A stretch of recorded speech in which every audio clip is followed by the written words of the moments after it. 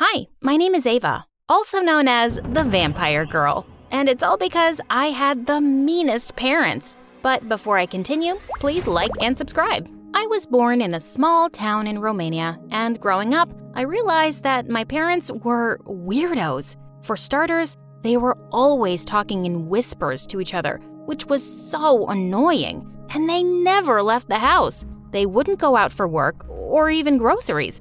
A box of supplies just mysteriously arrived every week. Every day, Dad would spend hours reading the newspaper and circling stuff on it with a red marker. Once when I was 4, I kept asking him to pour me cereal, but he kept ignoring me. So I leapt onto the table and put my foot in his bowl, spilling it all over his newspaper. And Dad went bonkers. Oh my God, do you realize what you've done? You're such a nuisance. Here, take the whole box. Just leave me alone, you idiot. Gosh, I wished I could just leave them forever. They didn't even love me. We never had any visitors, but when I was 5, Grandma came to see us once, and she brought me an adorable cat. I was so happy. But of course, my parents were not.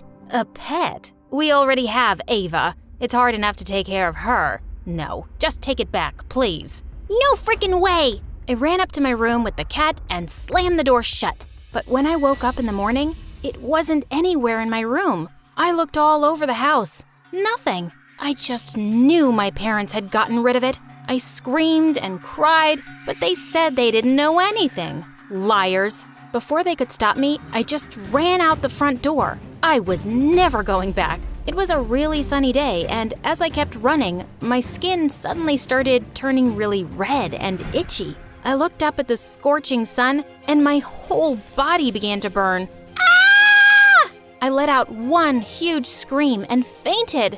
When I woke up, I was in my bed. Mom told me the doctor had been to see me, and he'd said I was perfectly fine. No, that's not true. I'm not fine. The doctor is dumb. The sun almost killed me. My parents said I was crazy, but I knew they were evil, and I wasn't gonna let them hurt me. So after that, I refused to let a single ray of sunlight touch my body, not even indoors. I covered myself from tip to toe, socks, Trek pants, hoodie, and a face mask. Only my eyes were visible. My parents almost fainted when they first saw me roaming around the house like a little ninja. The only time I removed my costume was when the sun was gone.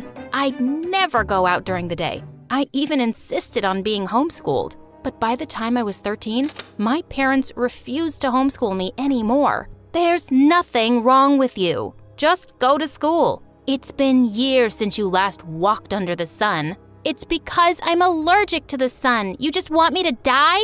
If you keep behaving this way, I swear I'll send you to your aunt's place in Norway. There's only sunlight there for 6 months. Gosh, they were unbelievable, and they thought I didn't know about their plan. Fine, but don't think I won't wear this costume to school. I will, and when people say you're weirdos for dressing me up like this, just know that you asked for it. I joined school in the 8th grade, and the minute I entered the classroom, everybody started laughing and whispering things like weirdo and freak. I ignored all of them and sat down quietly on the first empty seat. During lunch break, I stayed back in the classroom while everybody left, except for this one girl, Jessie. Ava, right?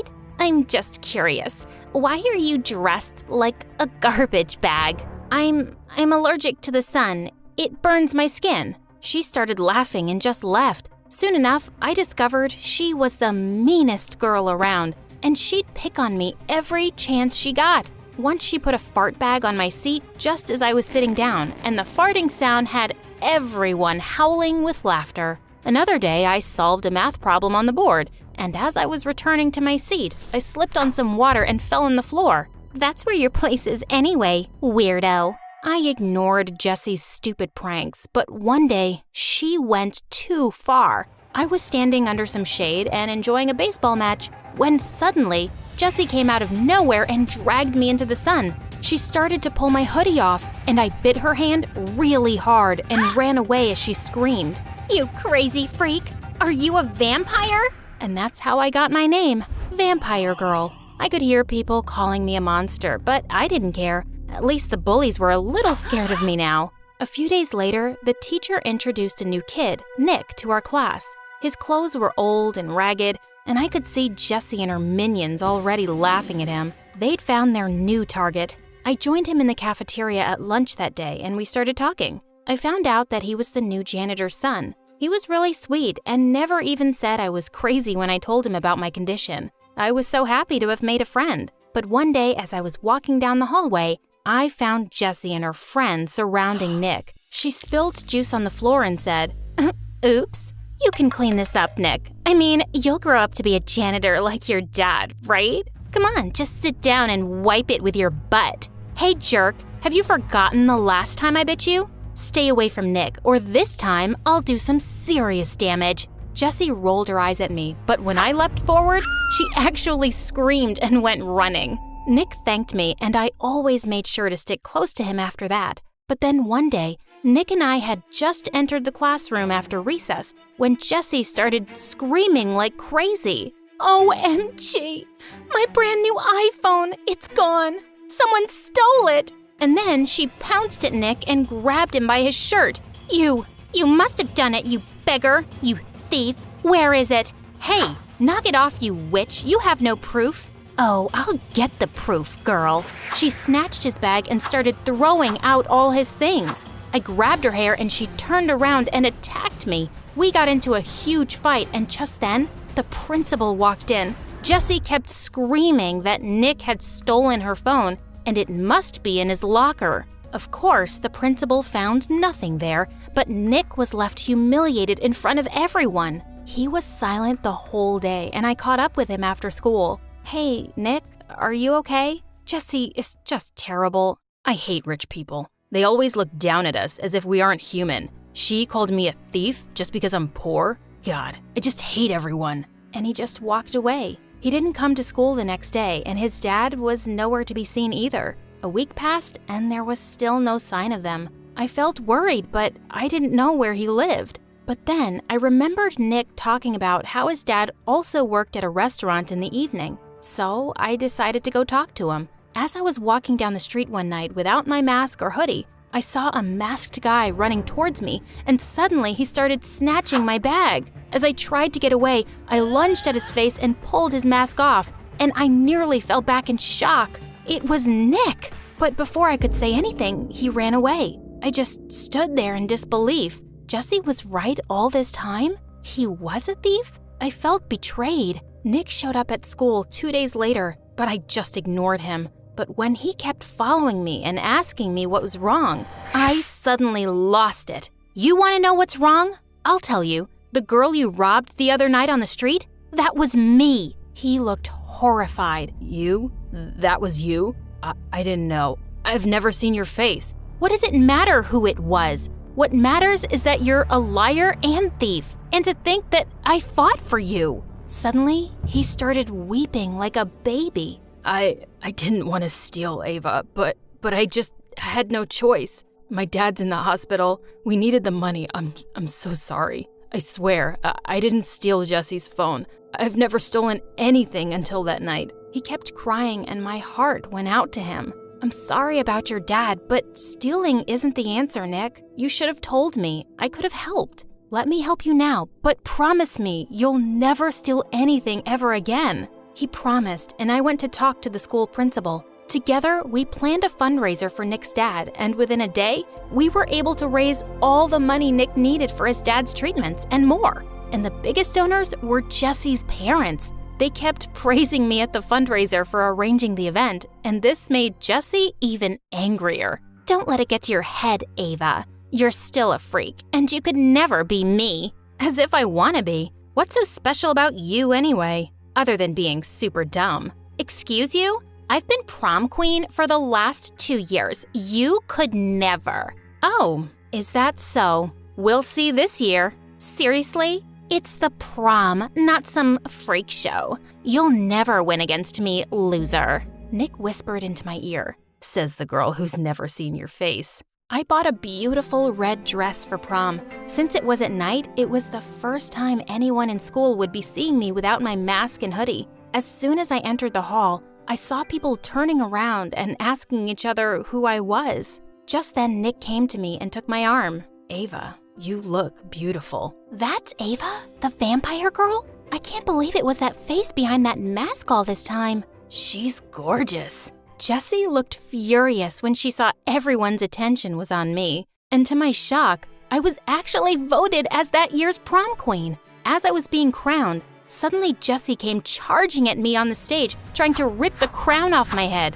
But then something strange happened. The bullies who used to pick on me saved me. They all stopped Jessie and took her away. "Don't lay a finger on our prom queen." That was amazing. Things at school started getting better. Everyone was super nice to me now. Nick was tutoring kids after school, and his dad came back to work soon. Nobody paid any attention to Jessie and her gang anymore, and all they could do was give me death glares. But one day after gym class, I was quickly changing in the dark locker room when suddenly Jessie and her minions barged in. One of them quickly grabbed my hoodie, while the others grabbed me by my hands and legs and started carrying me outside. Oh my God, no! They dragged me out into the sun and pinned me to the ground. This is for stealing my limelight, you witch. Now, let's see what happens to you in the sun.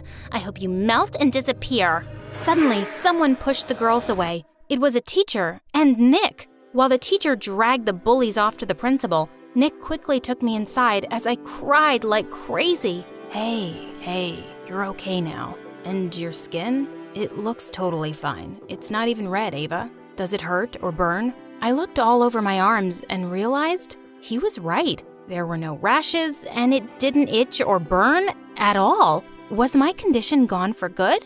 Or had it just been all in my head? When I went back home that day, my parents were shocked to see me. "Ava, where's your hoodie and your mask?" "Mom, Dad, I was out in the sun, and nothing happened to me. Was I just crazy all this time?" They hugged me tight and actually started to cry. "Sweetheart, we tried to tell you it wasn't real. You just got a bad sunburn as a kid, and you let that fear get so big in your head. I just never believed you guys because, well, I always thought you hated me, and you wanted to be rid of me. You got rid of my cat." "No, we didn't, honey. It just ran away, and we never hated you." When you were growing up, your mother and I were working as undercover government agents. It was a really stressful time for us, and I'm sorry we made you feel ignored. What? My parents were secret agents? That was the last thing I'd ever expected. But suddenly, their weird behavior made sense. I wish you'd told me sooner. All this time, I've been believing things that just weren't true. We're sorry, Ava.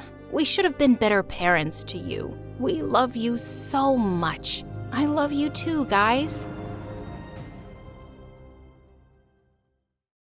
Musical sensation Cameron Cassie has gone bananas. She's turned the stage into a scene from Jumanji. And if you don't stop talking, I'll turn you into a scene from The Walking Dead. Yep, that's me, crazy old Cameron. But I wasn't always like this. There was a time when I was the most patient, quietest person around. Want to know what happened? Then stick around. And yeah, like and subscribe to MSA. I grew up in a big family. And by big, I mean I was the oldest one among 10 siblings. You don't believe me? Okay, team, let's go. This is Lana, this is Rose. These are my twin brothers, Brad and Pitt. My twin sister, Hala and Lala. Another sister, Ava, and that's Thanos. Don't ask me why. My parents are huge Avengers fans, and they thought this might be a good idea. Of course it's not. You forgot about me. Again. Just like you forgot me in that park last year. I didn't forget you, Liam. You pooped your pants, so I asked you to stay where you were while I looked for an extra pair of diapers. You were the one who ran behind the squirrel. She was cute. And why didn't you just carry an extra pair of diapers? You were 7. You were supposed to be potty trained by then. My parents worked as hospital nurses, so they didn't have a lot of time, and I had to step up and look after the house and my siblings. They also didn't make much money, so whatever little we had was shared between everyone, and because I was the oldest, I was made to sacrifice the most. I didn't mind that, though. My parents were already working hard enough, so I did what I could to help them out. But sometimes, I wish I could just get a little space of my own, where I could play my guitar in peace. It was a rusty old thing, but I loved it. In this world so big, give me a place oh so tiny, with nobody screaming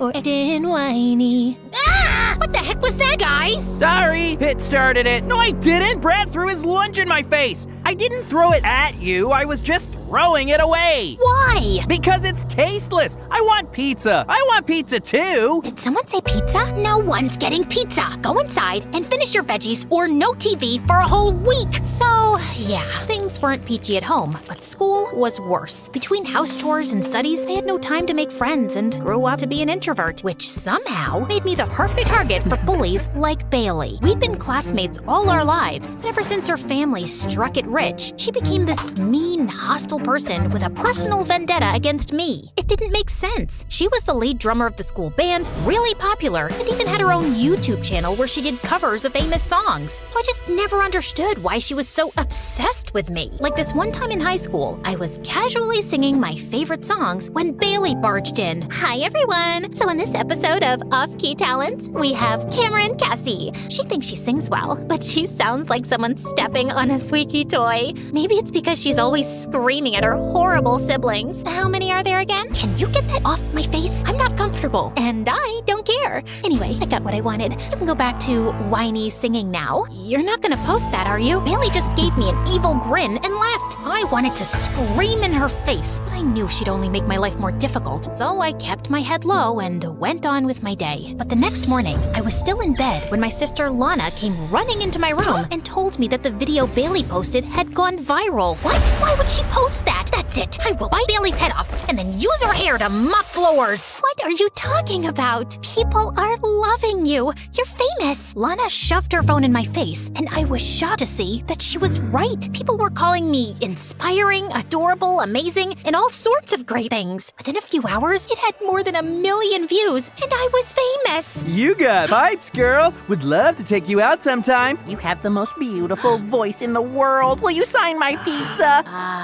Sure. Bailey sat in a corner, looking totally humiliated, and it was the best day of my life. I was debating whether to thank her or kill her for posting my video without asking me, when suddenly my phone rang. It was some lady who told me that Tucker Wayne, owner of one of the biggest talent agencies in the world, wanted to see me. Apparently, he was assembling an all-girls band and wanted me as the lead singer. The money was great, and he'd even sent me a first-class ticket to New York for the same night. I was pretty excited, but my parents weren't happy. Who's gonna look after the house? Maybe we could hire some help? Don't be ridiculous, Cameron. We don't have that kind of money. Millions of people go to New York every day because they think they can change their lives. What makes you think you're any different? You'll only become disappointed. And what if I'm successful? This opportunity could change our lives. Fine, do what you want, but don't come sulking back to me when you fail at this stupid music thing. I was hurt that my parents didn't support me, but I knew this was my one chance to turn things around. So I packed my bags and left for New York that night. When I arrived, a limo whisked me away to the most stunning building I'd ever seen. Mr. Tucker greeted me warmly and gave me a tour of the studio. The first day of recording was an absolute blast. Everything seemed to be falling into place until a few days later, I was chilling in my hotel room when the door flung open and Bailey walked in. Ah! Bailey?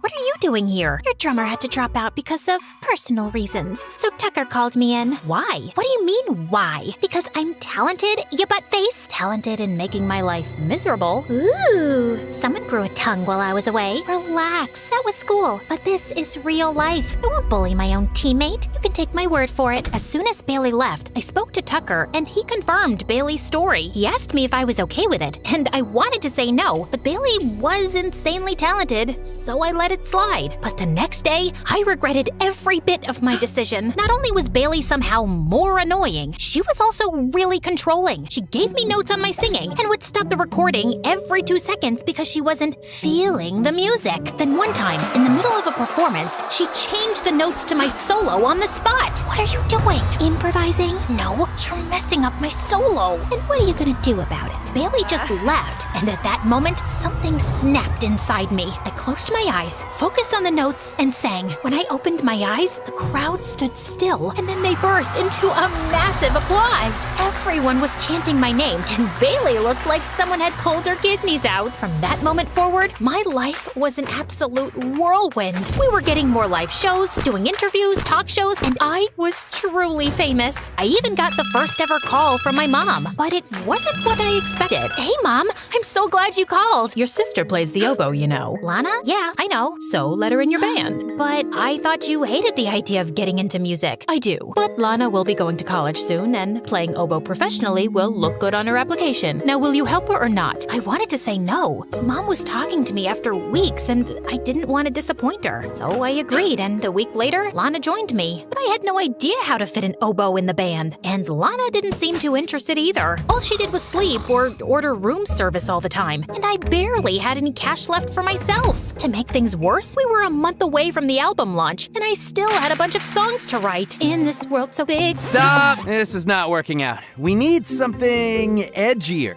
Could we try a different note? No! I want more emotion. Was there ever a time when you were angry? Not that I can recall, but maybe when Bailey posted that video of mine without asking me, or the time she dipped my books into spaghetti sauce, or when she tried to spoil my solo on stage. Darling, you can't let people walk all over you like that. Stand up for yourself. Dig into that rage and come to me tomorrow with a new song. I spent the entire night replaying the conversation with Mr. Tucker, and when I calmed down, I realized he was right. I was a pushover. Bailey had tormented me for years, and I'd never stood up for myself. My own parents had treated me like a pushover, but not once did they pay attention to what I wanted. And when I finally did something for myself, they tried to snuff that spark out too. Heavy with rage, I picked up the phone and dialed in. Bailey? Yeah, you're out. You're a bully, and no bullies are allowed in my band. And I cut the call before she had a chance to scream. On a high, I called my mom next. Hey Mom, Lana doesn't want to be here, and oboe doesn't make sense in this band. I'm sending her home. Finally! I couldn't believe I just stood up to my mom, and to be honest, I felt pretty proud of myself. The next day, I walked up to Mr. Tucker and told him the conversation I had with Bailey. I thought he'd be mad, but instead, he smiled. Good for you, darling. And don't worry, we'll find a new drummer. Let me hear that new song. I poured my heart into my song, and Mr. Tucker was so impressed, he sent it straight for recording. He even set up auditions, and within no time, we had a new drummer in our band. A week later, when the song was released, it got more popular than all our live shows combined. We rose to the top of every chart, got invitations to every celebrity show, and Mr. Tucker even extended my contract. I was making more money than ever, and life was pretty good. But the more I leaned into my emotions, the angrier I got, and pretty soon, I was lashing out at everyone. I ordered this salad with ranch. This is blue cheese. What are you doing? Trying to make me fat? I'm sorry, ma'am. I forgot. Did you forget to brush your teeth? Did you forget to take a bath? Did you forget to sleep? No? Then how can you forget to follow simple instructions? The waiter ran away crying, and I felt a bit bad. But with the amount of money I was spending, I deserved better service. But the next day, I was making waves on social media for being rude and mean. Apparently, someone from the restaurant posted a video of me screaming at the waiter, and now everyone was out there to get me, including the paparazzi. Have you always been this spoiled, or has success gotten to your head? Have you always been this stupid, or did you fall on your way here and damage your brain?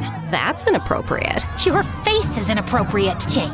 You are a terrible interviewer. You should switch jobs because I don't think this one's gonna last that long. I was mad with power, and no matter how much people called me out for it, I just didn't care. I partied like there was no tomorrow, shopped like a crazy person. I was finally living my life the way I wanted to. I didn't even care about showing up at work, and my bandmates tried to warn me, but I was the star of the show. No one would replace me. I thought I was untouchable, until one day, I walked into the studio and saw Bailey in the recording room. What is she doing here? Oh no, this is awkward.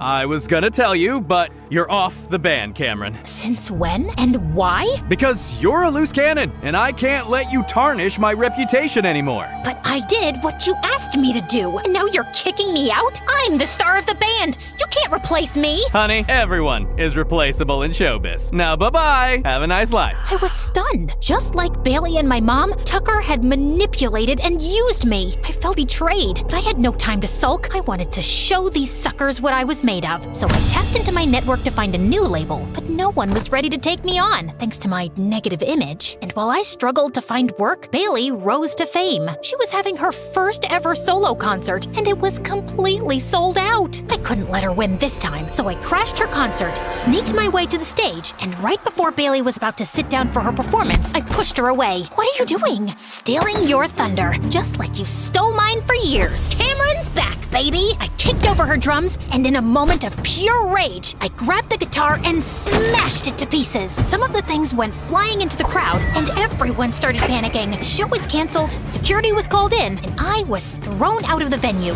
Tucker even threw me out of the hotel, and thanks to my crazy party expenses, I couldn't afford another place. Eventually, I had to move back home, but I was so messed up in the head, I hardly ever came out of my room. All day, I would watch TV and see Bailey's rise to fame, and it only made me realize the things I'd lost. Then one day, I was sitting in my room when Mom walked in. You know you can't stay cooped up in here all day, right? I don't know what else to do. It's not like anyone needs me anymore. That's not true, Cameron. I was angry at you for moving out and then sending Lana back home. Then I realized that we'd been really tough on you. You were just a teenager, and you deserved to have a life of your own. So you're not angry at me now? Of course not, sweetie. We love you. We always will. My mom hugged me tight, and I felt better than I had in days. With my family by my side, I slowly started picking up my life again. I got back to music and even joined my old high school again. I had to repeat a year, but that was okay. At least I had something to look forward to. One day, while playing in the backyard, one of my sisters recorded a video of me and posted it on YouTube. It went viral again. People were amazed by my transformation and started requesting my old songs. So I played them. Soon, I started getting calls from agencies. One of them asked me if I could perform my singles at their show. The pay was good, the venue was close to home, so I agreed. As I got ready backstage, someone tapped on my shoulder. Mr. Tucker. Great to see you, kid. You've been doing well. Ever thought about coming back? Aren't you working with Bailey now? Yes, but she's boring. You're so much better. I will double your pay if you want. Think about it. As tempting as it was, there was one thing I'd learned in my time in New York. Never let anyone walk over you. So I immediately called Bailey and gave her a rundown of what had happened.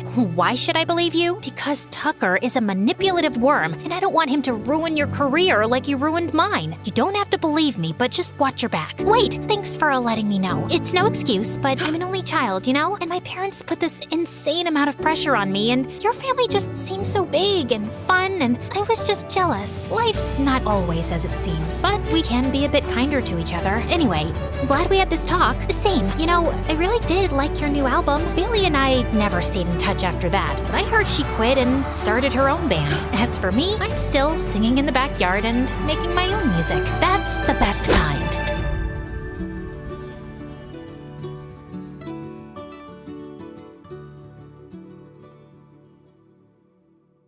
When my mom was pregnant with me, the doctors told my parents they were having a boy. Wonderful. We'll name him Ace. Ace. I love that name. Then along came me, a girl, and I was born without a forefinger on my right hand. My parents were a bit freaked out at first, but they didn't really care. I was still their perfect baby.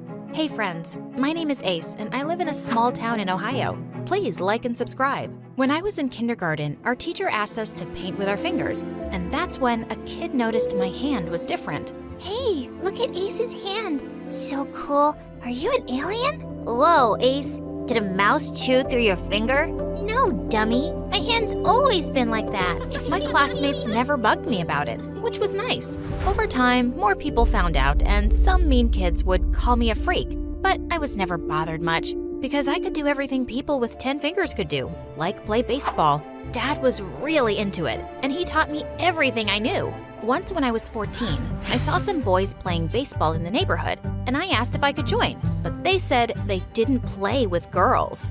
Losers. As I turned to leave, one of the boys hit the ball and it came flying towards me. I swiftly caught it and swung it at him. The guy seemed shocked. Whoa, how did you do that? Yeah, you threw a perfect curveball. How did I do that?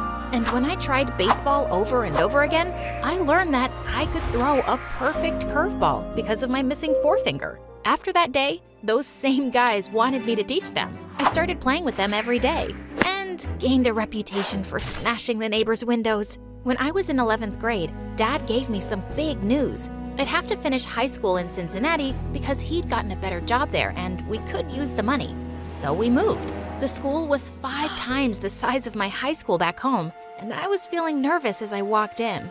Just as I found my locker, a very pretty girl walked over to me. Oh, hey, Hey, you look like you're new here. I'm Bree, and I must say, your overalls look awesome. Oh, thanks. My dad and I have matching ones. Really? The janitor wears almost the same. Is your dad the janitor? Wait, was she making fun of me? Before I could reply, a boy with flaming red hair came running down the corridor and crashed straight into Bree, knocking her to the ground. Oliver, you moron, get off of me! You were in my way, and now you've made me lose it. Lose what? The rarest butterfly? I was following it, and now it's gone. What kind of guy chases butterflies? You are such a loser! Stop being so mean to me, Bree, or I swear I'm gonna fall in love with you. She shoved him aside and stormed off. He grinned at me. I see you've met the school queen bee. More like school witch. Haha, yeah, that's Bree. So beautiful, but so cruel. Everyone's kinda scared of her, but not me. Me neither. Soon after, I found out Oliver and I were in the same class. He was a great guy, and we started hanging out together. And I discovered that he loved two things, magic tricks and baseball. He was always trying out silly magic tricks on me that made me laugh. And when he insisted I join the school's baseball team, I got to see how good he was. And also really competitive. One day in the cafeteria, Oliver was showing me a new card trick when Bree and her minions came by. You guys make the perfect weirdo couple. Miss Nine Fingers and Mr. Tomato Head. Having a bad day again, babe? I'll give you a hug if you don't mind the weird smell off my t-shirt. Ew! And I'd never be the babe of someone like you. Do you even have any life plans, Oliver? Or are you just gonna be some homeless street magician? Hey, I make plans every day. Like feed your goldfish, put on pants, annoy Bree. Why are you so worried about my future anyway? Do you see yourself in it? In your dreams, loser! And with that, she grabbed a bottle of mustard and dumped the whole thing on his head. Ketchup and mustard go together. And before I knew it, I'd flown out of my seat and attacked Bree. She screamed like a banshee when I sat on her and pulled her hair. Don't mess with my friend again. I can hurt you pretty badly with just 9 fingers, you dumb witch. That incident landed both me and Bree in detention. But I was a hero after that. No one had ever laid a finger on Bree before, and lots of kids were patting me on the back, and Oliver just couldn't get over it. That was epic, Ace. I can't forget the look on her face. I wish you'd made a video of me, dummy. Bree gave me death glares from afar every day, but I guess she backed off because she knew I could kick her butt. Oliver and I grew closer, and we played every day to help each other improve our game. Even my dad loved him, and his mom was so nice to me. I found out that his dad was always in and out of jail, and his mom was basically raising him alone. Since we were always together, lots of kids assumed we were a couple, but that didn't bother us much. We were best friends, and nothing could change that. One time we were having a practice match, and I was on fire.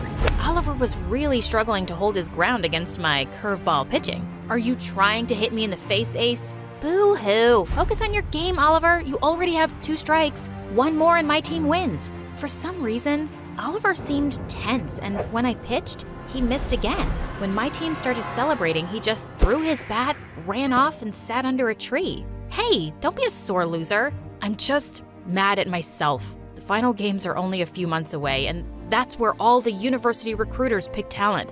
I really need a scholarship, and I'm playing so badly. And on top of everything, look, my shoes are ruined. Every player has some bad days. Cheer up, let's get some ice cream. Come on, let's go. He just sat there like a stubborn donkey as I pulled his arm with all my might. Suddenly he got up and I fell backwards, dragging Oliver with me.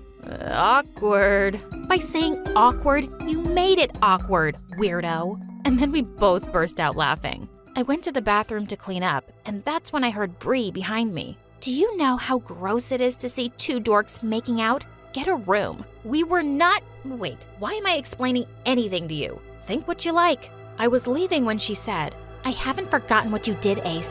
I'm gonna get you when you least expect it. Oh, I'm so scared.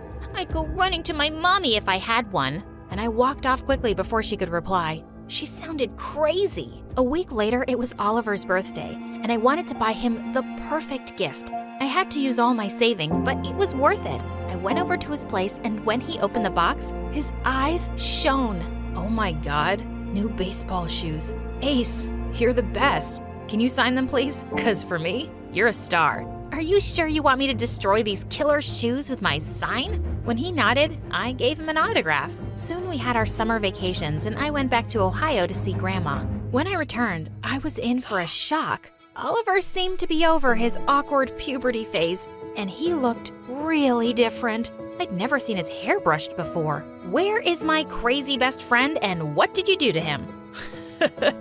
I'm still the same guy. Hey, Ace, I gotta tell you something. Let's catch up at lunch, okay? Of course. But when I got to the cafeteria later, I saw Oliver there with Bree, and she was all over him. I felt so angry. I wasn't jealous or something, but why her? And once she left, I asked him, and he was going on and on about how they'd bonded over the summer and how she'd really changed. Nobody. She was calling you a loser only months ago. Well, I was acting like a loser. Come on, Ace, I'm kind of into her. I want to give this a chance. All right, if it makes you happy. But I wasn't happy. Why was he calling himself a loser suddenly? Some weeks later, the baseball finals started. Our school's team was doing well, and Oliver and I were the breakout stars. But only one of us could get selected for the prestigious sports scholarship at the best Ivy League university. As we prepared to go onto the field for the last match, Oliver shook my hand. May the best man or woman win. Couldn't have said it better myself. I played hard and totally nailed the game. But when the scholarship winner was announced, it turned out to be Oliver. He even got a huge cash prize. I quickly got over my disappointment, and I was so happy for him. A week later, Bree threw a party to celebrate Oliver's victory. But when I got there, Oliver was just busy with people I didn't know. I felt out of place and went to go sit by the swimming pool. And that's when I spotted Bree showing off her necklace to her friends. Wow, Oliver sure has good taste. That looks expensive. It was the least Oliver could do after what my dad did for him. He's the head recruiter at that Ivy League university, and he basically gave Oliver the scholarship, even though Ace played better. That witch got what she deserved, and Daddy really thinks Oliver is gonna be a huge star one day. Oh my God, I felt gutted and furious. I ran up to Oliver and grabbed him by his shirt. You cheated? How could you? Oliver knew right away what I was talking about and quickly pulled me into another room. I yelled at him and he kept trying to shush me. Hey, I did what I had to do. Your dad has a decent job. My dad, he's in jail again. You know my situation. I need this, Ace. You can get it next year. Yeah, I know your situation, but that doesn't give you an excuse to stoop so low. Do you feel happy that you won by cheating? I don't even know who you are anymore. I spat in his face and left the party. Oliver and I didn't speak after that, even though he tried to talk to me and kept calling. A couple of months later, he stopped trying, and then one day, I saw him on the news. He was being called the next big thing. A few months later, I participated in a local fundraising match and led my team to victory. After I accepted the trophy, a man approached me. Hello, Miss Ace. I'm from a prestigious university, and we want you to apply for our sports scholarship. Your missing finger gives you an edge that I've never seen in any other player. No one throws a ball like that. I was excited to apply, and I got in. The opportunities my university provided me in baseball were amazing. After graduation, I got into the national women's team, and I heard how Oliver had received a huge offer from a league in Japan and had moved there. Sometime later, I met an amazing guy and fell in love for the first time. After dating for a few months, he proposed, and I said yes. One day, as I was walking into a coffee shop, I bumped into someone, and I looked up to see that it was Oliver. Oh my God, Ace. Oh, Oliver. Been a long time. I thought you moved to Japan with Bree. Yeah, I did. But things didn't go so well. Bree's with a soccer player now. She broke up with me after I had a rather serious injury. What? When did that happen? And then Oliver told me how he had an injury that left him paralyzed for a year. He had to work really hard to get back on his feet, and he was finally playing again. Oh my God. I'm so sorry, Oliver. Just then, my eyes fell on his shoes. You still have these? Why? I have a game later today, and these are my good luck charm. Look, Ace, I'm so sorry for what I did. I was selfish, I was a jerk, and I was desperate. I'm not making any excuses for my behavior, though. Please forgive me. I've really missed you. I didn't forgive him right away, but we kept in touch and slowly patched things up. The truth was, I'd really missed my best friend too, and I was happy to discover that he was still a weirdo. And when I got married a few months later, I was so glad my best friend was there by my side as my best man.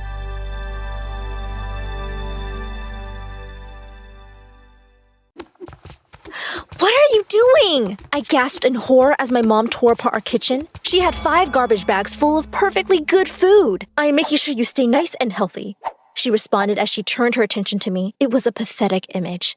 I was hugging a bag of baby carrots for dear life. She snatched them out of my hands and threw them into a bag. As she dragged the garbage bags to the curb, she told me it was for my own good. I was devastated. I couldn't believe some yoga freak had convinced her to throw away hundreds of dollars worth of food. If you think this is bad, wait till you hear what I did get to eat. Before I get into why a weird lady with hairy legs is the reason no one calls me by my old name anymore, take the time to like this video and subscribe to the channel. If you do, you'll have 10 years of good health. Trust me, I know a little something about health. I know that parents just want you to be healthy, but my mom takes it to a new extreme. See, my mom always prided herself on being a health nut. I never ate processed sugar or even meat.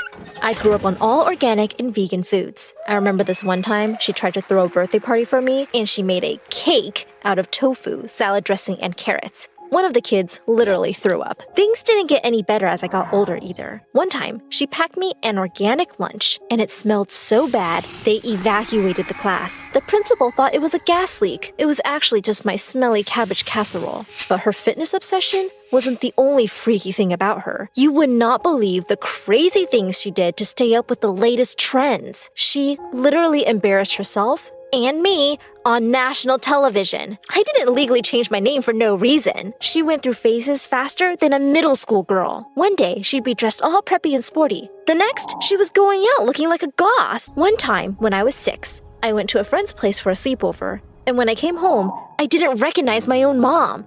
I cried so hard because I thought my mom had left me. I used to think that her worst phase was the time her friend convinced her to join a cult. She actually shaved her head and painted her skin green. But boy, was I wrong.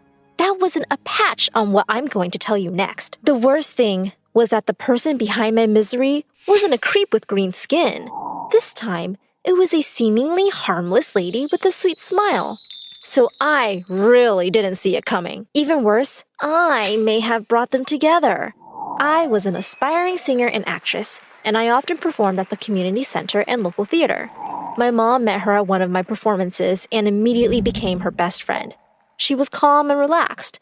I was actually pretty relieved about my mom meeting someone who was actually normal. So I encouraged Mom to invite her over to dinner one night. Oh, how I cursed my stars for that moment. Because when her friend came over, Mom put out a nice spread of salads using vegetables from her own garden. She was certain she'd impress her friend, but her yogi friend stuck up her nose and gagged with disgust.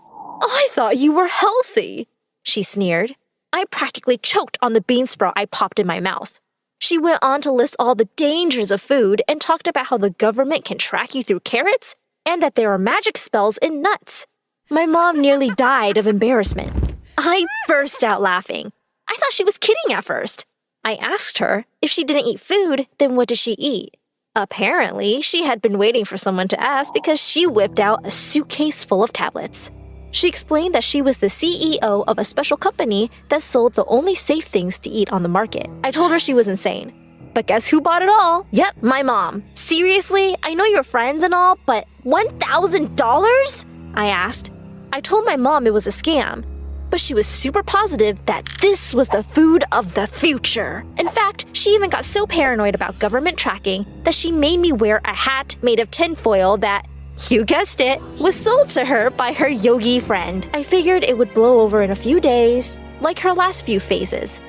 But I was very, very wrong. The next evening, when we sat down for a meal, she poured those stupid tablets on my plate. I asked her to make me a sandwich, and you would have thought I'd slapped her.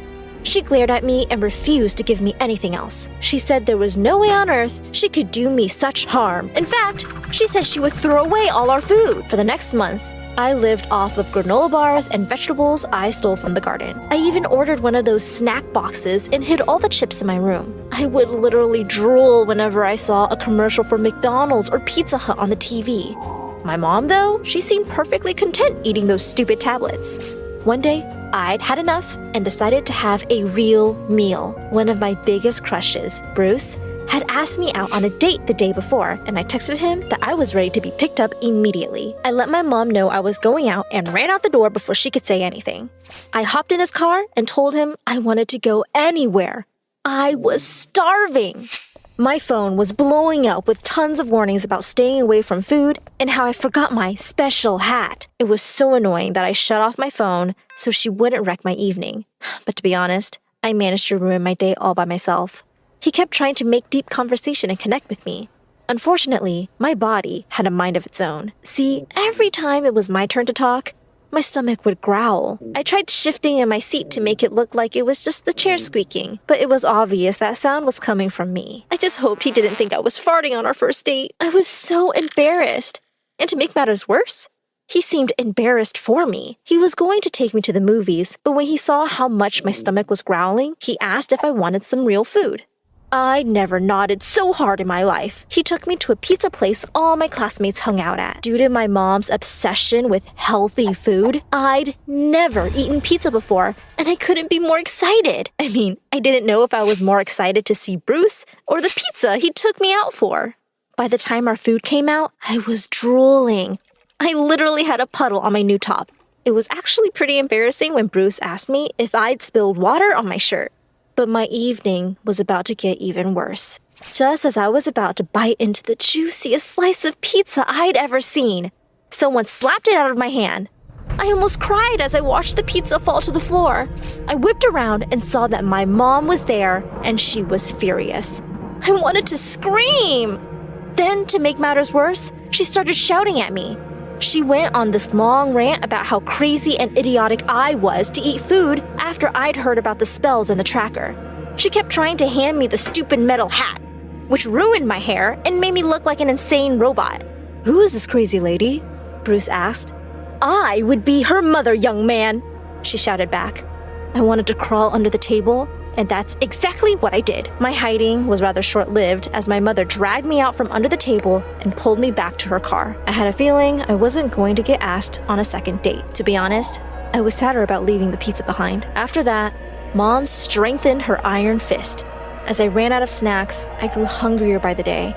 This was bad news all around. See, if I get too hungry, I get hangry. I get mad and moody and snap at everything. I just wanted to eat real food. My mom saw I was upset and decided to surprise me with the news that I'd been called back for an audition I was particularly hyped about.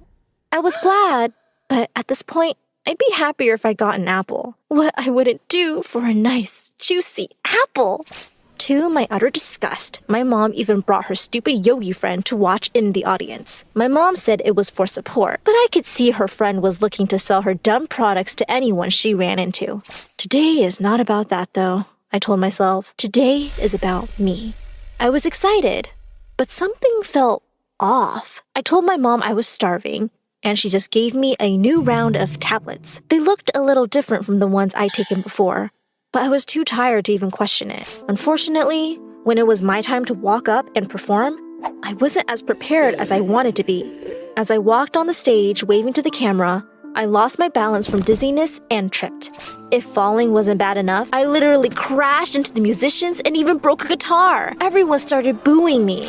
I stood up to try to show them my skills and make up for my blunder, but my stars had something else in store for me. I projectile vomited all over the crowd. I ran backstage without even seeing, as if I could now. I wanted this day to end, but judging by the numbers of cameras pointing at me, I wasn't forgetting this day anytime soon. I also was not talking to my mom anytime soon. This was totally her fault. I ran out of the hall. Thankfully, Mom was nowhere to be seen. I decided to go and get myself something to eat from the McDonald's across the street. It was trashy, but I deserved a burger right about now. When I walked through the door, I shrieked. It was my mom. She was sitting by herself at a corner table and had a hamburger half jammed into her mouth. I couldn't believe it. I ran straight over to her. So the pill diet isn't good enough for you, but it's good enough to ruin my life? Horrified, my mom asked why I wasn't on stage. She obviously hadn't even bothered to watch me. Instead of supporting me, she was cheating on the diet she forced on me. She said she could explain, and it was just a one-time moment of weakness. But no way was I buying that story. I was so disgusted. I decided I would rather starve than talk to her. But that's when I remembered. I was on the other side of town, and I was starving. I realized that my last hope was the only person I never wanted to face again. My stomach grumbled, and I knew I didn't have a choice. I made the call. Bruce came surprisingly fast. Turns out, he had come to watch me. Instead of laughing or making fun of me, though, he was super sweet. He even stopped and got me a milkshake so we could hang out. He then brought me to my empty house, where I packed up all my stuff and went to live with Bruce.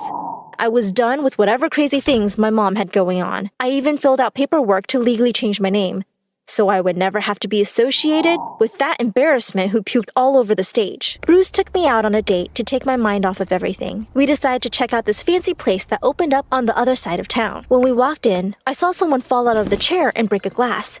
I ran over to help.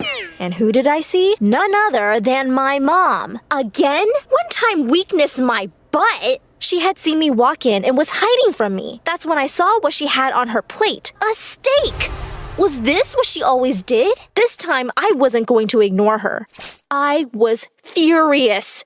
She was such a hypocrite. She begged and pleaded to explain why she did what she did. She said that when she was my age, she struggled with body image issues and had lost a big break because she had binged on junk food and gotten deathly sick right before an audition. Quite ironic, I thought, given that I'd ended up doing the same trying to starve myself. She said she thought that if she raised me on a strict diet to stay lean and thin, I would be successful and not miss my chance just because of bad eating habits. There was just one small problem. She couldn't lead by example, so she would go out and buy hamburgers and fries in private. Unfortunately, though, my problems didn't end there. Even after we made up, I couldn't go back home. My mom lost her house because of how expensive her friends' treatments were. Between tablets and crazy privacy devices, she was over $300K in debt.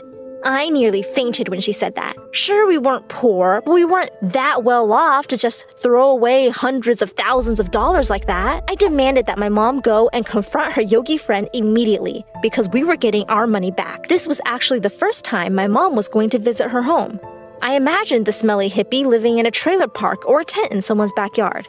This lady was living like a queen. She had a huge mansion covered with gold statues and a giant fountain. When we knocked on the door, a butler answered. We asked if it was the right place, and he said it certainly was. Only problem was that just a few hours ago, the police had taken her away. The police? We were in shock. We drove down to the station and joined a large group of people out front. When we asked what the big crowd was for, it turned out they were all also looking for the lady. That yogi lady scammed hundreds of people out of millions of dollars. Sometimes she was a nun selling magical holy water that she scooped out of the sewers. Other times she was a hippie that sold dog pills as supplements. Hearing that I had spent months eating nothing but dog pills made me almost projectile vomit on the crowd. If nothing else, this story has a bit of a happy ending. See, we ended up getting $2 million in our settlement case against her. It was more than enough for my mom to get a new house and me to start my career as an actress. I'm grown up and moved out now, but I do meet my mom for a weekly dinner. She still tries to be healthy, but in a good way.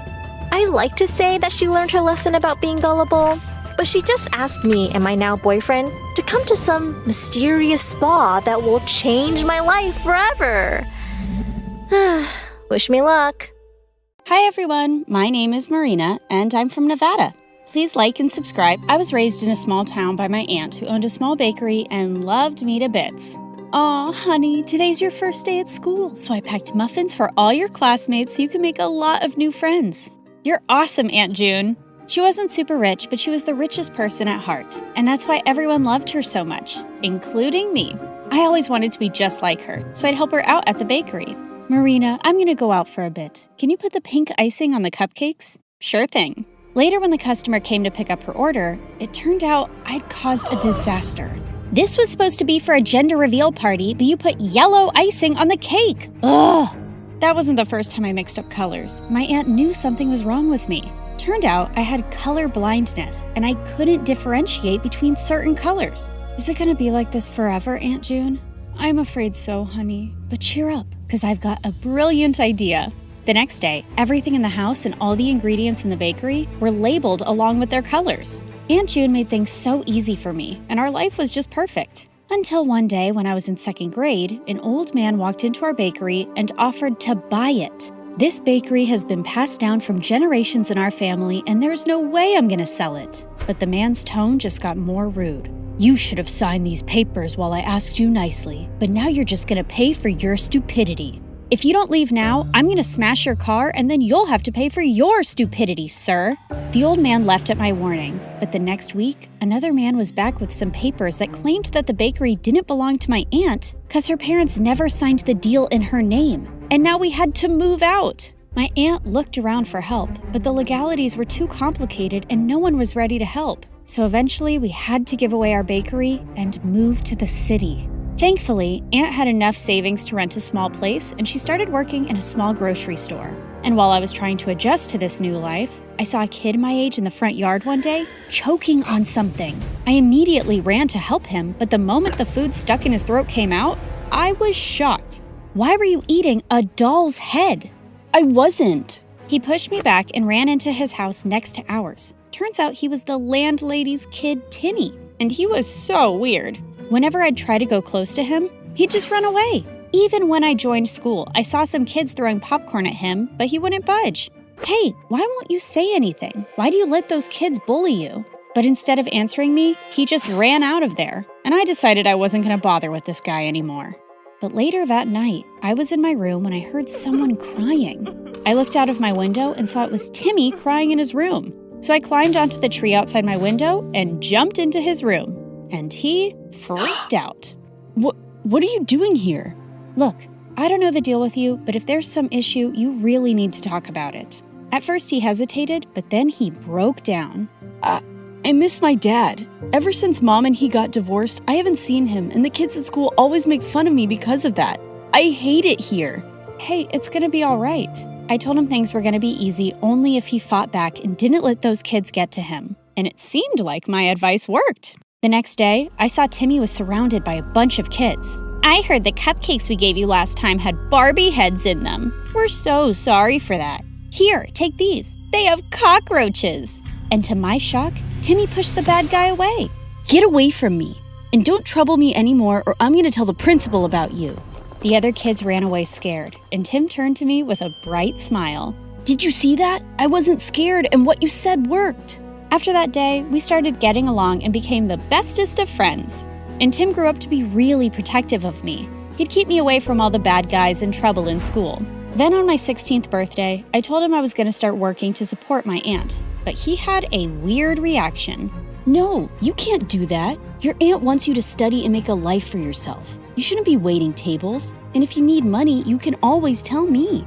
Tim was a genuine friend, and I loved how he always cared for me. But now I really wanted to support my aunt, so I took the job without telling anyone. But the very first week of my shift, something weird happened.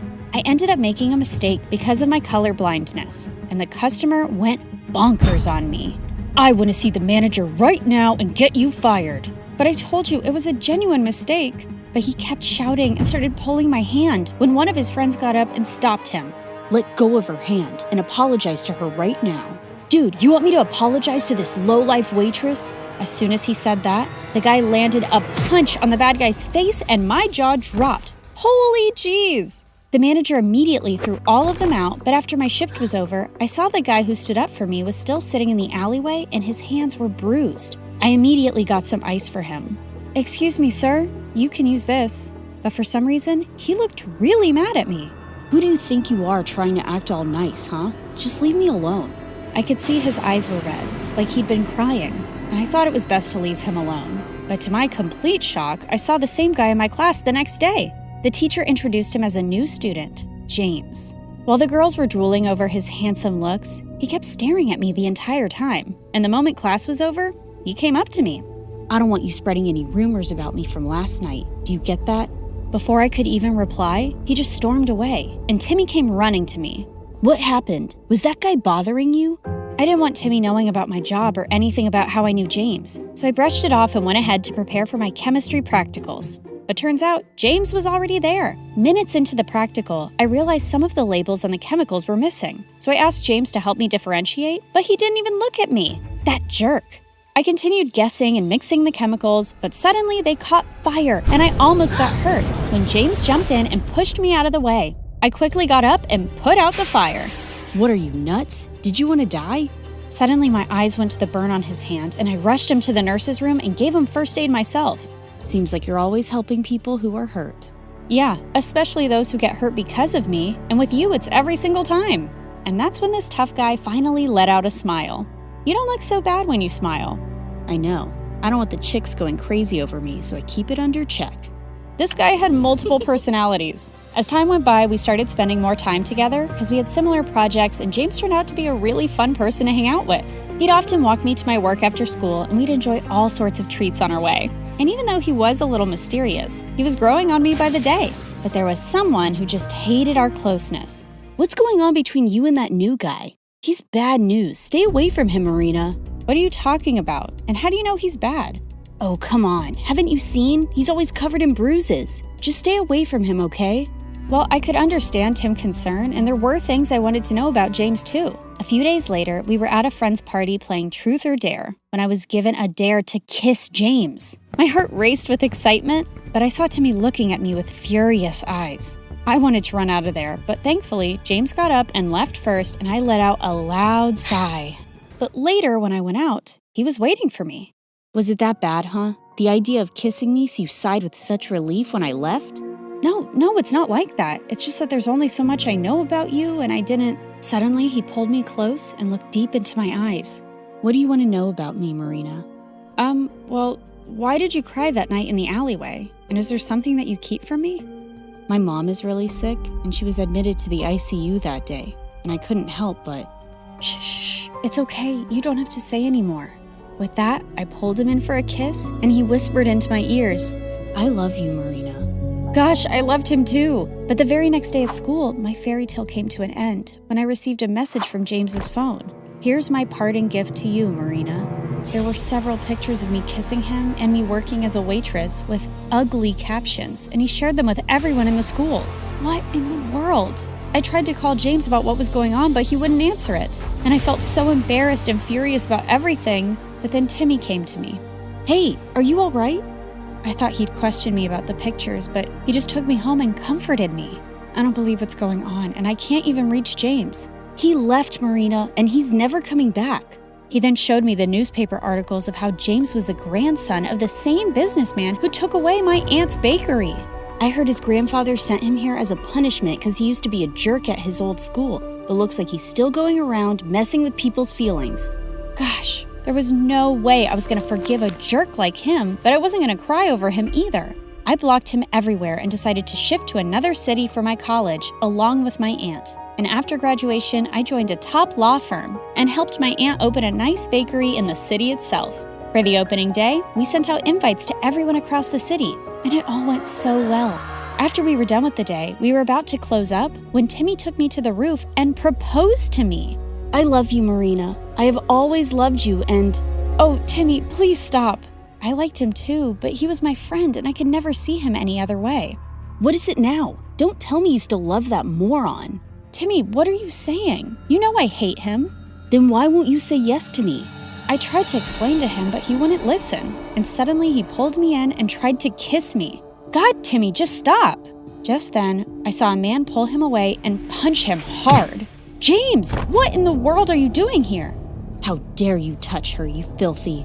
I pulled him away before he could hurt Timmy anymore and slapped him hard in the face. Who do you think you are walking into my life again? Didn't you already mess around enough last time?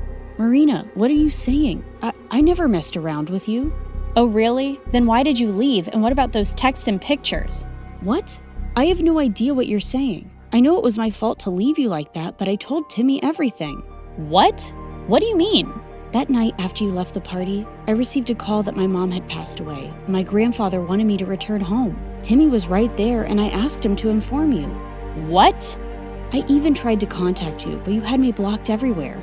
And when I called Timmy, he said you hated me and you were with him now. Timmy, what is he saying? Did you hide this from me and lie to him? Yeah, I hid the truth. I didn't want you to be with a jerk like him when I've loved you all my life. So I lied. For you. But those messages from your phone and those posts. I have no idea, Marina. I lost my phone the same night. You didn't lose it, moron. I stole it and sent those messages and those pictures. Timmy, I can't believe you. You son of a witch. No, James, just let him go. He's a jerk and doesn't even deserve that. Oh, Marina, please don't cry. I'm here. I'm here for you now.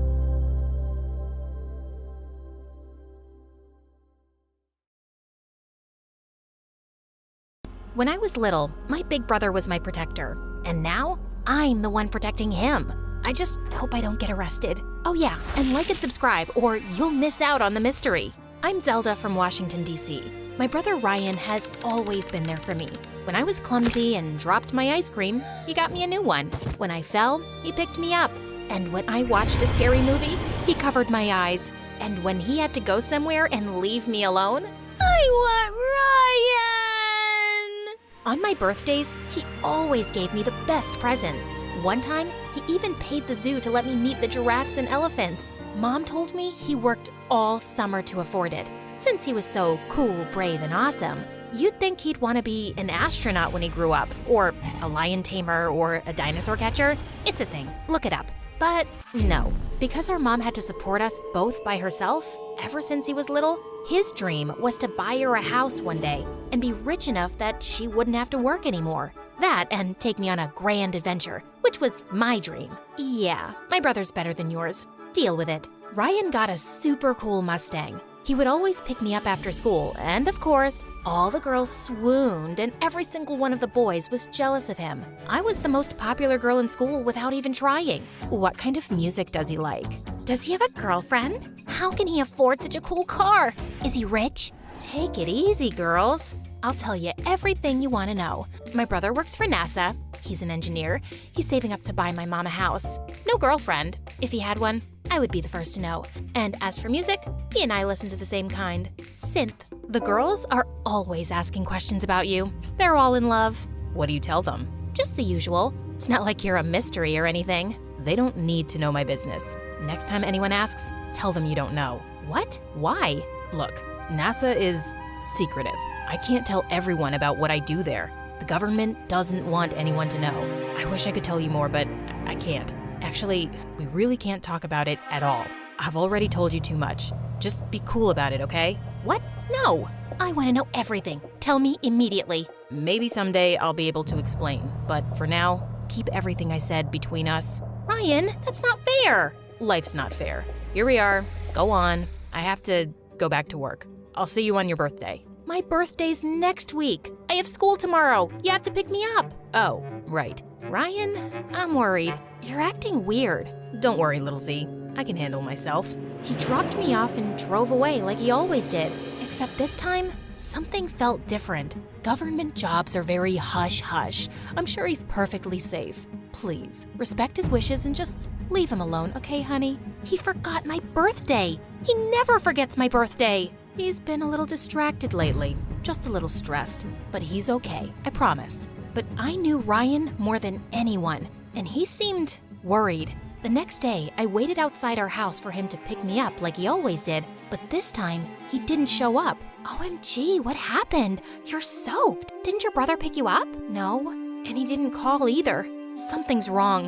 I texted him all day, but there was no response.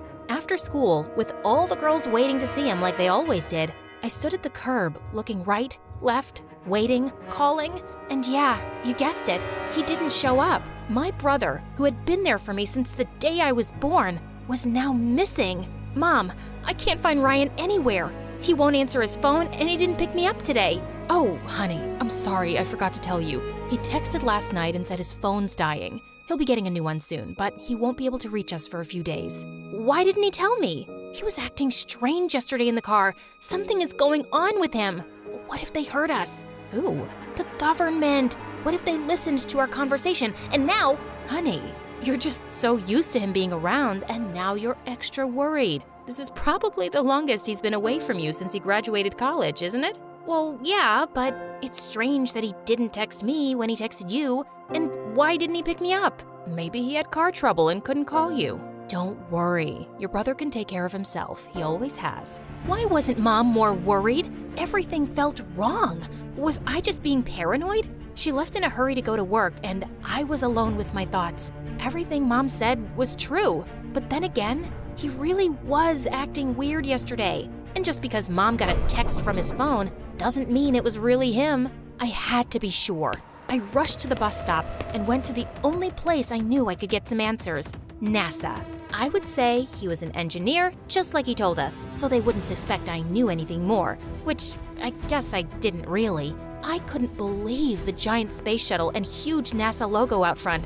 This place was intense. At the front desk, I asked if I could speak to my brother. "What's his name, darling?" I told her and waited while she was on the phone. While she talked to the person on the other line, she looked at me as if there was something she didn't want me to know. "Sorry, sweetie. No one here has that name." That's when I saw two men in black suits and sunglasses at the end of the hall looking at me. Or were they looking at me? Maybe they were just waiting for someone. I didn't want to find out, so I hurried out of there. I had no idea what was going on.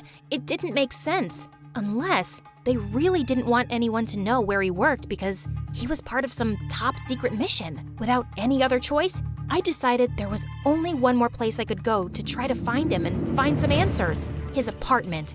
I had only been there one time when I was about to move in a year ago, but I had written down the address. The building was super tall and fancy. I ran to the door and pressed the number to his unit. When an old woman answered, I asked if my brother lived there, thinking maybe she was the maid. No, he doesn't live here. Sorry. My head was spinning. What the heck was going on? I saw my brother almost every day since we were little. I knew him, didn't I? A black SUV parked right behind me on the curb. I couldn't see through the tinted windows. I ran. Just then, I got a text from Ryan. All it said was an address that I didn't recognize. I tried to call, but there was no answer. What if it wasn't really him? I could be walking right into a trap. I got on the bus and headed that way. I couldn't go to the police yet. I had nothing to report. But what if I was going into a trap? But he was my brother, my protector. I had to try. Whatever it was I was heading into, I had to be brave. The sun went down. The street of the address was dark and dirty. My mom would never let me come here alone.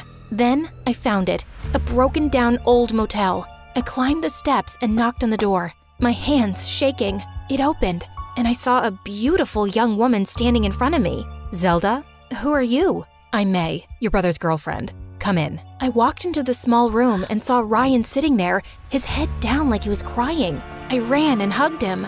"I'm so glad you're okay. I've been looking everywhere for you. What's going on?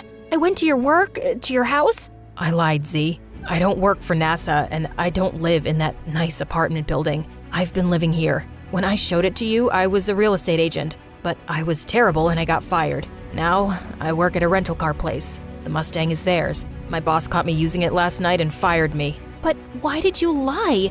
I thought we were best friends." We are. I was ashamed. You always thought I was so cool. You looked up to me. I said I would buy Mom a house, and I can't even afford to pay my own rent. She has to help me. I wanted to still be that big brother for you, the one you looked up to. You are my big brother. Of course I still look up to you. You're my whole world. I don't care what you do for work. See, Ryan? Zelda, I told him you'd say that. He didn't want us to meet because he didn't want me to lie to you. But I'm glad you're here now. And I'm so sorry, but Zelda, we need your help. No, we can't ask her to do that. She could get caught. She could go to jail. That's when they told me what Ryan had done. I was in total shock. My brother was so angry at his boss when he was fired that before he left, he snuck into the office and stole money from the safe. You did what? I know, it was stupid. It was a mistake. The security guard is there now. He knows me. When they open tomorrow, they'll see the money's gone and your brother will be on the video. We only have until 7 a.m. before I go to jail and my life is ruined. My heart was pounding, my hands sweating. I couldn't believe this was happening. I know he said he was angry, but this? I don't understand. That's not you. Why did you do it? I wanted to pay back Mom for all the money she let me borrow. I'll go. I'll put it back. No, Zelda, if the security guard ever sees him, he'll be caught. If he sees you, he won't know who you are. You can run. But this is my mistake. I'll face the consequences myself. I wouldn't help you steal money, but we're not stealing it. We're putting it back. So I'll help you because you've always helped me. Yes, I knew it was dangerous. I knew I could get into serious trouble, but all he wanted to do now was make things right. He drew a map of the office and explained to me exactly how to get in and out. The problem, of course, was the guard, and the fact that he had been caught on tape, which meant I would have to delete it. I had no idea how, but he wrote it all down along with the combination to the safe on a piece of paper. Why not just send it to my phone? You can't take your phone. If they suspect you, they could use it to see that you were here.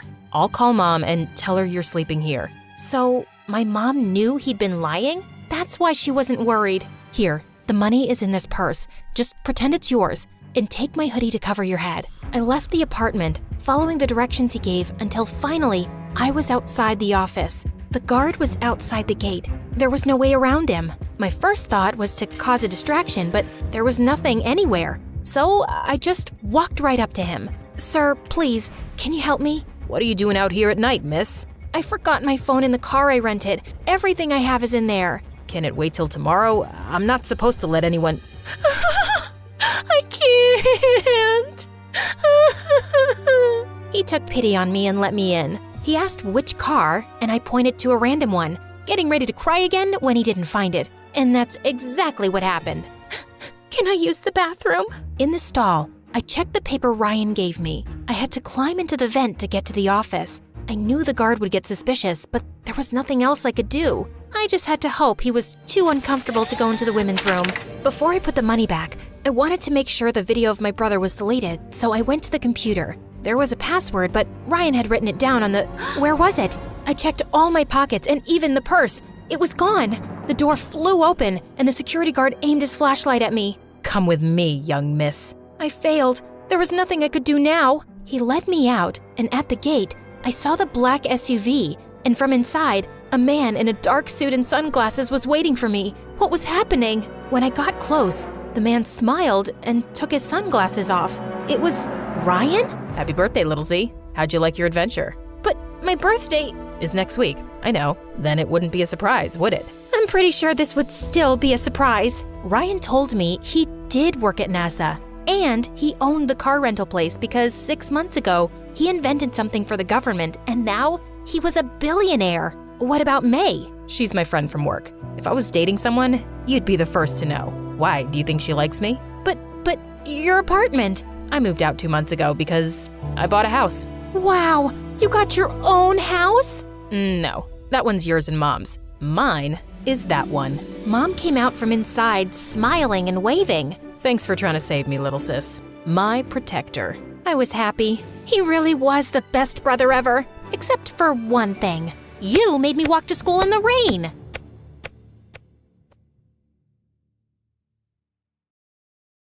Hi, my name is Rose, and this is the story of how my uber young dad started telling everyone I was his sister. You see, he could get away with it because he was only 17 when my mom had me and left me at his doorstep. One fine day, when my grandma opened the door, she found me sleeping peacefully in a crib. Ah, there's a baby at the door. What are you going on about? Good God, there's a baby at the door. They found a note on me that read, I'm going to college. Take your baby, you moron. P.S. It's called Rose. Immediately, Grandma started yelling at Grandpa. You cheater. I loved you, and you cheated on me with a college girl. What? No, it's not mine. Look, there's a picture here. It's Jason's. Well, long story short, as soon as Dad saw me, he hid under his bed and started to cry.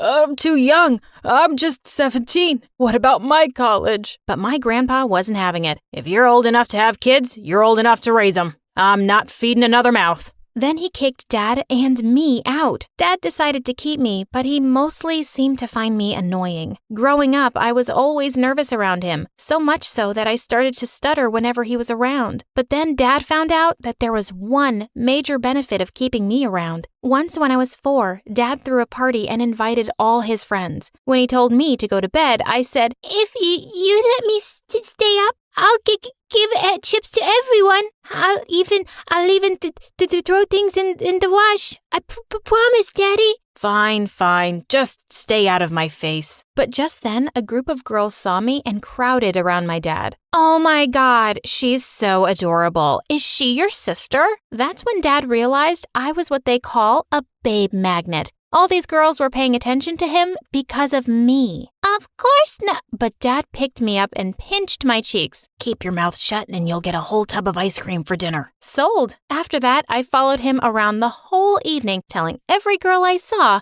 I'm his sister. I'm his sister. I was such a success. Dad said I could have ice cream the whole week. From then on, I spent the whole day playing with Mila, my neighbor, and in the evenings, I was at Dad's game night or movie night. A few months later, Mila told me she was starting school. I told Dad I wanted to go too. Why do you want to go to school? By the time you finish, the only thing you'll have is a baby, and we don't need any more of those. No, Daddy, I'll study. Don't be a smarty pants. I need you to come to the park with me today. I want a girlfriend.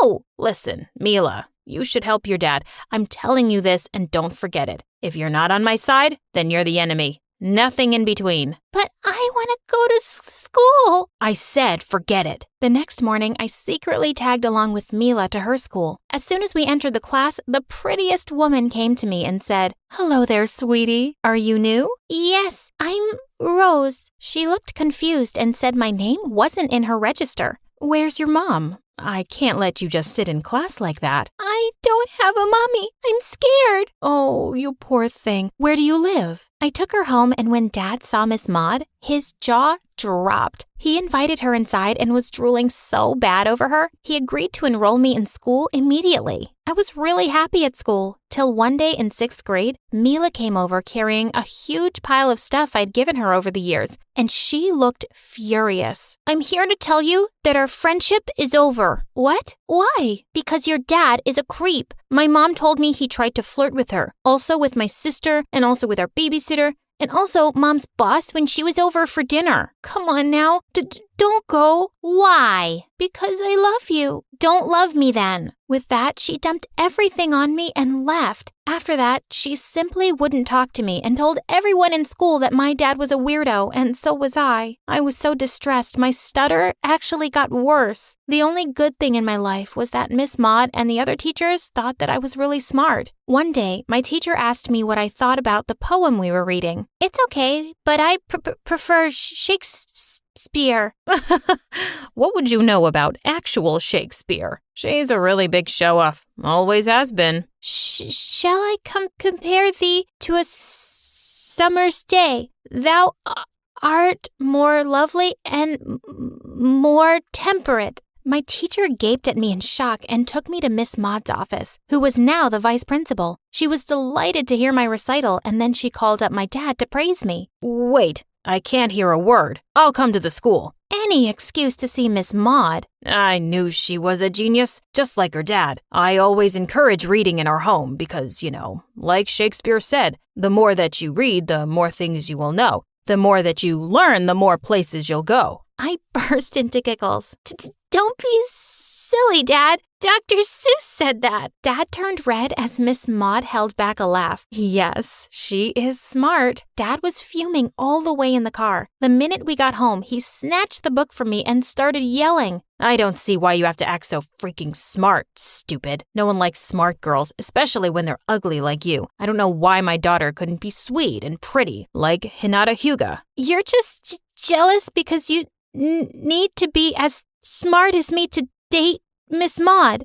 I'd clearly crossed a line. I had to do some serious damage control. Pronto. If you stop bugging me, I'll set you on a date with Miss Maud.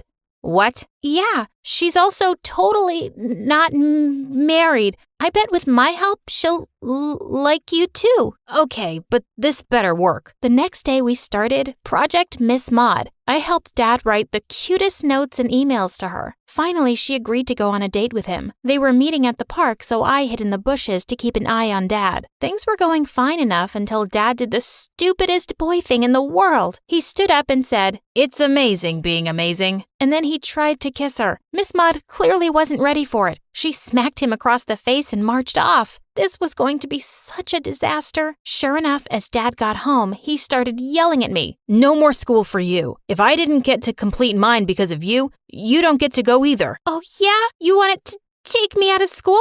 Guess you'll have to go through Miss Maud to do that, and she won't like it. I don't care what that woman thinks. Even though he never mentioned pulling me out of school again, we barely spoke to each other for the next few months. He just kept moping around the house miserably watching anime. When I finally started high school, things started looking up for me, because on my very first day, I found myself being wooed at the end of literature class. A shy-looking boy named Ethan slipped a note to me. Dear Rose, every time you're close, red goes my ears and face and nose. I wish the world froze. I'm trying to ask you out, I suppose. I wrote a small yes in a heart and returned it to him. He grinned, and just like that, I had a boyfriend on my first day of high school. But there was one person who could never stand to see me happy, Mila. She'd never even noticed Ethan before, probably, but as soon as he and I started going out, I'd always see her trying to flirt with him any chance she got. One day when Ethan and I were sitting in the cafeteria, she just plopped onto his lap.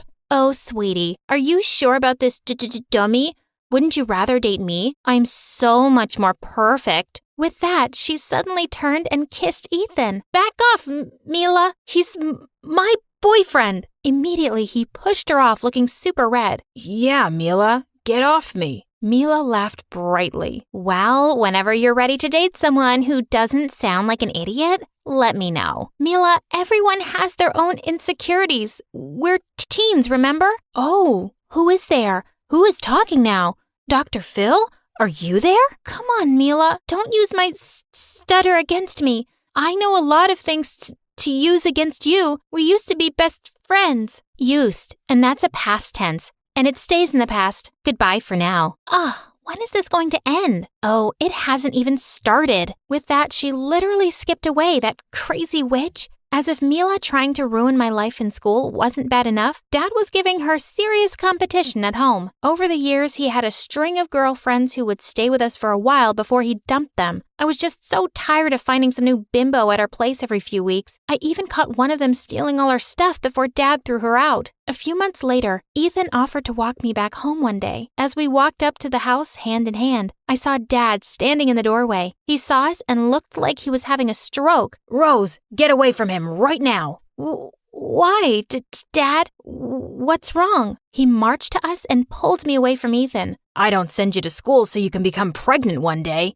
Are you crazy, Dad? Ethan and I haven't even kissed yet. Yet? You are never to kiss a boy, even hold his hand until you get married. Do you hear me? Or else I'm really pulling you out of school. You, stay away from her, idiot. That's it, Dad. You're officially crazy. I'm done with you. I'm leaving. I marched straight up to my room and packed my bags. By the end of the day, I was at Miss Maud's place. I wish your dad would stop being so immature. You can stay here as long as you like and just focus on your college admissions. Yeah, I'll finally have some peace. But of course, I'd spoken too soon. After that day, I'd noticed that Ethan was mostly ignoring me at school and always had an excuse for not hanging out later either. I called him up one day to ask if I could come over. Oh, babe, I really don't feel well. Coming down with the flu, probably. I'll see you when I'm better. Before I could say another word, he hung up on me. He'd been acting so weird, and I had a nagging feeling that something wasn't right. Later that night, when I was at the mall, I got my answer. There he was. Ethan, and he was kissing Mila. I was furious. I marched up to him. So this is your disease, huh? Ethan looked shocked to see me, but Mila just grinned at me and said,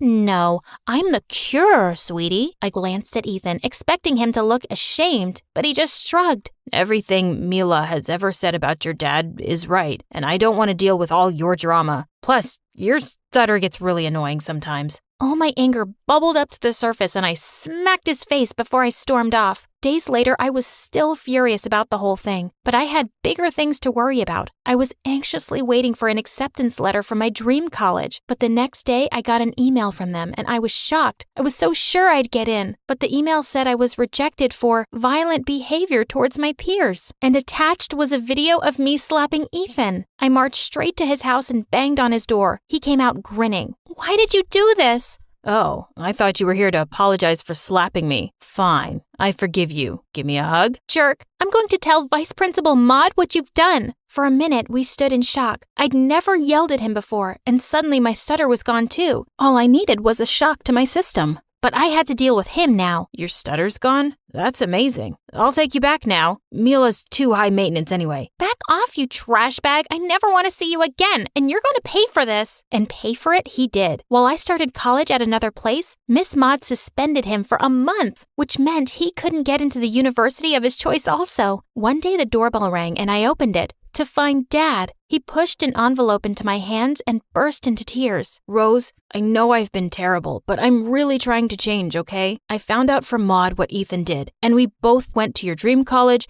and talked to the admissions professor there to clear everything up. You can transfer to that place now. I couldn't believe what he'd done. Did he just act like a parent? Please, forgive me. I've been foolish and selfish and lost the people I love the most, but you're the only family I have. My heart went out to him and I found myself hugging him. I forgive you, Dad. And maybe if you keep your act together, you'll be able to win back Miss Maud too. Just then, Miss Maud walked in behind him, smiling. After what he did for you, I decided to give him another chance. I couldn't be happier for both of them. Here we are a few months later, and I'm at my dream college now, and started dating an amazing guy who treated me like a princess. I could not be happier.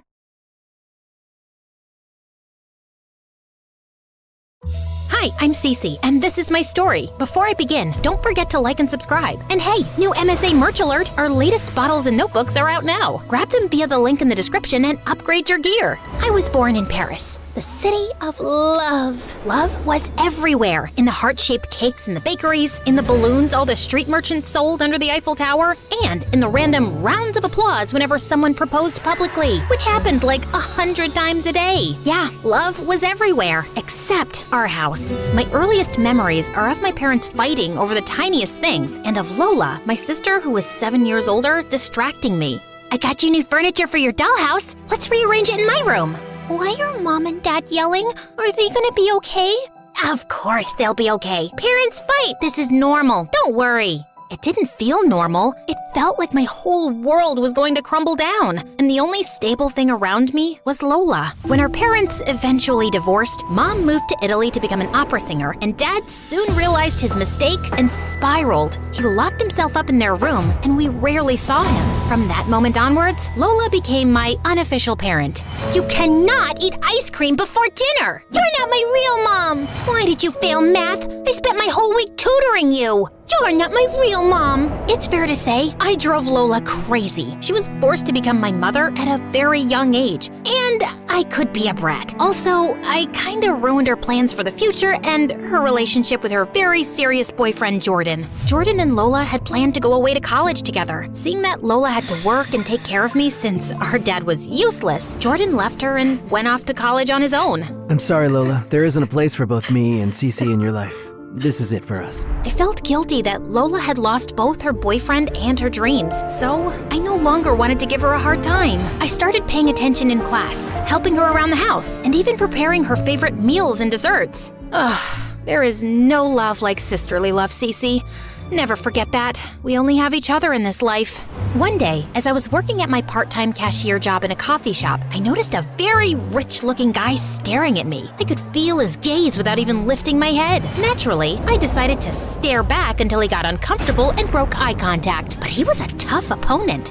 Give it up, creep. Didn't your mommy teach you it's rude to stare at people? But he still didn't flinch. He insisted on being in the line I was serving, even though the other one was empty. One Americano, please. Will that be all? How about your number on the side?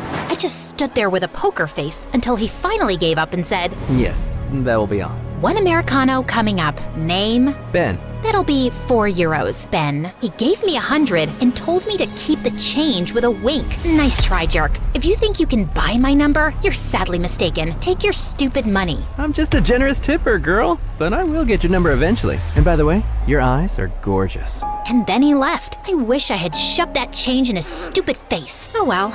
I could just use it to buy Lola something nice. This rich jerk kept coming back every day, and I'd always notice he had bodyguards waiting outside the shop for him. One day he came in when the place was empty. I won't leave until you give me your number. Then I hope you brought a change of clothes and a toothbrush. You know, Cece, not to be a self-centered jerk, but I'm a great catch. If you're so great, why are you so desperate to get my number? Determined is a better term. I enjoy a hard challenge, and I just can't get you out of my head. Then get a new head. I would, but I have great hair. You're not getting my number, weirdo. We'll see. For the next few weeks, he showed up with extravagant gifts, like a full mariachi band or roses that filled up the stores and customers couldn't get in. My boss finally snapped and told me to handle the situation or I was out. Of course, I couldn't get fired. I had to help Lola with the household expenses. So I caved and gave him my number. I'd just block him later. When I told my coworkers what happened, they all burst out laughing and started showing me his pictures on the internet. Turns out he wasn't just a rich kid, but a famous actor as well. Apparently, he had bought the staff's silence because he didn't want me to go out with him simply for being famous. To my surprise, he wasn't that big of a jerk either. He was crazy romantic, like crazy romantic. One day, I mentioned that I was craving pizza, so he insisted on going to Napoli for lunch. I thought he managed to get last-minute tickets on a plane to Italy, but turns out we were going with his private jet. You know, Cece, when I first met you and realized that you didn't know who I was, I felt truly alive. I had a rare opportunity to introduce myself however I liked to someone who didn't already have some opinions about me. Well, for future reference, you didn't do a great job at it. He came off as a creep. Yeah, you made that very clear. Don't worry. He was sweet, charming, and attentive, and I found myself falling for him. I was hesitant to bring Ben home to see our poor house and meet my useless dad. Only when I made sure he actually loved me and accepted me no matter what, I invited him to dinner. But Lola wasn't too enthusiastic about him. You're spending too much time with him, Cece. Boys are trouble and a distraction. You should be focusing on your studies to get into a good college instead of dating flamboyant stars. I'm not a kid anymore. Don't worry about me. Also, I can do both. Ben and I went public, and he started taking me to all his premieres and movie sets. Sometimes I would miss school and travel with him wherever he went. Lola was furious about this. I did not break my back to keep you in school and give up on my dreams so you can live in some stupid fairy tale with a boyfriend. Fairy tales aren't real. I'm grateful for the things that you've done, but you can't keep holding that over my head. You also chose to do this, and I try to pitch in. You're welcome to stop caring for me now and go back to school. You're an ungrateful brat, Cece. You just met this boy. You're not his first love, nor the last. Don't get too used to this lifestyle, cause it won't be long before he drops you. Then we'll see what you'll do, kiddo. You almost sound like you resent me for getting a taste of the good life. Just let me be, Lola. But she didn't let me be. One day, I came home after a trip to Hollywood and found Lola waiting for me in the dark. Have a seat. OMG, you freak! You scared me! I think you should see this. What's this? Your Prince Charming isn't so innocent. I hired a private detective to follow him around. See for yourself. I couldn't believe Lola would go that far. Where did she even get the money to do this? In the folder she gave me, I found pictures of Ben in Saint-Tropez playing volleyball with many models and screenshots of him replying to other girls' stories on Instagram. That didn't really bother me, till I saw a photo of him having dinner with one of his exes, and they were holding hands. I felt utterly disgusted and couldn't believe Lola was right. Ben had already left on another trip for 2 weeks, so I just blocked his number and blocked him on all the socials too. And I promised Lola that I'd never speak to him again. But I did find myself missing him. So, instead of caving and unblocking him, I decided to watch one of his movies. So, one evening, there I was, engrossed in his latest spy film and a family-sized pizza topped with pepperoni and my salty tears, when I caught a glimpse of something outside my window. It was Ben, swinging from a rope off the roof like a low-budget action hero. I quickly opened the window before he fell down and smashed his most valuable asset, his money-making face. What are you doing? Well, it was impossible to reach you by any normal means, and Lola wouldn't let me in, so I thought I could swing outside your window until you tell me what's wrong. Do you think I'm stupid? Do you think I wouldn't know about your affairs? What the? You heard me. I know all about Saint-Tropez and your DMs with other girls, and the dinner with your ex. I showed him the pictures, and to my surprise, he burst out laughing and tussled my hair. You dummy, you. Well, first, these so-called models are my cousins. Gross. I can't help it if we're all a good-looking bunch. Second, Secondly, these DMs are made by a very famous fake account. Everyone on Earth knows this person is acting like me. How did you even miss this? Okay, fine, but what about the dinner? How are you gonna justify that? Well, now that's embarrassing. I got an anonymous call telling me that this big-time director wanted to meet me to discuss his upcoming superhero franchise, for which he wanted to cast me. I smelled something fishy because the call didn't come through my manager, but I was too afraid to miss the opportunity, so I went. There I found my ex, who had received the exact same call. It was obviously some kind of stupid setup, but there wasn't even any paparazzi around that we could see. And here I'm holding her hand because she's telling me her cat died. I didn't bring this meeting up because it wasn't anything important. Do you honestly think I believe that? Yes. Do you know why? I voice recorded all my calls and meetings, so here you go. Oh man, he humbled me quickly and left me speechless. I hated being proved wrong. But where did you get these pictures? Did you hire someone to stalk me? Don't flatter yourself. They were thrown my way. Don't think for a minute that I'm obsessed with you. Cece, baby, it's too late. I've seen you eat that pizza with snot and tears crying over me. I hit him with the cushion as he laughed, then he hugged me. The next morning, I told Lola everything, but she wasn't relieved or happy. And you believe him? You're so naive, Cece. Well, I know him more than you or your private detective. He's an honest guy who loves and spoils me. Can't you just be happy for me? You're my sister. Is that too much to expect? Lola looked at me and then sighed. You're right. I suppose I can give him a chance. I was only trying to protect you. He seems too good to be true. I know, but maybe I lucked out and he doesn't have any skeletons in his closet? Yeah, maybe. But just as I thought everything was on track, it all exploded in my face. One morning, as I was watching the news, I saw a picture of Ben's father shaking hands with some thug. In the latest Hollywood drama, the famous businessman, also known as Ben's father, is allegedly smuggling illegal goods and accepting bribes. Does this mark the fall of his empire and possibly Ben's reputation and career too? As I watched in horror, I suddenly noticed Lola standing behind the couch, a huge, evil smirk on her face, and the realization washed over me. Lola was somehow behind this. Lola! My scream shook the house, and I turned around to pounce on her. Even Dad, who hadn't come out of his room in ages, came out running as we rolled around on the floor. How dare you humiliate Ben and his family like that? What did you do? Just used some AI-generated images. Ow! Calm down, will you? I'm doing what's best for you. This is what's best for me? Ruining my relationship and someone's life? How could you do that? Ben was nothing but nice to you. I've been nothing but nice to you. What is your problem? And then Lola's face twisted with rage. My problem is you thinking you deserve to go off and live your fairy tale life with your stupid perfect boyfriend when I gave up everything for you. So what? I should just live here and take care of our useless dad after giving up on my boyfriend and my dreams? And it was all for you. Finally, the truth comes out. You jealous, horrible dinosaur. I slapped her hard. You selfish, ungrateful pig. Our epic slap showdown kept going until our palms were sore and Dad finally intervened. I stormed off and shut myself up in my room. How could I tell Ben my sister ruined his family's reputation? I tried calling him to see how he was taking it, but I couldn't reach him or anyone from his family or managers. He just disappeared from the face of the earth. I joined my dad in despair and didn't leave my room when Lola was in the house. And I certainly didn't leave the house. One night, as I was watching one of Ben's films, I heard loud knocks on the door and police sirens outside. Dad and I got out of our rooms quickly, only to find the police taking Lola away. You're being detained on suspicion of defamation through made-up evidence. You have the right to remain silent. Lola, I swear, I had nothing to do with this. I know, Cece, I did. Lola turned herself in? But why? I rushed to prison after her and waited until I managed to see her. Why did you do that? I couldn't bear seeing you so miserable. I already lost Mom and Dad, and I can't stand the thought of losing you too. I was afraid you'd go off with your prince one day, and I'd be alone and miserable, and I got really jealous and selfish. Ben made you happy, and you deserve that. Now that it's public his father was framed, I'm sure he'll turn up again.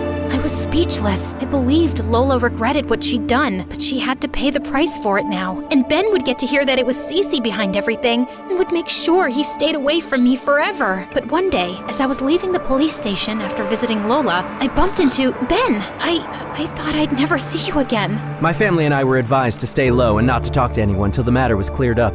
Now I'm here to pay Lola's bail, and we're dropping all charges against her. What? Why would you do that? Because she turned herself in, so she obviously regrets it. And because I love you, and she's your sister. And because I'm confident that I can win her over too. I wore you down, didn't I? You sure did. And I love you too.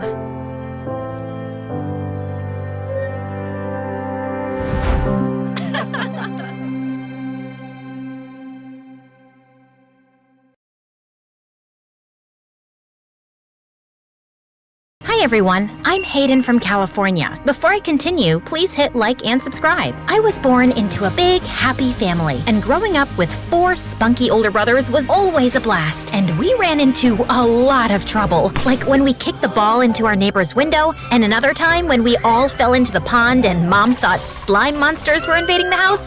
Yeah, we were all grounded, except for my younger sister Rose, the only odd one out who never joined us and only cared about her looks and her clothes. Ugh, Hayden, I can't believe you dress like that. Why can't you wear a proper dress? I can't believe you like those clothes. Look at this t-shirt. It's large so I can get underarm ventilation, and I can stuff my face without veering my waist. And these pants, they have pockets. Here, want to see the frog I found? Eee! Well, my brothers became super boring after they started high school. They got girlfriends and hobbies. Ugh, it's not like I need them to have fun. I can find my own friends. One day, when I was on my way home from school, I spotted some meanies hassling a puppy. Not under my watch. I grabbed a stick and rushed over to them screaming, but then I tripped on a stone and fell. They all started laughing at me, but I got back on my feet. Let that puppy go. Or what? You'll fall on your face again? Or I'll teach you a lesson. Ew, we're shaking in our boots. An army of ants is coming our way. That boy was my new neighbor, who was the same age as me, but half their size. And then the puppy bit the bully's hand, and the new boy rushed in and snatched the puppy away. He grabbed my arm, and we started running until we got away.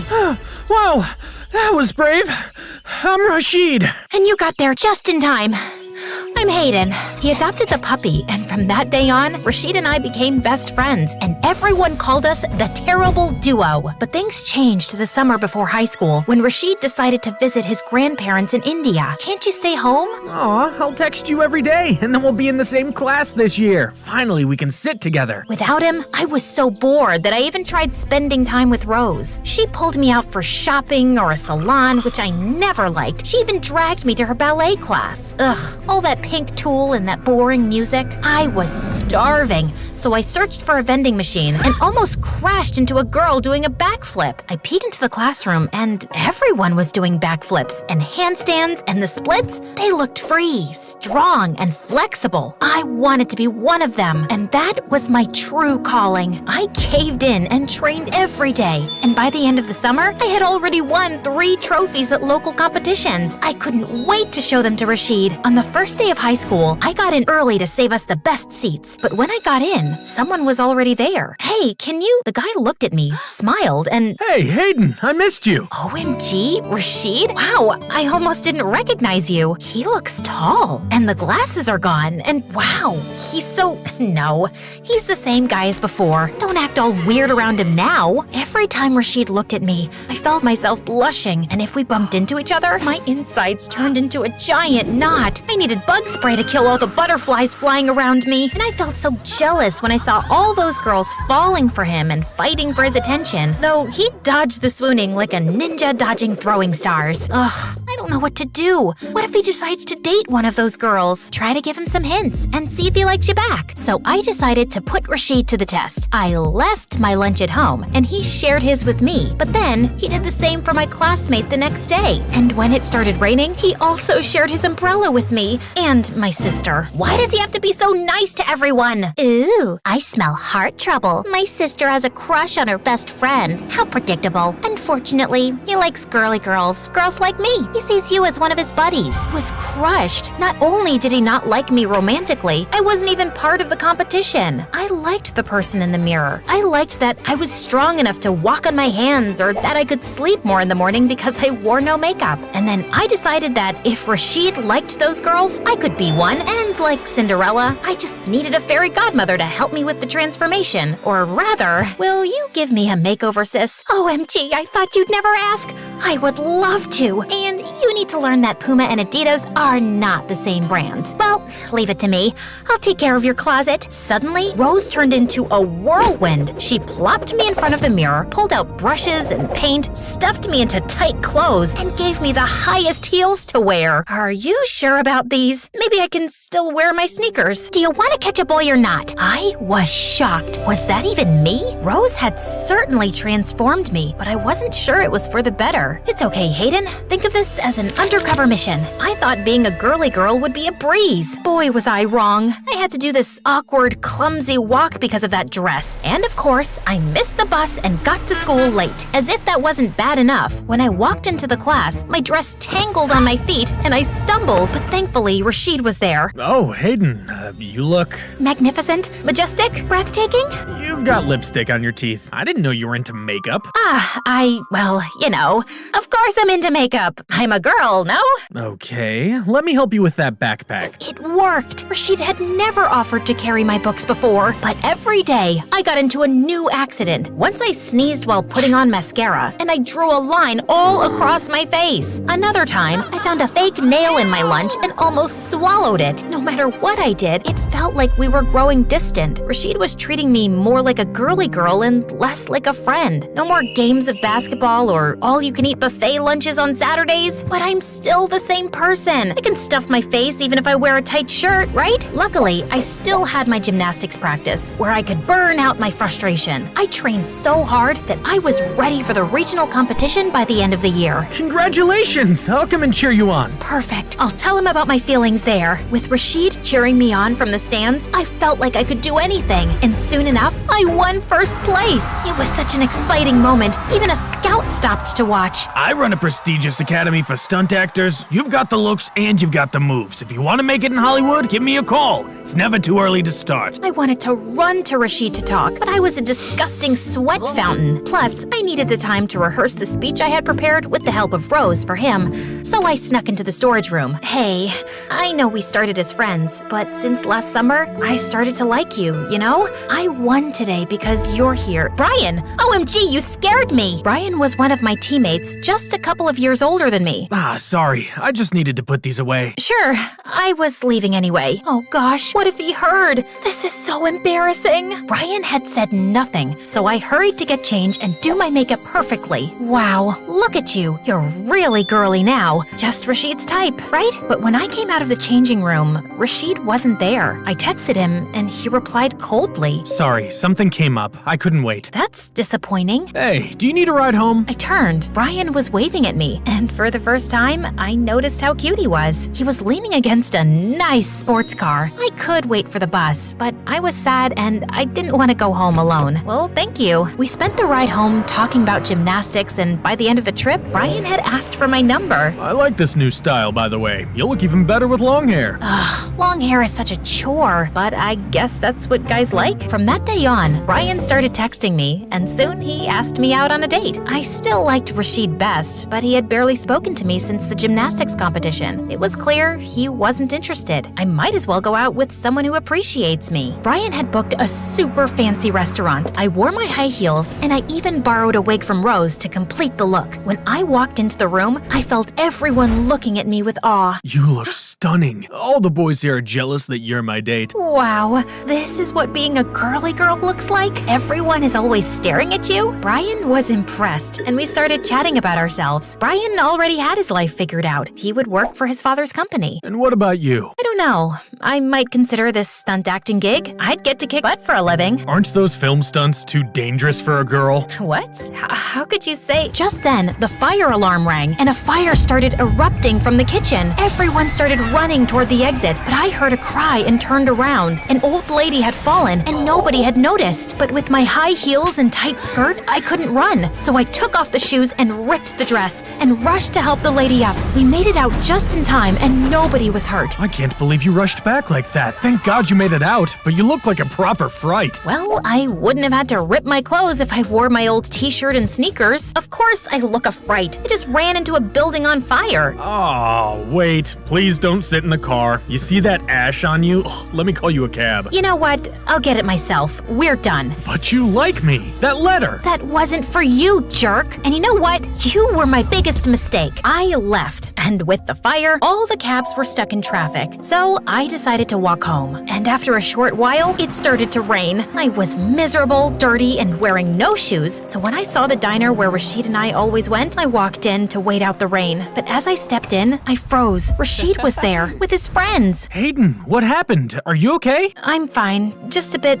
Well, I was going home, but I couldn't get a cab. I'll take you. But I'm all dirty. What about your car? He didn't care about his car, and he drove me home. Around him, my heart fluttered. My feelings for him rushed back like they'd never gone, and I couldn't hold it in anymore. Hey, so that day at the competition, I wanted to tell you that since last summer, I started to like you. Wow, you really have changed. I didn't think you were the type of girl who jumps from one boy to the next. What? You mean Brian? I only went out with him because you kept ignoring me. You're the one I've liked for a long time. Sure, well I don't. Bye, Hayden. Rashid drove away, and I felt devastated and humiliated. When I walked in, I saw Rose. I hugged her and told her everything. I'm sorry. I feel like this is partially my fault. I actually don't know what kind of girl Rashid likes, but I lied so we could spend more time together and share everything like sisters do. You're the only sister I have, but you were always hanging out with our brothers. I was stunned that my sister lied to me, but I understand her. It wasn't all her fault. That same night, I called the Stunt Academy director. I'd like to accept your offer, but I want to move in immediately. Rashid texted me after I started going to the academy, but I ignored him and even blocked him. One rejection is enough, thank you. The classes at the academy were intense. I was learning the most amazing moves and killing it as a stunt girl on big sets. Who needed Rashid when I had my passion and talent to keep me going? I also abandoned the heels and skirt and went back to my style. No one cares what you wear if you can jump from a moving helicopter. Years later, I was at the premiere of my latest film when I saw Rashid as one of the waiters. He was even more handsome than before. Forget him. He rejected you. You're not even friends anymore. But everywhere I turned, he was there. And finally, he cornered me at the buffet table. What are you doing here? And when did you become a waiter? I tried to get into your premiere, but all the tickets were sold out. So I sent flowers, but you weren't interested. So I had to dress up as a waiter and sneak in. Whatever. Hayden, please stop running. Talk to me. At least let me explain. You were very clear the first time. Look, when we were at the competition, I overheard your confession, and I saw Brian, so I thought it was for him. When you confessed to me, it kind of made me feel like I was your backup plan. It made me pretty mad because I had a crush on you. And later, I got to know the truth from Brian, and I felt too guilty. I tried to reach you, but you blocked me. Wait, you had a crush? Yeah, since we met. After you started dressing more girly, I got really confused because I liked you the way you were. So, I didn't need to change for you? Absolutely not. You were perfect, and I never stopped liking you. I couldn't believe it. All these years, I could have been with Rashid, and it was all because of a stupid misunderstanding. Well, it was clear now what I needed to do. I spun on my heels and perfectly landed into Rashid's arms in the perfect position to kiss him. I never stopped liking you either. Let's get the camera rolling.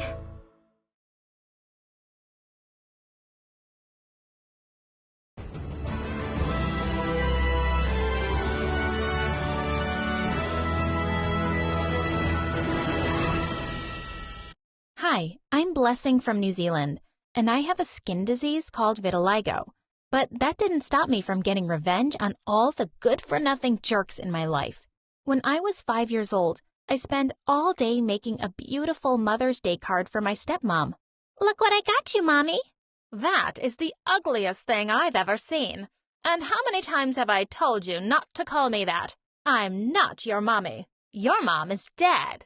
And with that, she tore it into two. But I made that especially for you. Who asked you to? Not me. Why would I want someone like you to love me, stupid girl? I ran to my room and jumped onto my bed, crying myself to sleep. I couldn't understand why I was born with this disease.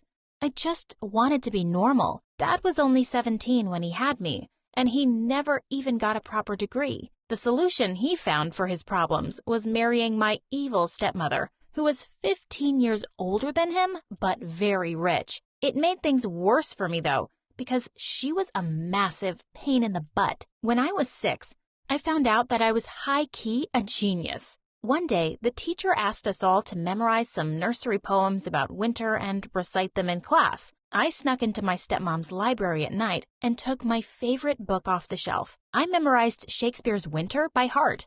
When it was my turn to read out loud, the The teacher looked stunned. I was asked to take a series of tests the next day, after which she called my parents and told them I was a genius with an IQ of 180. Oh, wow. I guess that explains why she's so ugly. Here's a brochure for this amazing school for gifted kids. God, that looks expensive. No, we can't send her there. It's bad enough that we'll have to spend a fortune on beauty products to cover up her skin. I hoped Dad would say something, but he was just quiet as usual. He mostly just did whatever she said because, well, he was living on her money. I thought I would always be miserable between my annoying parents, but one lucky day, I stumbled on an amazing secret, and it was the happiest day of my life. You see, I found out by accident that Dad had a girlfriend. That day, I understood that stepmom was probably horrible to me because of her own insecurities. She was just a loser who was getting cheated on, and I would never let her words or actions affect me again. A few days later at dinner, Dad left the table when his phone started ringing. I instantly guessed it might be Dad's girlfriend, and before stepmom could pick up the phone, I ran off with it. She started chasing me around the lounge and caught me by the shirt. I didn't know what to do, so I flung the phone at the wall, smashing it to bits. Just then, Dad walked in. What's going on? And who broke my phone? Daddy, I can explain. And with that, I jumped onto the sofa and whispered in his ear that his girlfriend was calling, and I'd stopped stepmom from answering it. He immediately gave me a big hug. Stepmom screamed in rage and stormed out of the room. While things were looking up at home, they were just getting worse at school. My condition made kids look at me like I was an alien, and it just seemed to annoy everyone I was smarter than them, especially that horrible Luna. She was 2 years older than everyone else because she was really dumb and had been held back twice. She never missed a chance to make fun of me. In the 5th grade, I entered an international physics competition and had the highest score among 500 participants from around the world. You've made us all so proud, Blessing. You don't speak for us, miss, because we're all pretty ashamed to have her here. She should be in some school for freaks. Luna, that's a terrible thing to say. Apologize right now.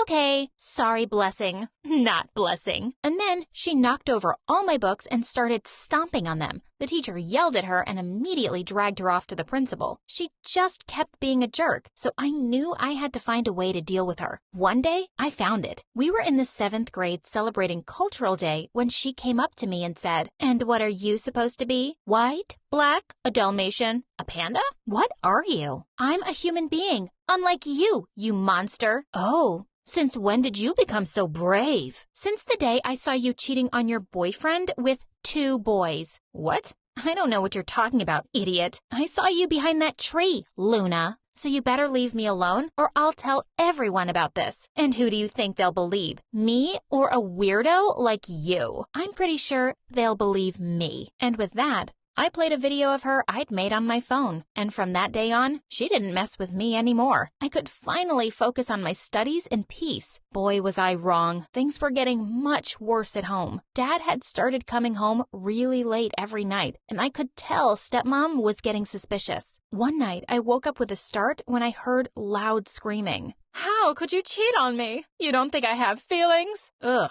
give me a break. It's not like I'm ashamed of having a hot, young girlfriend. Just look at her. She's running for the Miss World contest next year. Really, you can't blame me for cheating on you. Have you looked in the mirror lately? That's it. You two-timing, gold-digging jerk. Get out of my house, now. I quickly ran back and jumped into bed, feeling sure Dad would come any minute and tell me to pack my bags. But 5 minutes later, I heard the front door slam shut and saw him leaving. I was certain stepmom would throw me out on the street, but to my surprise, she didn't. I kept thinking she'd take out all her anger on me, but she just started ignoring me, and I didn't mind that at all. For the next few years, everyone just let me be. Until one day in 9th grade, I was shocked when the cutest guy on earth, Ronald, came and sat next to me at lunch. Hey, would you be interested in tutoring a dumb kid like me? I was more than happy to. So I said yes. We started our sessions the next day, and Ronald turned out to be the sweetest guy. He never brought up my condition and treated me like a gentleman. One day, he suddenly took my hand and looked deep into my eyes. Blessing, I don't know why people say these terrible things about you. You have to know, you're the most beautiful girl I've ever met, inside and out. He held my chin, pulled my face close to his, and kissed my neck. Just as he kissed me on the lips, I heard that ugly Luna. Weren't you gay? Who? Ronald? You said you were gay when I asked you out. And look at you now, kissing this ugly creature. Don't call her that. It's okay, babe. I'm used to her nasty words. Let her burn in her jealousy. And with that, I took his hand and started walking, making sure to push Luna as I left. I'll make sure you regret this. That evening, I snuck Ronald in through my bedroom window to spend the night with me. Just as we'd snuggled on the couch, the door flung open and stepmom barged in, looking insane with fury. Oh no, you can't see a man when I can't. You can't do that just because your husband left you. She grabbed Ronald by his t-shirt, practically spitting in his face. And why are you with a freak like her? Do you have some kind of condition too? Couldn't find any other girl, huh? She's a great girl, and I like her so much. Oh yeah? Prove it. Kiss her foot right now, and I'll leave you alone for good. Back off, lady. Sorry, but I can't be a part of this drama. I'm out of here. And with that, he left looking angry and embarrassed. Stepmom gave me an evil smile as she walked out, and I screamed as I slammed the door hard behind her. That witch! Ronald didn't turn up for our tutoring session the next day, and when I saw him around campus, he completely avoided eye contact with me. I decided to give him some space. Luna looked extra happy these days, and I knew it was because she could see Ronald and I weren't together anymore. One day, I spotted them by the lockers, and the minute she saw me, she started touching and hugging him. And even worse, he didn't seem to mind at all. I couldn't believe he'd do this to me. I went home in tears, only to hear a familiar voice as soon as I entered. It was Dad. I knew the only reason she'd call him back was because she was jealous that I had a man and she didn't. She was just that petty. The next day when I went to school, I was determined to punch both Ronald and Luna the moment I saw them.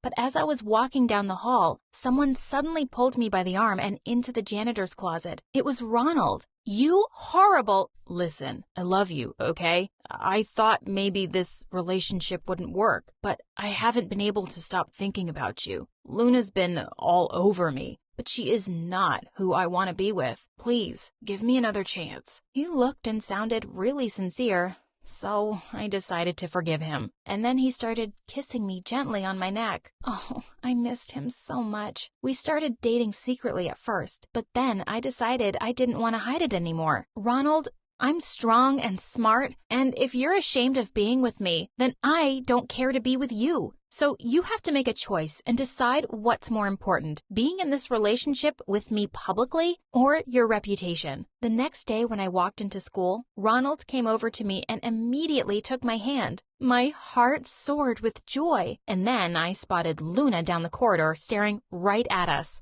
I was expecting her to throw some horrible tantrum as she walked over to us, but what she said left me in shock. Congratulations, you two. I'm so happy for you. And Blessing, I'm really sorry for the way I treated you before. She squeezed my arm gently and walked away. This girl was definitely up to no good. One day when Ronald and I were hanging out in my room, we suddenly heard loud screams from downstairs. You're cheating on me again with a teenager? Yeah, but she behaves like an adult. She's a lot more mature than you are. I expected stepmom to throw him out again, but she didn't. She simply walked to her room, packed her bags, and left. And that's the last time I ever saw her. The next day at lunch, Luna suddenly stopped by our table and said, "Hey, I just wanted to say that I've finally come to accept your condition, and I'm not ashamed of you anymore." Excuse me? Yeah, I told your dad, I really want to be a good stepmom to you. I sat there with my mouth open as she walked away. The 18-year-old dad was dating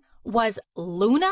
I ran home to confront Dad with Ronald right behind me. Have you completely lost it, Dad? Oh, don't be like your stepmom. Luna's older than you, and I'm still pretty young, so why not? Why are you the most selfish, useless dad in the whole world. You've never had a proper job. You've never stood up for me. And now you're just chasing one bimbo after another? I just got you an amazing new stepmom who accepts your condition. And you live in this house because of all the hard work I've done. You think putting up with that old witch was easy for me? Seemed fine to me. You just used her for her money and left her to treat me like dirt. Gosh, I really hate you. Of course, Luna was nothing more than a gold digger and was just getting Dad to buy her expensive stuff all the time. One time, when we were watching a movie, she just squeezed in between us and started touching Ronald. I slapped her. He deserves a real woman in his life. And you deserve to get your butt kicked right now. I want him, and I'm taking him from you.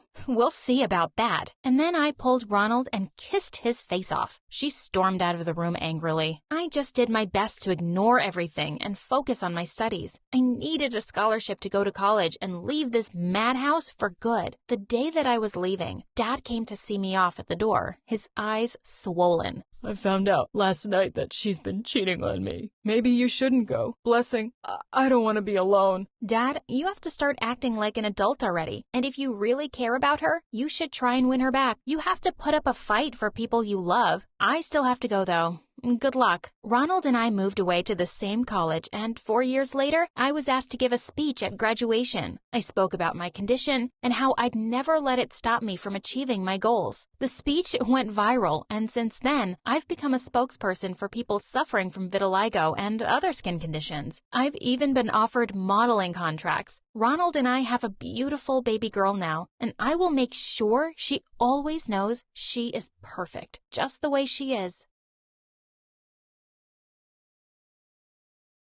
Hi, I'm Tiffany from London, and I've got an outrageous story for you. But before I continue, please like and subscribe. I was raised by my grandmother when I was 3, and she was a famous actress who starred in a dozen action movies. On a typical day, she'd jump off a building, fight a bunch of ninjas on top of a speeding train, and one time, she fought 10 bad guys in midair with her bare hands and a rubber ducky. You want a piece of me, punk? Grandma was the coolest person in the world, and I wanted to be just like her. She loved teaching me martial arts moves, and on my 14th birthday, she let me go to one of her movie sets. I watched as Grandma rode a motorcycle through a window and into a pillow factory, but something went horribly wrong. There was water on the floor, and Grandma's motorcycle spun out of control. Then she fell and hit her head. My heart raced. I ran onto the set and pushed past the crew to get to her. Wake up, Grandma, please! Moments later, Grandma opened her eyes, but what happened next rocked my world. Grandma didn't remember who she was. She was convinced she was a double agent from one of her action movies. She was so paranoid, she punched the doctor in the face when he tried to examine her and chased me around the room with a broom. It's me, Tiffany, your granddaughter, remember?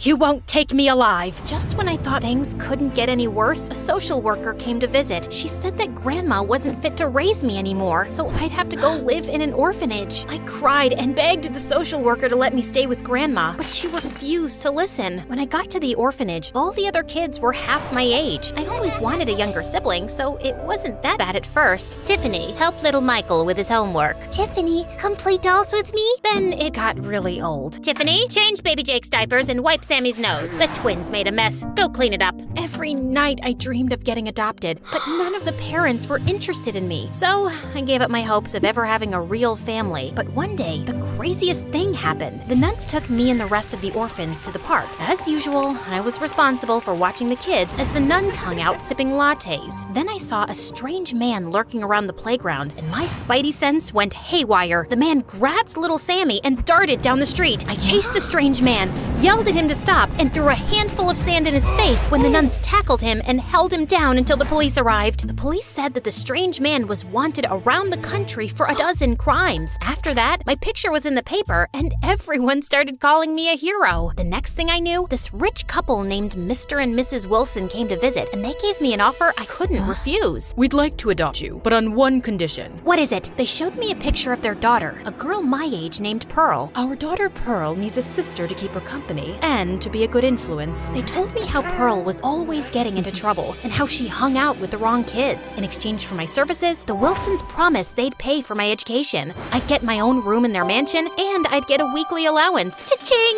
So, are you interested? It was a total no-brainer. Duh, of course I'm in. When do I start? We shook on the deal, then I was off with the Wilsons on a private jet. When we arrived at their mansion, Pearl greeted us at the front door. Pearl, this is your new sister, Tiffany. Hi, it's nice to meet you. Don't touch me, you witch. Pearl shoved me and slammed the door in our faces. Don't worry, she just needs some time to get used to the idea. Everything will be fine, we promise. But instead, things got worse. Pearl gave me dirty looks every time she saw me. She put spiders in my bed, sprayed me in the face with a water hose, and left weird photos of me with my face crossed out all around the house. She even locked herself in her room and refused to eat. It's me or the charity case. Pearl's hunger strike didn't last long. Less than 10 minutes later, we caught a delivery guy falling out of a tree after attempting to deliver a pizza through Pearl's bedroom window. At school, Pearl acted like I was invisible. She hung out with these mean girls that smiled in her face and talked about her behind her back. I overheard them making fun of Pearl in the bathroom. Pearl is so stupid and annoying. I can hardly stand her. But look at these new shoes she bought me. That night, I tried to warn Pearl about the girls. You don't know anything about my life. You're just a stupid, poor, motherless girl. I know what it's like to be used. Those girls aren't your friends. Friends don't hang out with you just because you have money. But Pearl didn't listen. She started taking her friends on shopping sprees every day to make herself feel better. She maxed out her credit cards, then Mr. Wilson found out and took all Pearl's credit cards away. But when Pearl told her friends she couldn't take them shopping anymore, they kicked her out of their group. They ignored her at school and stopped answering her texts. They even had a big party and didn't invite Pearl. I caught Pearl sitting in her room, crying in the dark. My life is over.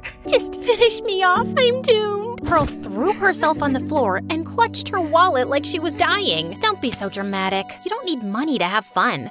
Liar! How dare you speak such nonsense? I bet you'll have twice as much fun with me than you ever had with your snobby old rich friends. I'll take that bet, and if I win, you have to do my homework for a month. It's a deal. Pearl and I went skating at the park, played volleyball on the beach, swam in the ocean, and made TikTok videos of ourselves dancing on the pier. Pearl had the time of her life. On the way home, she even opened up to me. Thanks for being nice to me today. You didn't have to do this. I know my parents brought you here to replace me. If I were them, I'd probably trade me in for an upgrade too. That's not true. Yes, it is. You're super smart and a real-life hero, but I've always been a disappointment. I'm not your replacement. Your parents love you with all their heart. They adopted me so you could have a sister. They just wanted to make you happy, and I'm glad they did because I think we could be good friends. After that, Pearl ditched her stupid, snobby, rich friends and started hanging out with me. The more I got to know Pearl, the more I realized that we had a lot in common. We loved watching MSA videos, dancing to K-pop music, and we totally loved rom-coms. I even took Pearl with me to visit Grandma. Most of the time, Grandma interrogated me about some secret package I knew nothing about, and when she didn't get the answer she wanted, she put me in a headlock and yelled at the doctor to take me back to my cell, but I could tell by the look in Grandma's eyes that she still loved me. Soon, Pearl and I were best friends. We were in all the same classes and joined the same clubs. We were together all the time, until Dean came along. Dean was a bad boy. He wore sunglasses indoors, had a dozen tattoos, and was always in detention. I'm not exaggerating. He was there like every day. Pearl fell head over heels for Dean. Every time she saw him, she'd try to get his attention. She sat next to him in class, left love notes in his locker, and she even gave him a sculpture of the two of them kissing. But Dean just ignored her. Pearl got so desperate to spend time with Dean that she yelled at a teacher and threw an egg on the principal's car just so she could get 2 weeks of detention. Surprisingly, Pearl's plan worked. A couple of days later, Pearl swore they were in love. One time, Pearl and I were in the library working on a research paper when Dean walked up, sat next to Pearl, and they started making out right in front of me. Jeez, can you two get a room? They ignored me and kept kissing. I was so annoyed that I grabbed my stuff and stormed off. I quickly turned a corner and ran smack into a boy named Jack. We both lost our balance and fell to the floor. Oops, I am so sorry. I'm such a klutz. No, it was my fault. I wasn't watching where I was going. Jack took my hand. I looked into his eyes, and then the sparks flew. He smelled like heaven, and when he smiled, my heart melted. Jack wasn't the most popular kid around. Actually, he was a bit of a nerd. One time, he laughed and milk flew out of his nose, but I didn't care. He was funny, kind, and sweet. Tiffany, I've been thinking that you might be my soulmate. With you at my side, I feel like I can do anything. Like what? Like climb a tall building, lift 1,000 pounds, and maybe fall in in love. Oh yeah, he's also totally romantic. Jack and I started going on double dates every night with Pearl and Dean. Things were going well until Mr. and Mrs. Wilson took a new case against a CEO of a huge company that had ties to a dangerous criminal enterprise. Mr. and Mrs. Wilson had to leave town for a few weeks to prepare for the trial, so Pearl and I had the mansion to ourselves. At first, it was pretty fun staying up late and inviting Jack and Dean over to play video games, but then things took a horrible turn. A couple of days after the announcement of the trial, Pearl, Dean, Jack, and I were walking home from school. Pearl stepped into the street and this car appeared out of nowhere and headed straight toward her. Watch out! I grabbed Pearl and yanked her out of the street, and the car raced away. Later that day, someone left a package in Pearl's locker. Ooh, look, someone got me a present. Pearl opened it and found 3 dead fish inside and a threatening note that said, "Tell your parents to drop the case or else." I started to get worried. Pearl was my sister. It was my job to look out for her, but things were getting out of hand. I felt like I was in over my head, so I decided to go visit Grandma. Grandma? Call me G. What do you need? I need to learn how to eliminate a threat. I told Grandma about my duty to protect Pearl and the danger she was in. Don't wait for the threat to find you. Set a trap and lure it out. That way, you'll be prepared. I thanked Grandma, said goodbye, and then I put my plan into action. First, I called the Wilsons, but they didn't answer their phones, so I left a message with their assistant. Then I talked to Pearl. "We need to tell your parents about these threats." "It's nothing. They're just stupid pranks." "Are you kidding? This is serious. My parents don't have to know. We can handle it. Dean will protect me." Yeah, Pearl's my girl. I won't let anyone hurt her. No one will ever get past me. Dean started flexing his muscles, and Pearl just couldn't get enough. Then she and Dean hopped into her car and went to a nightclub like they didn't have a care in the world. I tagged along to keep Pearl safe, but it didn't help that everywhere I looked, I saw something suspicious. Like the bouncer that kept glaring at Pearl, the car that looked like it was following us, or the girl with the pink hair and the razor-sharp nails that appeared out of nowhere with a smirk on her face. I got more anxious by the minute. I wasn't sure Grandma's advice would work. There were way too many threats. There was no way I could protect Pearl from them all. I needed backup, so I texted Jack and he came to the rescue. What are you doing here? I thought you didn't like nightclubs. I'd rather be at home, but Pearl's in danger and I have to keep her safe. I told Jack about the deal I made with the Wilson and how I suspected someone was after Pearl. Then Jack came up with an amazing idea. My parents have a cabin a few miles outside of town. We can hide Pearl there until her parents come back. The place is pretty secure, with cameras and plenty of food. That's a great idea. Jack and I convinced Dean and Pearl to come out to the cabin. Surprisingly, they agreed. The cabin was pretty isolated, but with all the cameras around, it felt safe. Dean and Pearl thought it was a romantic vacation, but Jack and I were on full alert. Then Dean made us all an amazing cup of hot chocolate with whipped cream and sprinkles. I must have dozed off because I woke up to the strangest thing. I was tied to a chair, and so were Jack and Pearl. Dean was staring at us with a sinister grin. "Dean, what are you doing?" Isn't it obvious? You're tied to a chair in a cabin in the middle of nowhere. You're my hostages, duh. But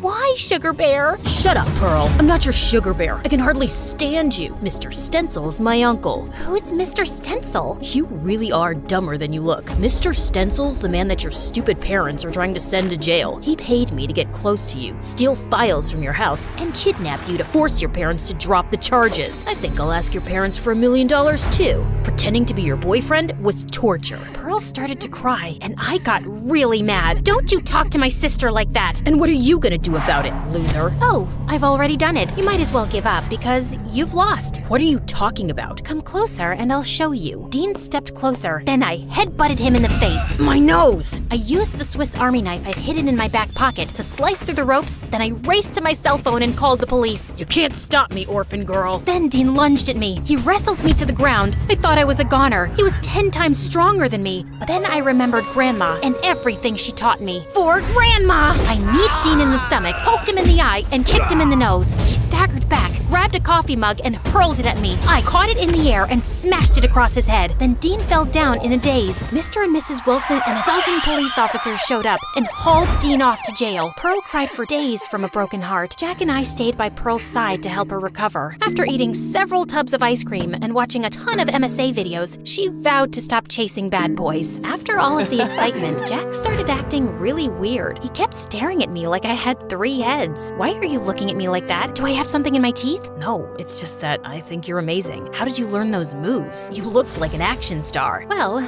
I guess you could say I had a great teacher. Really? I showed Jack one of my grandma's old movie posters, and he lost his mind. Whoa, that's Grandma G? I love her. You love her, huh? You're making me jealous. Jack blushed, then pulled me close. Don't worry, Tiff. You're my hero, and my heart belongs to you.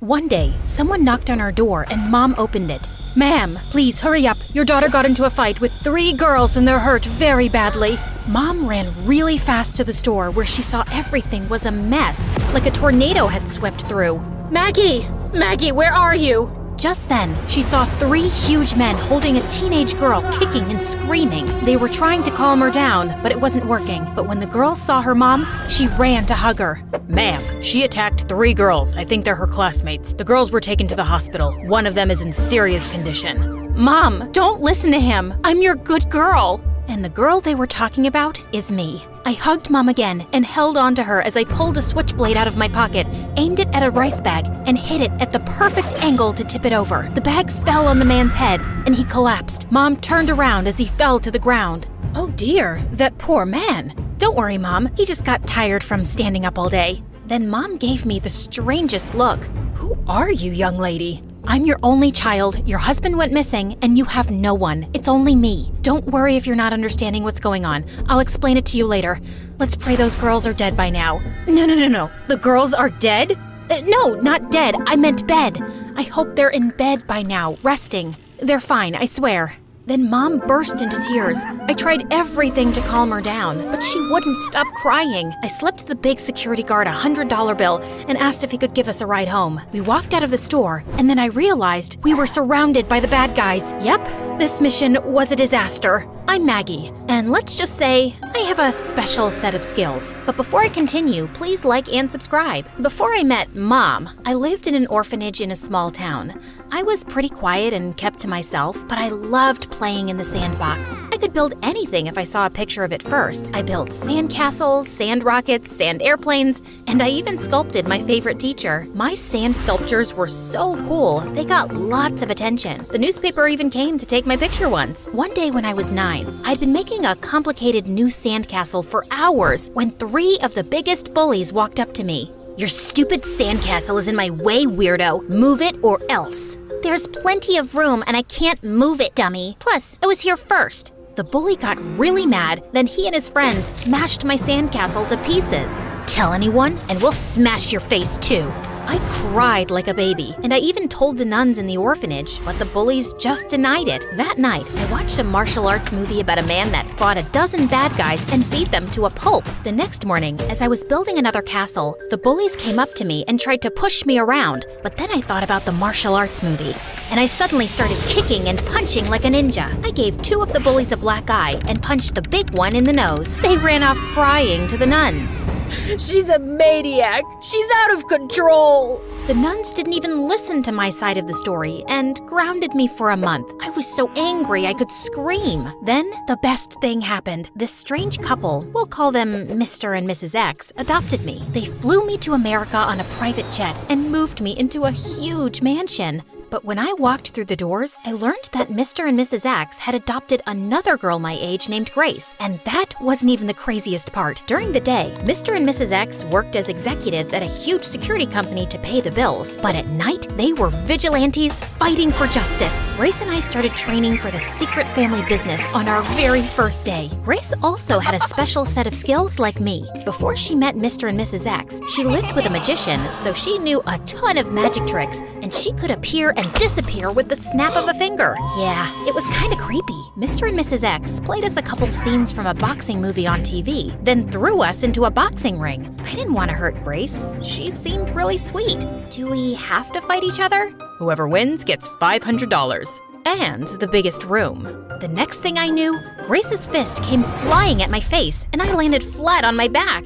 Hey, that's cheating. I wasn't ready. Too bad, loser. Are you gonna cry or get up and fight?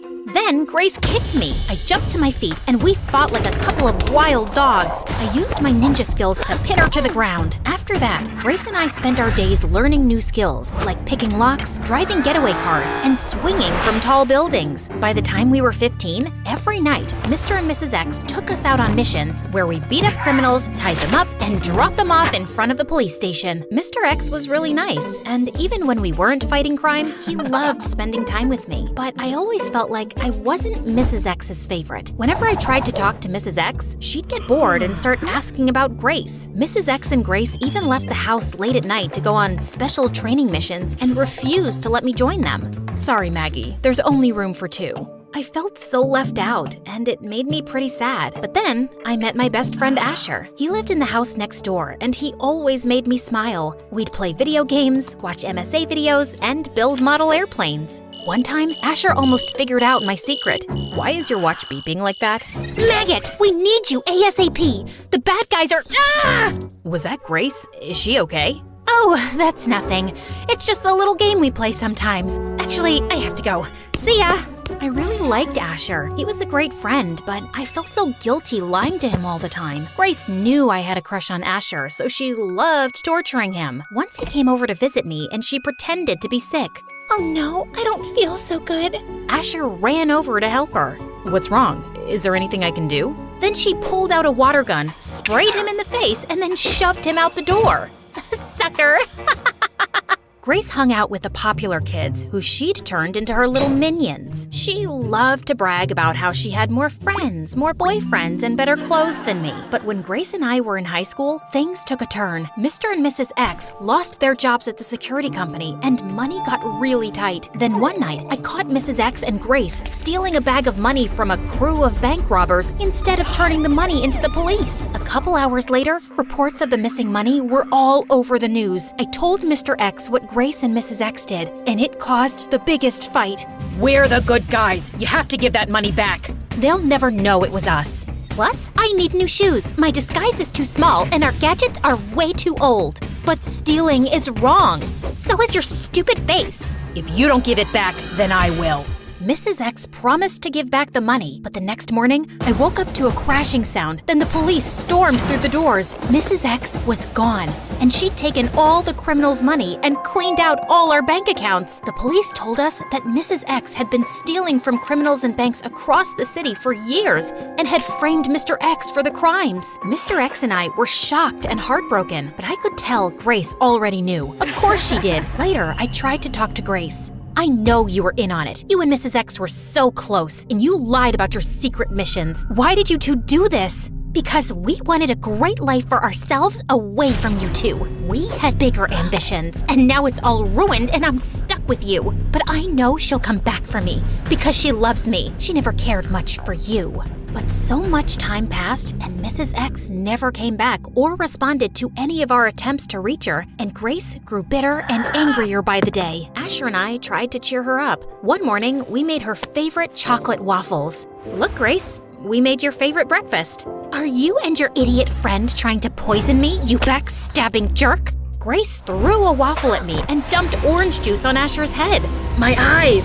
Then Grace tried to drown me with syrup. Dad rushed in to break it up. Luckily, Asher wasn't hurt too bad, and Grace was grounded for a month. When Grace and I turned 17, Mr. X fell in love with a rich woman named Miss Cherry. Now, when I say rich, I mean really rich. Like she owned 3 mansions, donated millions of dollars to charities, and even had a hospital named after her. And Grace hated Miss Cherry. She slammed doors in her face, gave her dirty looks, and refused to talk to her. I thought Miss Cherry was really nice though. Even though she was so wealthy, she was sweet and down to earth. We spent hours talking, and she loved helping me with my homework, and she even taught me how to play the piano. For the first time, I felt like I really had a mom. Soon, Miss Cherry and Mr. X got married. Mr. X was called away for a job interview out of the city, and while he was gone for a few days, Grace started acting really weird. She'd sneak out of the house late at night, and when I asked her where she was going, she'd snap at me. Mind your own business, loser. One night, Miss Cherry was cooking, and she accidentally spilled a cup of water. Then she slipped on the water and hit her head hard on the floor. I ran over to help her up, and thankfully, she was conscious soon. But then she started to panic because she didn't even know where she was or who I was. Heck, she didn't even remember her own name. I told her I was Maggie and I was her daughter. I told her to rest while I got her medicine for her throbbing head from the store. As I entered the store, I got an alert on my phone. It was a message from Mr. X. Maggie, listen, I don't have much time. Miss Cherry is in danger. Mrs. X and Grace are going to try to steal all her money. You have to protect her. The video cut off, and just then, I turned to see Grace and her minions behind me. It's over, Maggie. You're outnumbered. Fighting is futile. Mrs. X and I will get Miss Cherry and all her money. You'll have to get through me first. Grace and her minions charged at me, holding breadsticks like swords. We fought in all the aisles, knocking over a dozen displays, and food flew everywhere. By the time we were finished, the grocery store was destroyed. 2 burly security guards grabbed me and pulled me off Grace and her friends. Then out of nowhere, Miss Cherry appeared. Maggie! Maggie, where are you? So, this brings us back to the beginning. Miss Cherry took one look at me and the mess and got really confused and then upset, and I was trying to take her home, but now we were surrounded by the bad guys, Grace and her evil minions. Yeah, she'd called in backup, and there were more of them now. Grace had a big bruise on her forehead, her hair was all messed up, and she looked like a crazy lunatic. Miss Cherry, took one look at the girls and started yelling at me. Maggie, you terrible girl! Look at what you've done! Apologize at once! Then the big security guard pulled off his mask, and it was Mrs. X in disguise. Give us Miss Cherry. We just need to take her for a few hours, have her sign over her wealth to us, and then we'll return her to you to live together happily ever after. There was no way I was going to hand poor Miss Cherry to Mrs. X and Grace, so there was only one thing I could do. Run! I jumped in the air, flipped over their heads, and grabbed a bunch of apple pies off a food cart. One by one at supersonic speed, I hit Grace, Mrs. X, and the minions in the face. They fell down in a daze, and I grabbed Miss Cherry, pulled her into a random car, and drove her straight home. We were almost home when I saw Mrs. X and Grace on my tail in a huge moving van. We had a high-speed chase through the streets. I turned a corner and swerved toward my house and almost hit Asher. Mrs. X and Grace came barreling down the road. I grabbed Asher and Miss Cherry, ran inside the house, and barricaded the doors. Miss Cherry sat down on the couch and took a nap. What's going on? When did you learn to drive? Before I could explain, Mrs. X and Grace jumped through the window. Surrender, you big loser. We won. Asher got so scared he dropped his milkshake on the floor. Grace lunged at me, slipped on Asher's milkshake, and lost her balance. I grabbed her, shoved her into a closet, and locked the door. Then Mrs. X grabbed Asher. Give me the old lady, or your little friend here is toast. Asher screamed like a banshee and fainted in Mrs. X's arms. Then Miss Cherry appeared out of nowhere. She hit Mrs. X in the head with a vase and knocked her out. Look, I stopped the bad woman. I'm hungry. Who wants ice cream? Mr. X and the police arrived later and took Grace and Mrs. X off to jail. Mr. X had been captured by one of Mrs. X's associates and tied to a tree on the side of the road, but he cut his way out and ran all the way home. Asher didn't speak to me for weeks after the incident, but I convinced him to meet me on the roof at school. I can't believe you lied to me all these years. I wanted to protect you. I'd never be able to forgive myself if I ever put you in danger. You're my best friend, and so much more. What do you mean, more? A lot more. I like you, dummy. Asher leaned in for a kiss. I couldn't help but giggle. I was so nervous. What's so funny? I've never kissed a boy before. I've never met a real-life vigilante. Then this should be fun. Put on this mask and hold on tight. I'm taking you for a ride.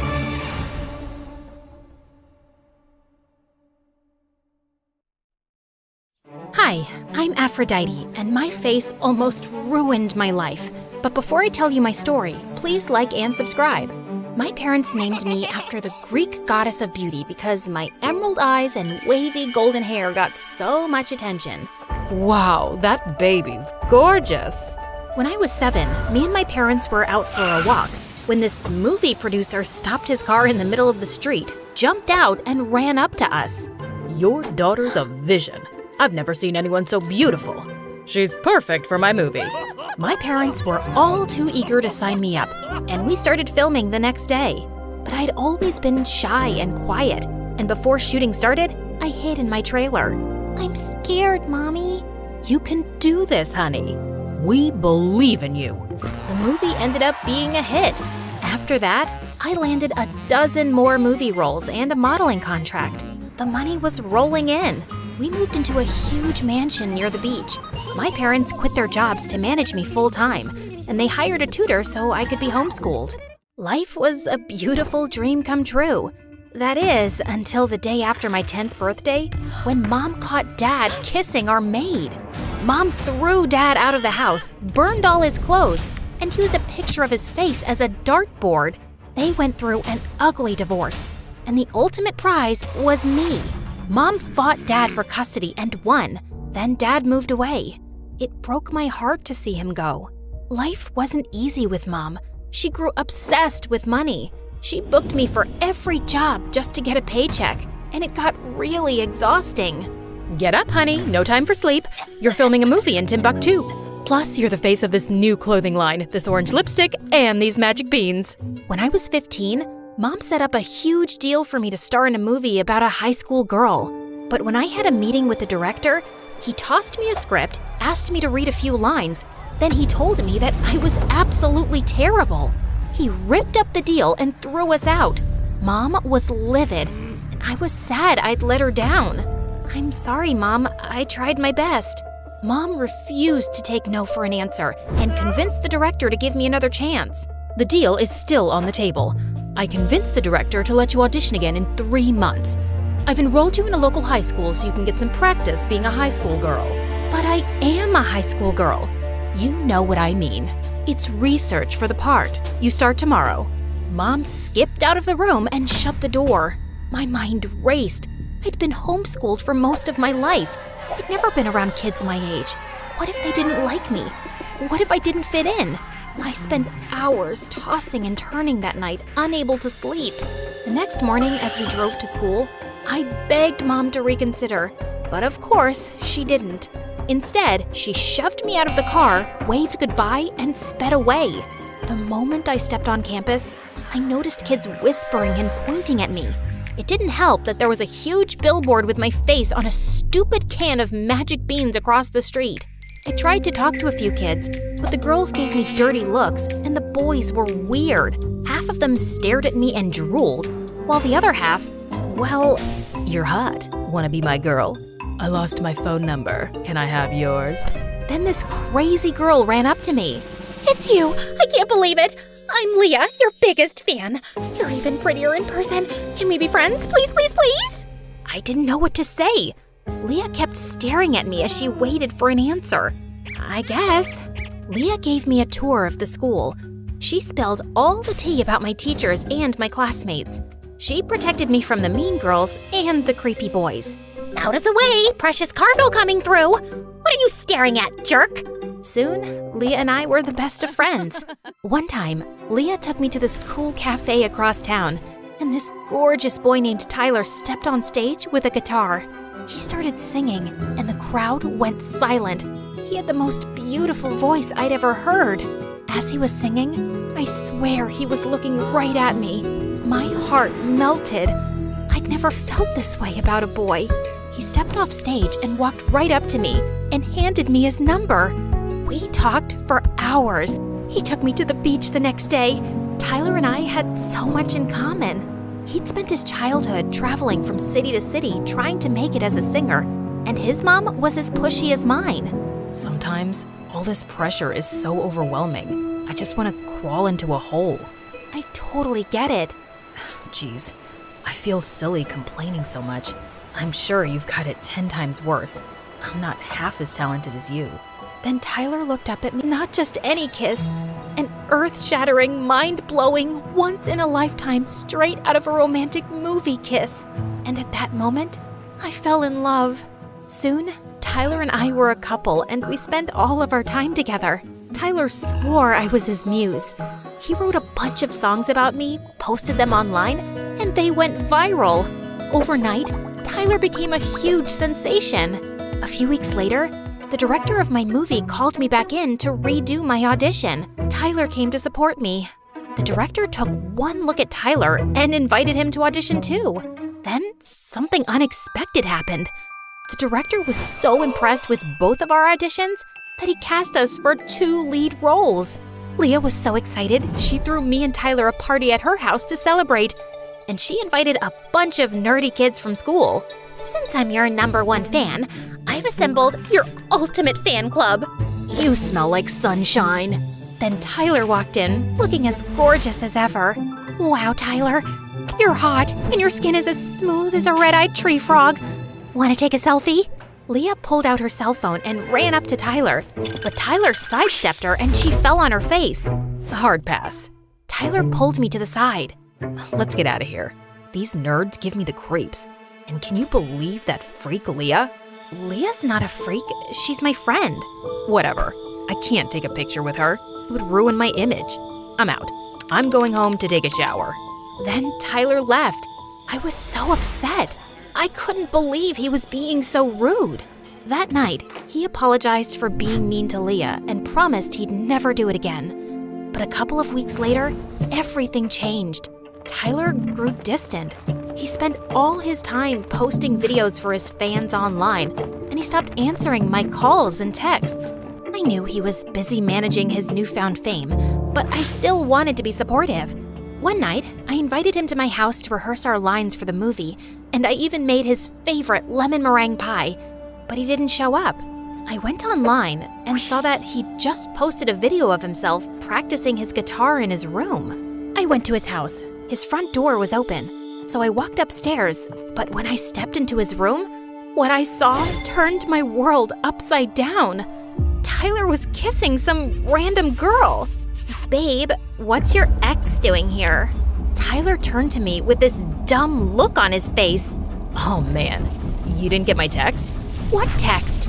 Fine, I guess we'll have to do this the hard way. It's not me, it's you. No, it's not you, it's me. Whatever. I don't want to be your boyfriend anymore. I went bonkers. I smashed the pie in Tyler's stupid face and punched him in the nose. Tyler's girlfriend started screaming like a banshee. Tyler's parents rushed in and broke up the fight. After that, Tyler and his new girlfriend spread rumors that I was unstable, and all of Tyler's fans turned against me. Then the director of our movie called me and gave me the most horrible news. We've decided to take the story in another direction, so you're fired. Have a nice day. I begged him to reconsider, but he hung up in my face. I was devastated. Mom rushed to my side. She'd heard the whole conversation. It's okay. I can fix this. I'll just get you another movie. Mom hopped on the phone to try to get me a new job, but no one would take her calls. She tried bribing a casting director and called in a dozen favors, but no one was interested in hiring me. Then, when I thought things couldn't get any worse, I found out that Tyler's new girlfriend was cast in my role. When Tyler and his dumb girlfriend's movie came out, it was a hit. Every time I turned on the TV or walked outside, I saw their faces on billboards, benches, and posters, and I swear I could hear them laughing at me as I passed. I grew angrier by the day, and I couldn't hold it inside. I started screaming and cursing in the street. Tyler broke my heart and ruined my life, so I vowed to get back at him. I started trolling Tyler online and left comments on all his posts saying that he was a stupid, mean jerk. He blocked me, and then my account was suspended. But I wouldn't give up, so I recruited Leah to help me stake out his house and get some dirt. We painted our faces green and hid in the bushes outside Tyler's house. After a few hours, Leah started to complain. Bestie, can we go? I think a mosquito bit my butt and these ants are crawling up my leg. No, we're on a mission. We can't back out now. Tyler is the enemy. He's evil. He must be destroyed. The next day, Leah and my fan club ambushed me in front of my house. We're worried about you. You're obsessed with Tyler and it's making you crazy. You have to move on and let it go. I burst out laughing.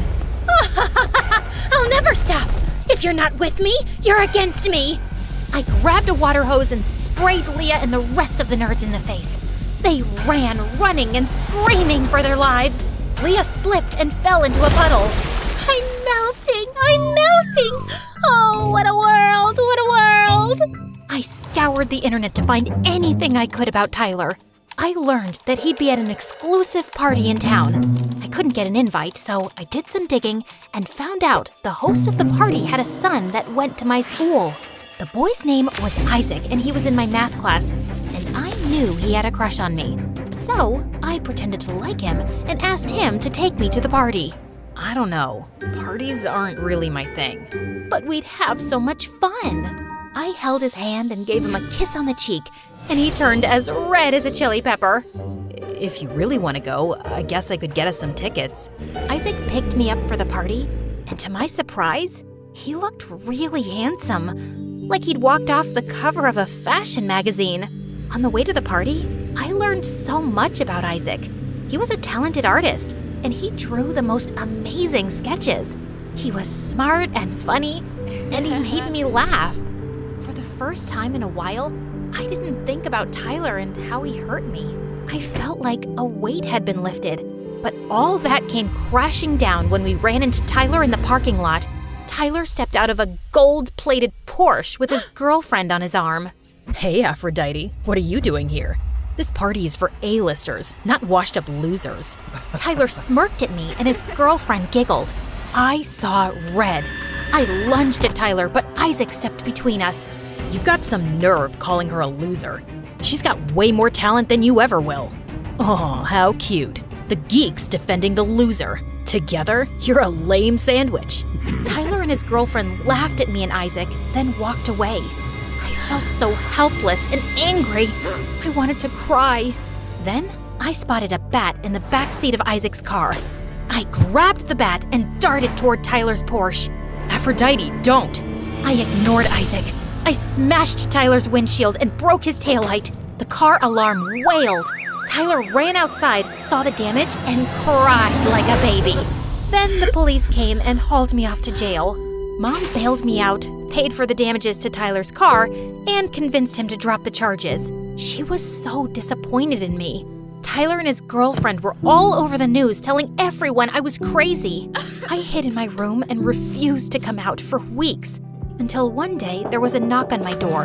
It was Leah and Isaac. Bestie, you've got to get out of bed. Your fan club is worried about you. I'm fine. Just leave me alone. But Leah and Isaac didn't listen. They camped out in my room. They brought me my favorite foods and we watched funny MSA videos for hours. Eventually, I started to feel better. Tyler's a jerk. What he did to you was wrong, but you can't let it change who you are. Isaac's words hit a nerve. He was right. I'd worked for years to develop my career. I couldn't let it all go down the drain. But there's nothing I can do. Everyone hates me. You've still got us, and your talent. Isaac handed me a flyer for a summer Shakespeare festival.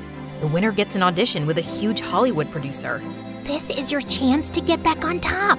I was reluctant at first, but with Isaac and Leah's encouragement, I entered the contest. Though my mom wasn't too happy about it. You're wasting your time. There's no money in plays. That's your problem. It's always about money for you. You pressured me to take stupid jobs and bribed people to give me dumb roles. You took all my joy out of acting. And now, I'm getting it back. Mom gave me the strangest look. Then, she wiped a tear from her eyes. Bravo! I've never seen you have so much passion. You could be a star on the stage or on the screen. I'm sorry, honey. I didn't know I was hurting you. That ends today. Mom promised to have my back, and I felt more confident than ever. On the night of the festival, I poured all the pain and hurt that Tyler caused into my performance. When I was finished, the crowd cheered and gave me a standing ovation. Of all my years as an actor, I'd never felt such a rush.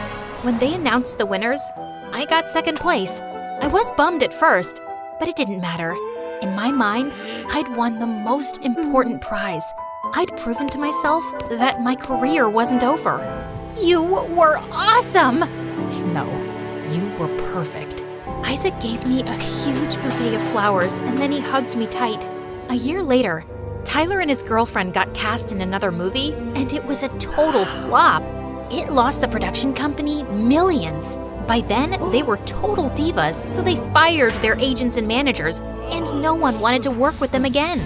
I continued doing plays for the rest of high school and through college, and eventually became a leading lady on Broadway. I hired Leah as my publicist. Duh, I'm her #1 fan. And Isaac stole my heart.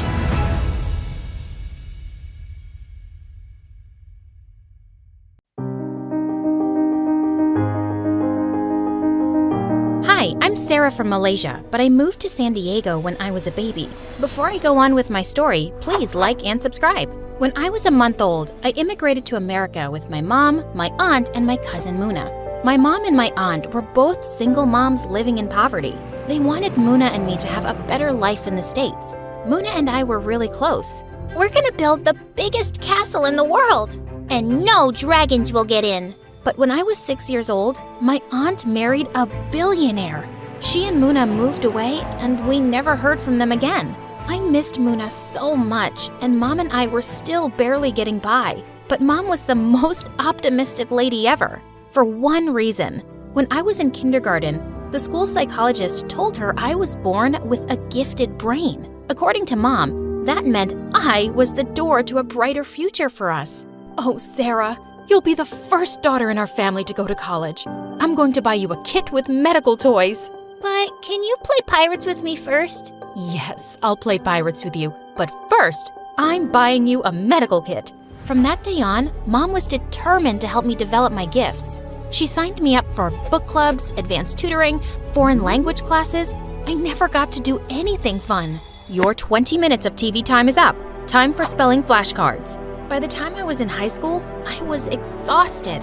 I didn't have the guts to tell Mom that, but then I discovered a new interest. Mom, can I take piano lessons? No, Sarah. Musicians end up homeless. When I was your age, I'd already dropped out of school and had to work as a cleaning girl. You have an opportunity to live a better life than I did. This is why you must study hard and use your gifts well. I saw so much fire in Mom's eyes. I just couldn't let her down because making her happy meant everything to me. One day I was at school when the teacher announced we had a new student. Class, this is Muna from Carmel Mountain. I almost fell back in my seat. It was Muna. I thought I'd never see her again. And she looked so different, wearing heavy makeup and dressed head to toe in designer clothes. By the end of class, everyone was already fawning all over Muna. Where did she get that handbag?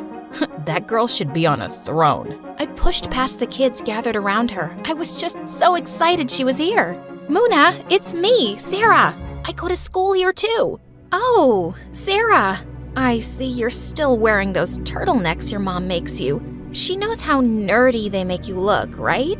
Muna walked away before I could reply and ignored me for the rest of the day. I felt hurt. Wasn't Muna happy to see me? I told Mom about it when I got home, but she didn't seem surprised. Goodness knows how my sister is raising that girl. My sister is the worst. She married a billionaire and never gave me a penny. Lucky for me, I have a brilliant daughter who will be successful and not poor like me. Mom hugged me and I prayed I'd be just as successful as she wanted me to. I avoided Muna at school after that, even though I still wanted to be close with her again. Then one day, Mom and I were at the mall when suddenly, someone in a black mask came up behind Mom and snatched her purse. I ran after the thief, catching and tackling him to the floor. I ripped off his mask, but to my shock, the thief was Muna. Sarah, I'm sorry. I didn't recognize your mom from behind. Please, don't call the cops. I don't want my mom finding out. What is your deal? Why are you going around robbing people? You don't understand. I have no choice, so don't judge me, okay? I have every right to judge my rich cousin who is going around stealing money. Tell me what's going on, or I will tell on you. Fine. Look, I'm having a party Friday night. If you want to come, I'll explain everything to you there. Muna pulled out her phone and handed it to me. Type in your address and I'll pick you up. I was still furious at Muna for stealing my mom's purse and for how she treated me at school. But I was dying of curiosity to know why she was stealing. I left Muna with my address just as Mom walked towards me. I lied and said the cops had caught the thief, and I didn't tell Mom about Muna. I knew at that moment I'd have to go to the party in secret.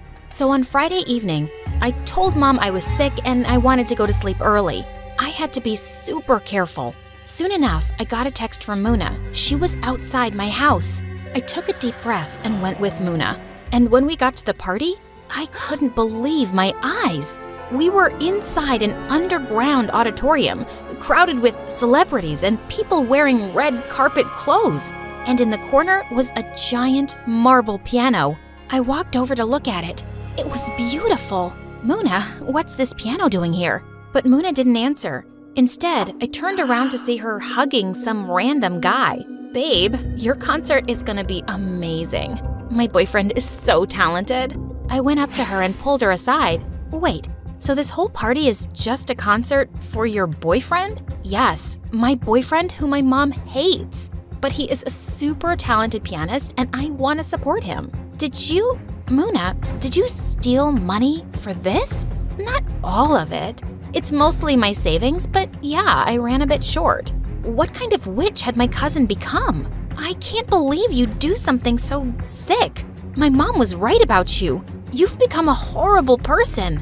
I stormed out of the auditorium before Muna could answer. And standing there on the sidewalk was Mom. I felt like I was gonna throw up. Mom, I was just here to see a friend. It was nothing. Before I could finish my sentence, Muna came up behind me, and Mom's jaw dropped. It was you. You dragged your cousin to an underground party, even though you knew she was ill.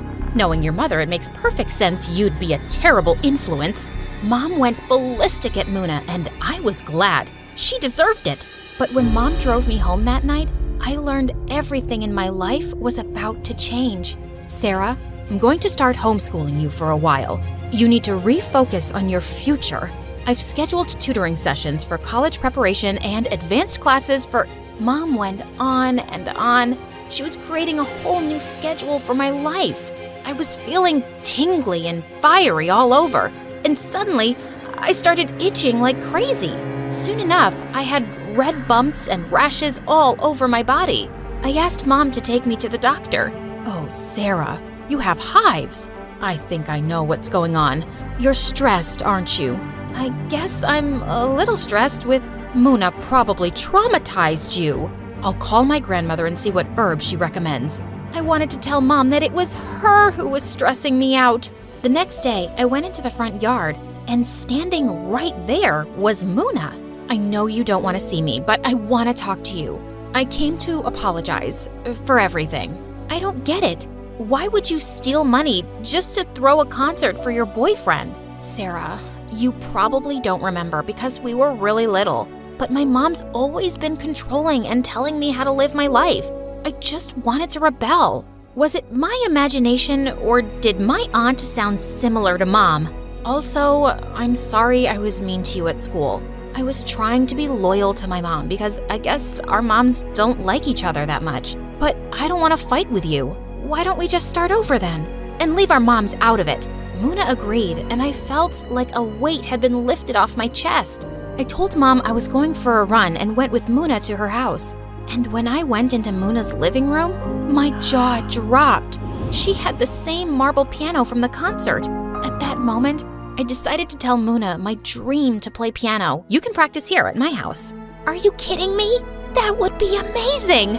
So from that day on, I went to Muna's house secretly to teach myself piano, only when my aunt wasn't home. Soon enough, I was good enough to perform a recital.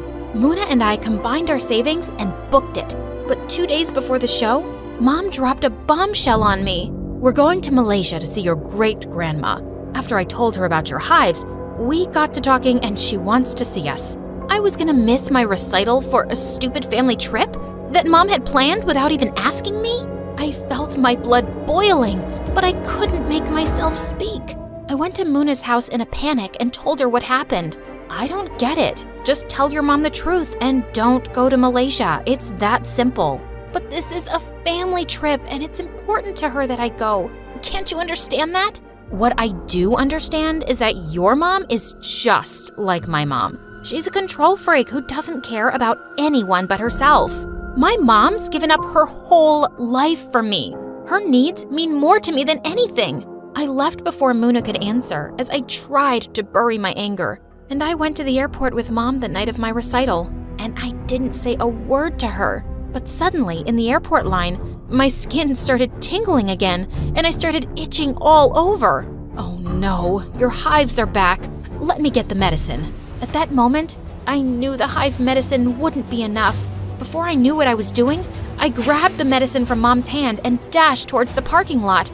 Mom yelled and ran after me, but I got into a taxi before she could catch me. I was heading to my recital, and I wasn't letting her stop me. I arrived just in time for my performance, and when I played my piece, the audience was blown away. But then in the front row, I saw Mom. She just stood there, completely silent. I went over to her after the show. I don't even know who you are anymore. You, young lady, are coming to the airport with me this instant. Mom took both my arms and tried to drag me away, but something inside me burst. I'm not going to Malaysia with you, Mom. I'm sick of you trying to control my life. I'm not a baby anymore. Sarah, you're behaving like an ungrateful brat after everything I've done for you. Mom yanked my arms harder, but I pulled back, and to my horror, we tumbled, hitting the ground. Everyone around us gasped and started gathering around Mom. I hadn't meant to push Mom, but now she was being rushed to the hospital. What had I done? At that moment, Muna came up to me. Sarah, I just saw what happened. I have to go to the hospital now to check on her. Muna, I can't believe I did that. I was just so mad, but it was an accident. I'll go with you to the hospital, but you did the right thing by standing up to your mom. Remember that, okay? When we got there, I found out Mom had broken her ankle, but it was nothing serious. As soon as Mom saw me, I ran to hug her. Mom, I'm so sorry. You know I didn't hurt you on purpose, right? I know that, sweetheart. I know I can be overbearing at times. That's how your aunt and I were raised. It's all we've known. But I have to make my own decisions. I love playing piano. Also, I know you and Aunt have your differences, but I like Muna, and I'm gonna keep hanging out with her. Sweetie, I'm not going to lie and say I agree with all of your choices. But in the end, your happiness is the most important to me. Your performance was beautiful, darling. I love you, Sarah. I love you too.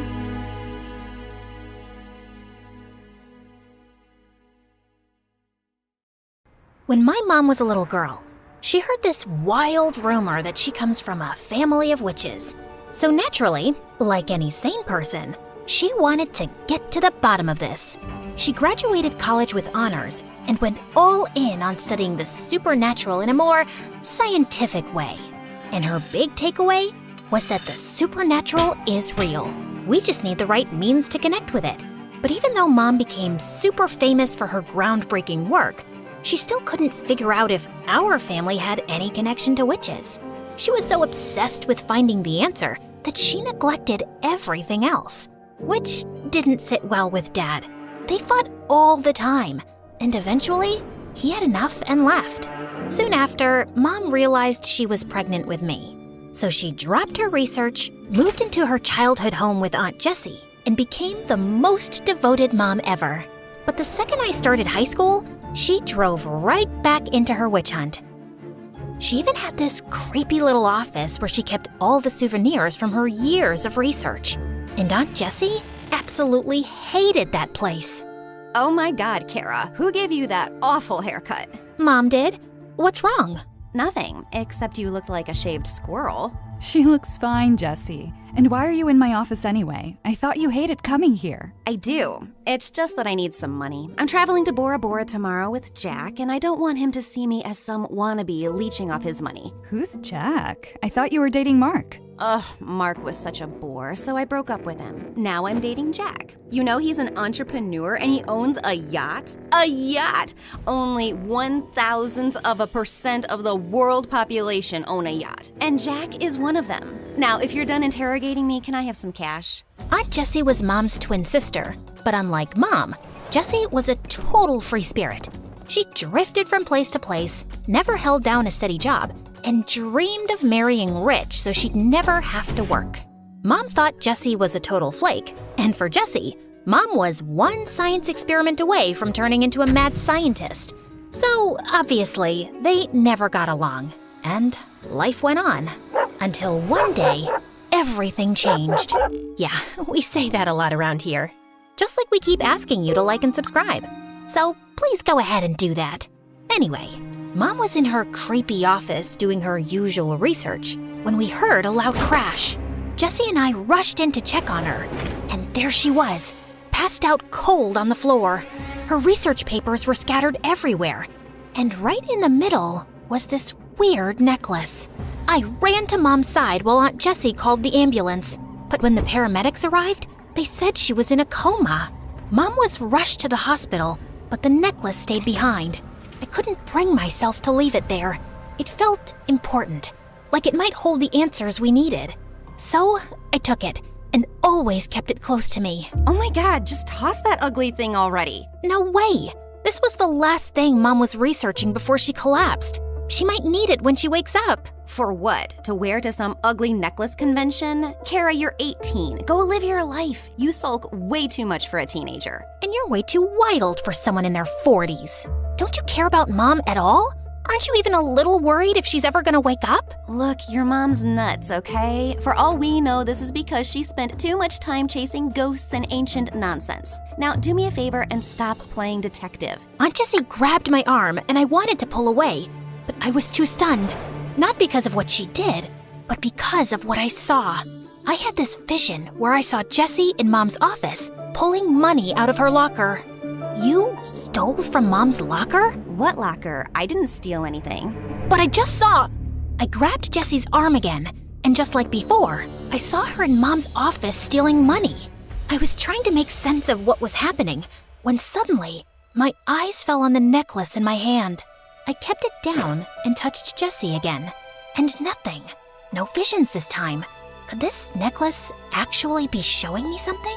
Oh no, you've got that look. The same one your mom got whenever she went on about ghosts or spirits or whatever nonsense she wasted her life chasing. Jessie kept groaning about something, but my brain was stuck on the fact that the necklace actually had powers. Every time I held it, these weird flashes would hit me. I didn't totally get what they were. Maybe they were some blurry sneak peeks into the future. Honestly, with Jessie's track record, seeing her steal from Mom felt pretty believable. But I needed proof that this thing was legit. So the next day, I wore the necklace to school, and like I suspected, every time I bumped into someone, I saw a glimpse of their future. Like, I accidentally brushed up against Madison, our cheer captain, and saw her flipping out in front of everyone. Sure enough, later that day, she dumped her boyfriend and destroyed his locker. I also saw Kyle, the class clown, going home alone to his cats, which was kinda sad. But then, I saw the rude school janitor having a terrible lunch that would keep him in the bathroom all afternoon. That instantly lifted my spirits. Oh wow, this is the best day ever! Whee! Talking to yourself, Kara? Is that your secret strategy to beat me on the test? Hate to break it to you, but it's not gonna work. Ugh, Ethan. Of course he had to walk in and ruin my perfect day.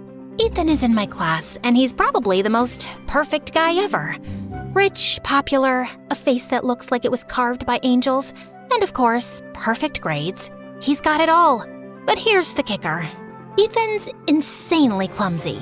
It's almost a talent, how bad he is at holding on to things. Lunch trays, expensive vases, kittens, you name it, he's probably dropped it. And yet, somehow, his clumsiness just makes him even more charming to everyone. Well, everyone but me. I just thought it was hilarious how someone so perfect can be such an uncoordinated mess. Oh my God. Ethan, are you okay? Did you hurt yourself? Yeah, I'm fine. Just slipped a little, no big deal. Quick, someone get ice. Call the nurse. Ethan, how many fingers am I holding up? 2? What's so funny? Oh, nothing. It's just, isn't this a little dramatic? He just tripped. He's not dying. Just for the record, I could have seriously hurt myself. What if I hit my head and broke my neck? Would that be serious enough for you? Oh my God, you're fine. You may have a concussion, but that's about it. And you literally fall every day, Ethan, multiple times a day. And you're walking just fine, aren't you? Ethan gave me the stink eye, and since then, he's been in this weird, unspoken competition with me. He tries to beat me at everything. Grades, gym class, who gets to the front of the cafeteria line first. And even though I have no idea why he's doing that, one thing's for sure. There's no way I'm letting him win. I'm here. I'm not late. Ew, what's that smell? Did you run here? Just ask Kara and I'll lend you a couple bucks for the bus next time you're late. At least I can run without tripping over a rock and rolling down the street. I don't need to run. I have a car with a private driver. And thank God for that. Or God knows how many people you would have run over by now, you clumsy fool. How dare you! Ethan lunged at me, but his foot caught on the desk, and he crashed right into me. As soon as we touched, I had this crazy vision of Ethan wandering through a forest, moving deeper like he was searching for something. And then suddenly, he reached the edge of the cliff and fell. If you keep staring at me like that, you'll fall in love. Ugh, as if. Get off me. And yeah, maybe stay away from cliffs for a while, okay? What? Did you not get enough oxygen to your brain while running over here? Just then the teacher walked in and we rushed back to our seats. That entire day, I couldn't help keeping an eye on Ethan. Even though he was a jerk, I didn't want him falling off a cliff because of some mysterious entity. That would break too many hearts at school. So later, when I saw him walking toward the woods behind the school, I decided to follow him, but he'd already walked in deeper. I kept walking straight, trying to stay optimistic, when I finally saw Ethan moving towards the cliff in a trance-like state. Ethan, stop! No response. I screamed for him again, but when he didn't stop, I ran towards him and pulled his arm, snapping him back to reality. Kara? What? Where am I? You walked into the jungle. You don't remember? No, I remember being at football practice, and now I'm just here? How did I even get here? And wait, how'd you know where to find me? Were you following me? You were, weren't you?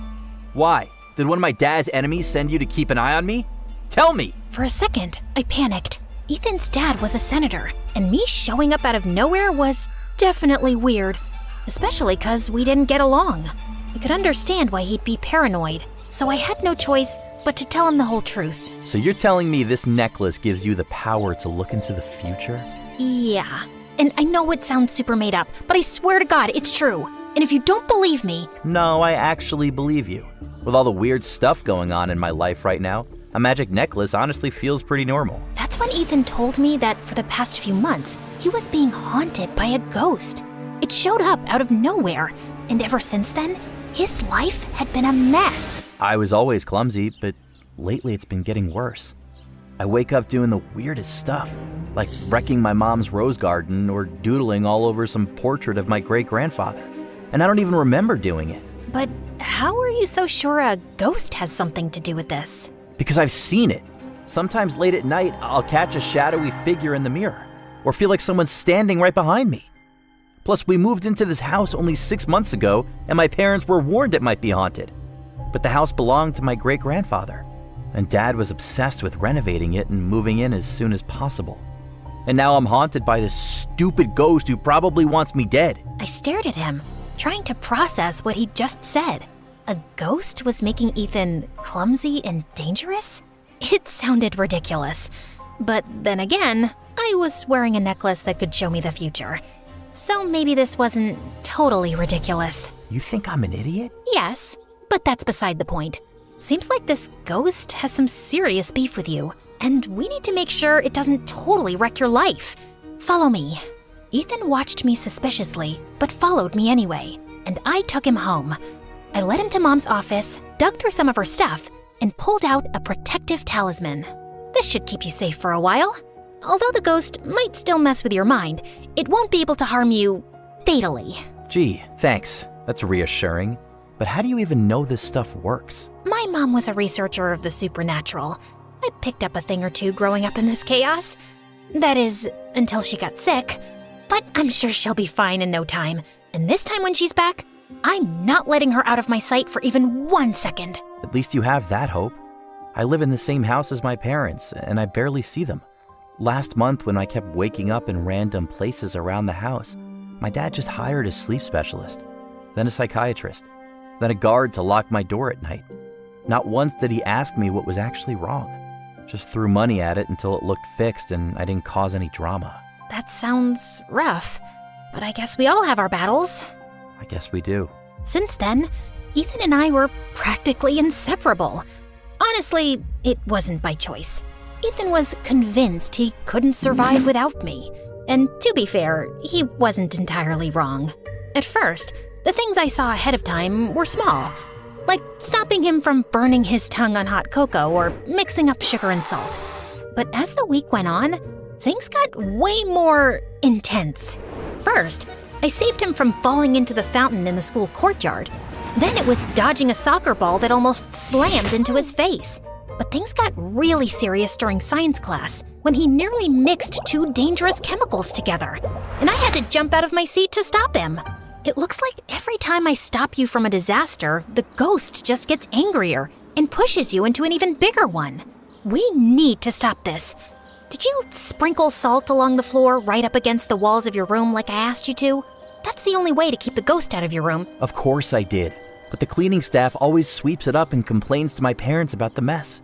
They think I've lost my mind. Then ask one of your bodyguards to watch over you at night. You've got plenty of those, don't you? What am I, 5? My parents would think it's weird. You have to come up with a better solution. Like what? I can't watch you 24/7, Ethan. There's got to be another way. I have an idea. Ethan's brilliant idea was to sneak me into his massive walk-in closet overnight without anyone noticing. But why can't I just come in through the front door like a normal person? I mean, you're kind of popular. Don't you have friends coming over all the time? You mean those kids I hang with at school? They're only around because my dad's loaded. None of them are real friends. And even if they were, my dad's way too paranoid to let anyone in without running them through 100 security checks. Seriously, sneaking in is just easier. And way more claustrophobic. You'll survive. But it was tougher than it looked. Ethan's place was like a fortress. Big, sprawling gardens, guards crawling everywhere with dogs that would rip you apart. Even his closet was bigger than my room. So I slipped in and waited for Ethan while his guards patrolled the house. But with the blackout, the air felt heavy, and I started to feel dizzy. Before I knew it, everything went dark, and I passed out. When I opened my eyes, I wasn't in the closet anymore. Instead, I was standing in a dimly lit hallway with creaky wooden floors and walls lined with old paintings. Finally awake, Sleeping Beauty? I spun around to see a girl my age, dressed like she had just walked out of a 19th century drama. What is this? Where am I? Who are you? Slow down, woman. One question at a time. You're having a dream, and I'm the ghost of this gorgeous house. You're the one haunting Ethan? Haunting is such a dramatic word. Let's just say I'm invested in his miserable little life. Why? Because I enjoy tormenting pretty boys.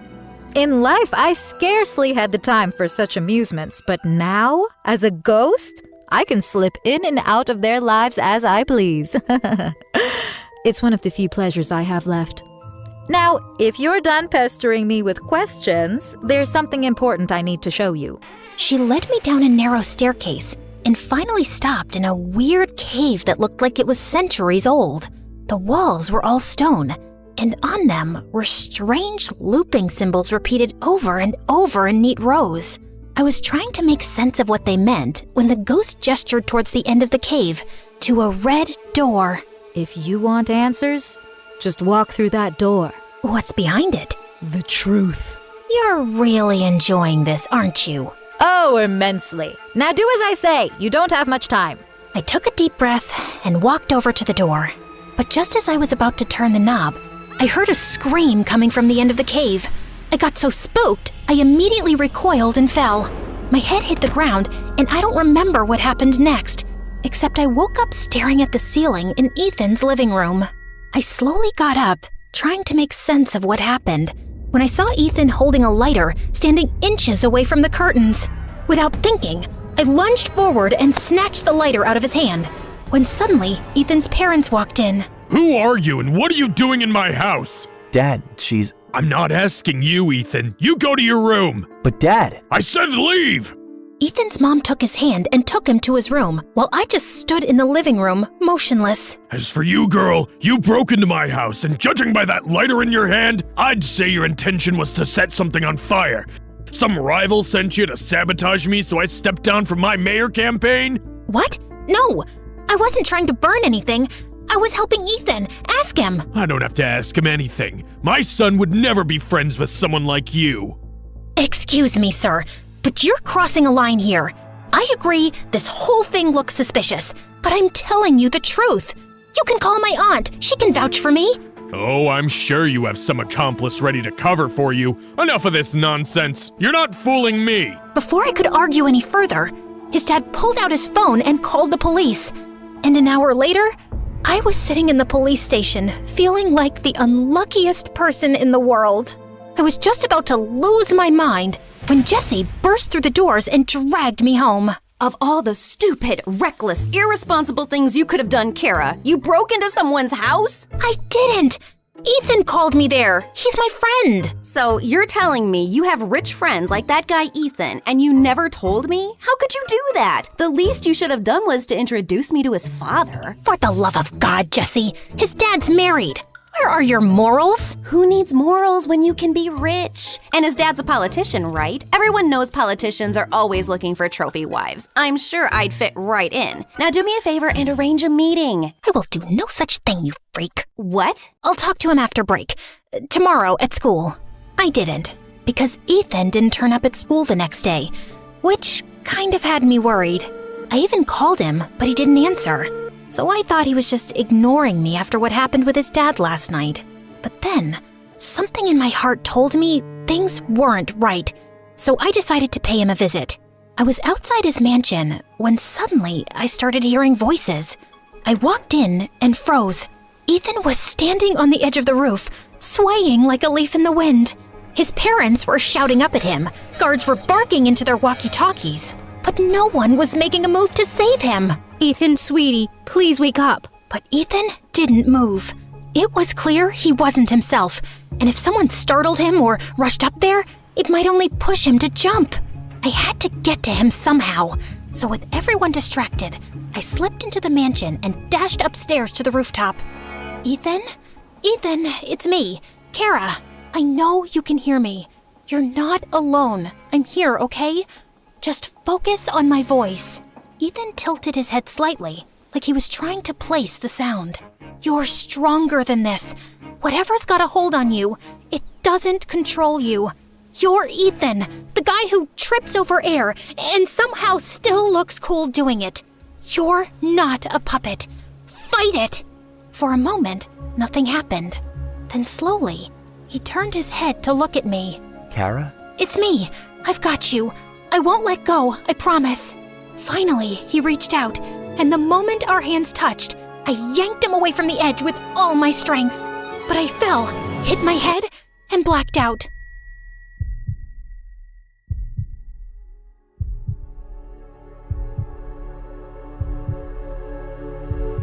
And when I woke up, I was in Ethan's room. What happened? You hit your head. Kara, I don't know how to thank you. If you hadn't come, I don't think I'd still be here. Good thing I showed up then. There's also something else you should know. Ethan reached into his pocket and pulled out my necklace. The chain was snapped, and the strange pendant was cracked right down the middle. I found it next to you after you fell. Oh no! It was the one thing that still connected me to my mom. I'm so sorry, Kara. I'm sorry that I dragged you into this mess. It wasn't your battle to fight. In fact, there's something you should know.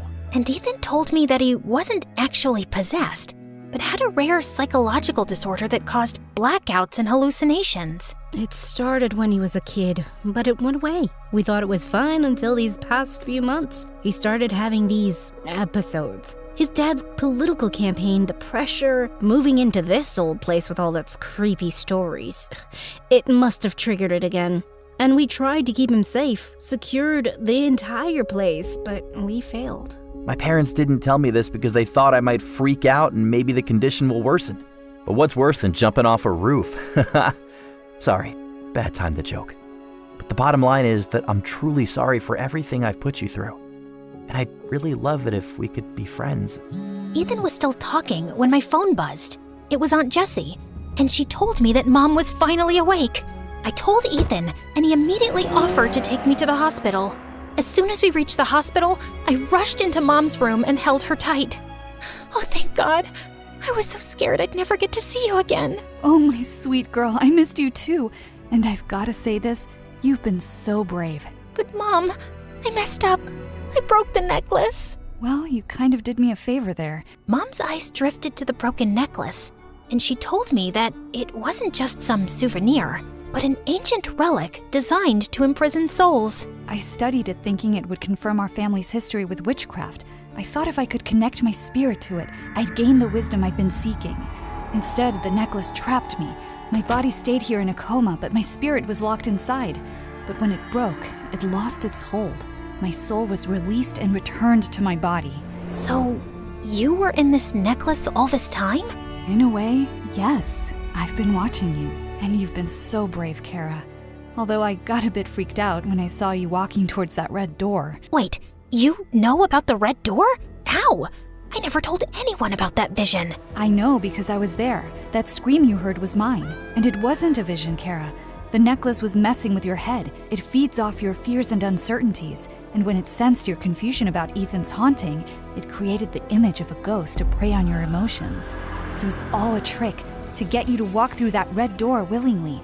And if you had, you'd be trapped just like I was. So, you mean everything I saw in my visions was my imagination? But what about the stuff that came true? The necklace has this strange power of showing you bits and pieces of the future, but never the full picture. It keeps you curious, making you rely on it to guide you. That's how it earns your trust and manipulates you. I think I'm gonna lose my mind. No, you won't, because I will never let this happen again. I'm done with these studies, Kara. I lost sight of what matters and nearly lost everything. I think I want to focus on my family again. I'd love that too, Mom. Great! Now that you're both reunited, maybe we can talk about my Bora Bora trip? No? Fine, I'll just sit here quietly. We all laughed, and it felt like a new chapter had begun. The necklace was gone, Mom was awake and back with me. And as for Ethan, well, he's still clumsy as ever. But at least he's taking therapy, so he won't roll off another building and blame it on a ghost.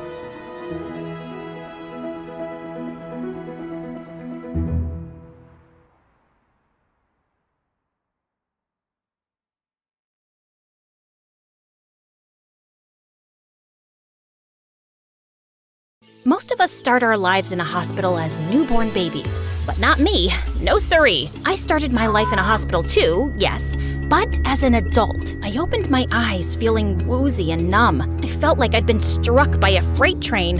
She's up! She's finally up! Nurses and doctors surrounded me from all sides, examining me excitedly. What's going on? Can you tell us who you are? I'm me. Who else am I supposed to be? The Queen of England? Your name. What's your name? I racked my brain trying to remember, but I just couldn't. In fact, I couldn't remember anything. It was like my brain was filled with dust bunnies. What was my name? Hi, I'm Harper. Yeah, I know my name now. And I woke up in a hospital bed one day with no clue who I am. But before I continue my crazy story, please like and subscribe. There was nothing wrong with me, except, my amnesia. The doctor told me my name, that I was 18 years old, and apparently, I'd been unconscious since an accident I'd had 2 weeks ago. But what she said next turned my world upside down. Both of your parents are in jail. My jaw dropped to the floor. I was the daughter of some criminals? Just when I thought things couldn't get any worse, the doctors decided to kick me out. Release me from the hospital. No other friends or family came forward, so you'll have to manage on your own. How on earth am I supposed to do that? I barely know my own name. You're physically and mentally fine, and you'll start to regain your memory over time. Here are your belongings, and I've called you a cab to your home address. And that's where we'll be sending you the bill too. Now goodbye. And then she practically pushed me out the door. Just wow. I hoped I wasn't some kind of weird loser or a creepy pariah.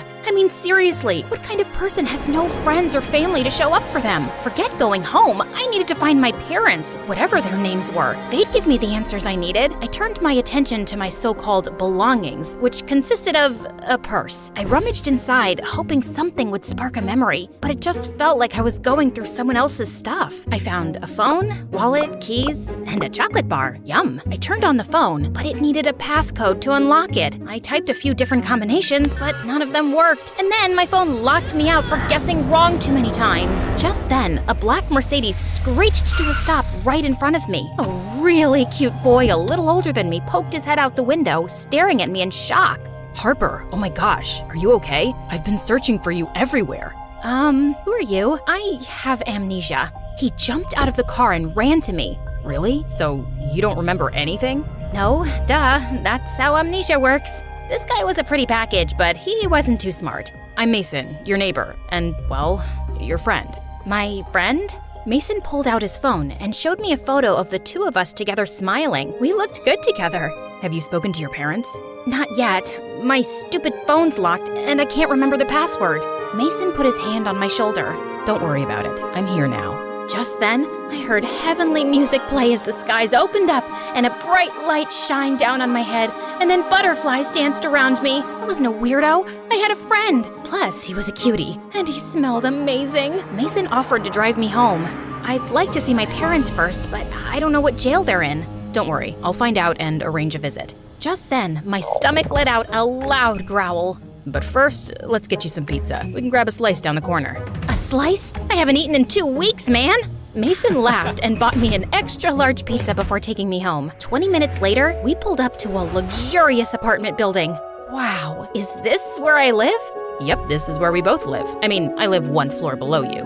Mason was the perfect gentleman. He helped me out of the car, opened every door for me, and generously tipped the doorman. As we rode the elevator to the penthouse floor, Mason's hand brushed against mine, and my heart skipped a beat. Mason said we were just friends, but it felt like we were so much more. I thought to ask him, but I was too shy. What if he didn't like me that way and was just being nice? I didn't want to scare him off, so I stayed quiet. My apartment was huge and so fancy inside, with expensive furniture, exquisite paintings, and crystal chandeliers. A family portrait hung on a wall with a gold-plated frame, and I paused in front of it. My parents looked like really nice people. Mason, what are my parents' names, and why are they in jail? Suddenly, he looked really uncomfortable. Mr. and Mrs. Harrison did some illegal stuff, but I don't know the details. I'm sorry. Then Mason told me he had to go, and I was all alone in my so-called home. I roamed around, touching and smelling things, trying to get my memory back, but nothing worked. I tried to open my phone again, but I still couldn't unlock it. I started to get tired, so I tossed it on my dresser and went to bed. The next day, Mason showed up at my doorstep looking all swoon-worthy, with his dark eyes and his movie star hair. I've got something for you. He showed me a perfectly wrapped gift. I tore off the paper and found a new phone inside. I know you can't unlock yours, so I got you a new one. Also, I have my best people trying to find out exactly where your parents are. We'll find them soon. I threw my arms around him, absolutely smitten. Later that day, I tried looking up my parents online on my new phone, but nothing about them popped up. I'd just have to wait for my visit. But thank God I had Mason, and we started hanging out every day. At my place, at his place, fancy restaurants, and museums. One day, we were walking in the park, and we saw a bunch of kids running up to an ice cream truck, but one boy was standing on the side with a sad face. Hey kid, what's the matter? I can't afford to get any ice cream. Well, how about I buy you a banana split? Or maybe 2 scoops of cookies and cream? A couple of kids appeared out of nowhere. They didn't have any money for ice cream either. I gave each of them a $100 bill, and they all ran cheering and screaming to the ice cream truck. I turned around to see Mason looking at me with a huge smile. What? Did a bird poop in my hair? I hate when that happens. No, I just think you're wonderful. Then he pulled me into his arms, and my face was inches away from his. Mason, were you and I ever more than friends? No, but I wanted us to be. We can be now. And then he gave me the most amazing kiss, and I practically melted in his arms. A couple days later, Mason took me to the aquarium, but as I saw all these kids with their parents, I felt kinda sad. Hey, are you still thinking about your parents? Yeah, I still don't remember them. Not exactly, but I want to see them and talk to them. Maybe if I do, my memories will come back. Mason sighed and then took my hand in his. Listen, Harper, we've managed to find them, and I can arrange a visit very soon. But before that, there's something you need to know. I should have told you this earlier, but before Mason could finish, this girl ran up to us screaming excitedly. OMG, Harper? Is that you? Hey, I'm sorry, I don't remember you. Mason tried to hide behind me. And Mason? Hi, Jackie. I knew it! Knew what? Oh, Harp, you're so hilarious! I'm your friend, and I knew you always had a crush on Mason before you started hating his guts. How'd you ever patch things up? Mason turned as red as a cherry popsicle. I have no idea what you're talking about. You called him Mason the Maniac, and you wanted to crush him for ruining your life. You spray painted his house, scratched his car with your keys, threw a brick through his window, and created a website that listed 1,000 reasons why he shouldn't be trusted. What? That's crazy. Why would I do something like that? Yeah, you went a little psycho. But Mason did write that article which got your parents arrested. Are you insane? Mason would never do that to me. Tell her, Mason. Mason? Mason lowered his eyes. Harper, I can explain. It's okay, Mason. I can show her myself. Jackie pulled out her phone and showed me a news article with a headline that read, "Whiz Kid journalist puts criminal couple behind bars." The whiz kid was Mason, and the couple were my parents, and their names were Mr. and Mrs. Smith. Right beneath my parents' photo, there was a link to a video. With trembling hands, I clicked the link. It showed the police hauling my parents out of our apartment building, while a dozen reporters were taking pictures and firing questions. And Mason was right there in the front, with a smirk on his face. We're innocent. We didn't do this. That sneaky kid Mason is out to get us. Then suddenly, I came running out of the building and tackled Mason to the ground. We crashed into the reporters, then the video ended. It's not what it looks like. Yes, it is. I just couldn't believe it. Suddenly, I got so mad my hands started shaking. I slapped Mason really hard across the face, then stormed off. I took a taxi straight home and spent the rest of the night crying into my pillow. Mason called me a dozen times, but I refused to answer. He even came to my door with flowers, but I ignored him. I looked my parents up online. I found Mason's article and read all about my parents' crimes. Mason accused them of stealing from tons of banks, museums, and even a children's hospital, but my parents claimed they were innocent, and Mason was a liar. He'd lied to me about being my friend too. No wonder I hated his guts. One night, when I was watching love stories on MSA, no, don't trust him. He's hot, but he's a bad guy. And stuffing my face with ice cream and cookies, I got a call from the apartment building's reception desk. Ma'am, there's a call for you from your mother. I'm putting you through. I shot up straight as an arrow. My mom was calling me from prison? Oh, Harper, how are you? We heard you were in the hospital after the accident, and then you were released. I wasn't allowed to make calls any sooner, and I tried your cell phone first. Oh, I've been so worried, love. Mom, where are you? Can I come see you? I was able to schedule a visit to prison for the next day. I met my mom in this big room surrounded by other inmates and their visiting families. Oh, I can't believe you're here. Your dad wanted to see you too, but he got into a fight with an inmate and isn't allowed visitors for a week. I've missed you so much, baby. Suddenly, I just broke down in tears. Mom, I'm so confused. I lost all my memories in the accident. What? You don't remember anything? No, nothing. I just know that you're in jail because Mason said you guys did all these awful things. Mason? Oh, what I wouldn't do to wring that boy's neck. We wouldn't be in this mess if it wasn't for him. He's evil, Harper. You can't trust a word he says.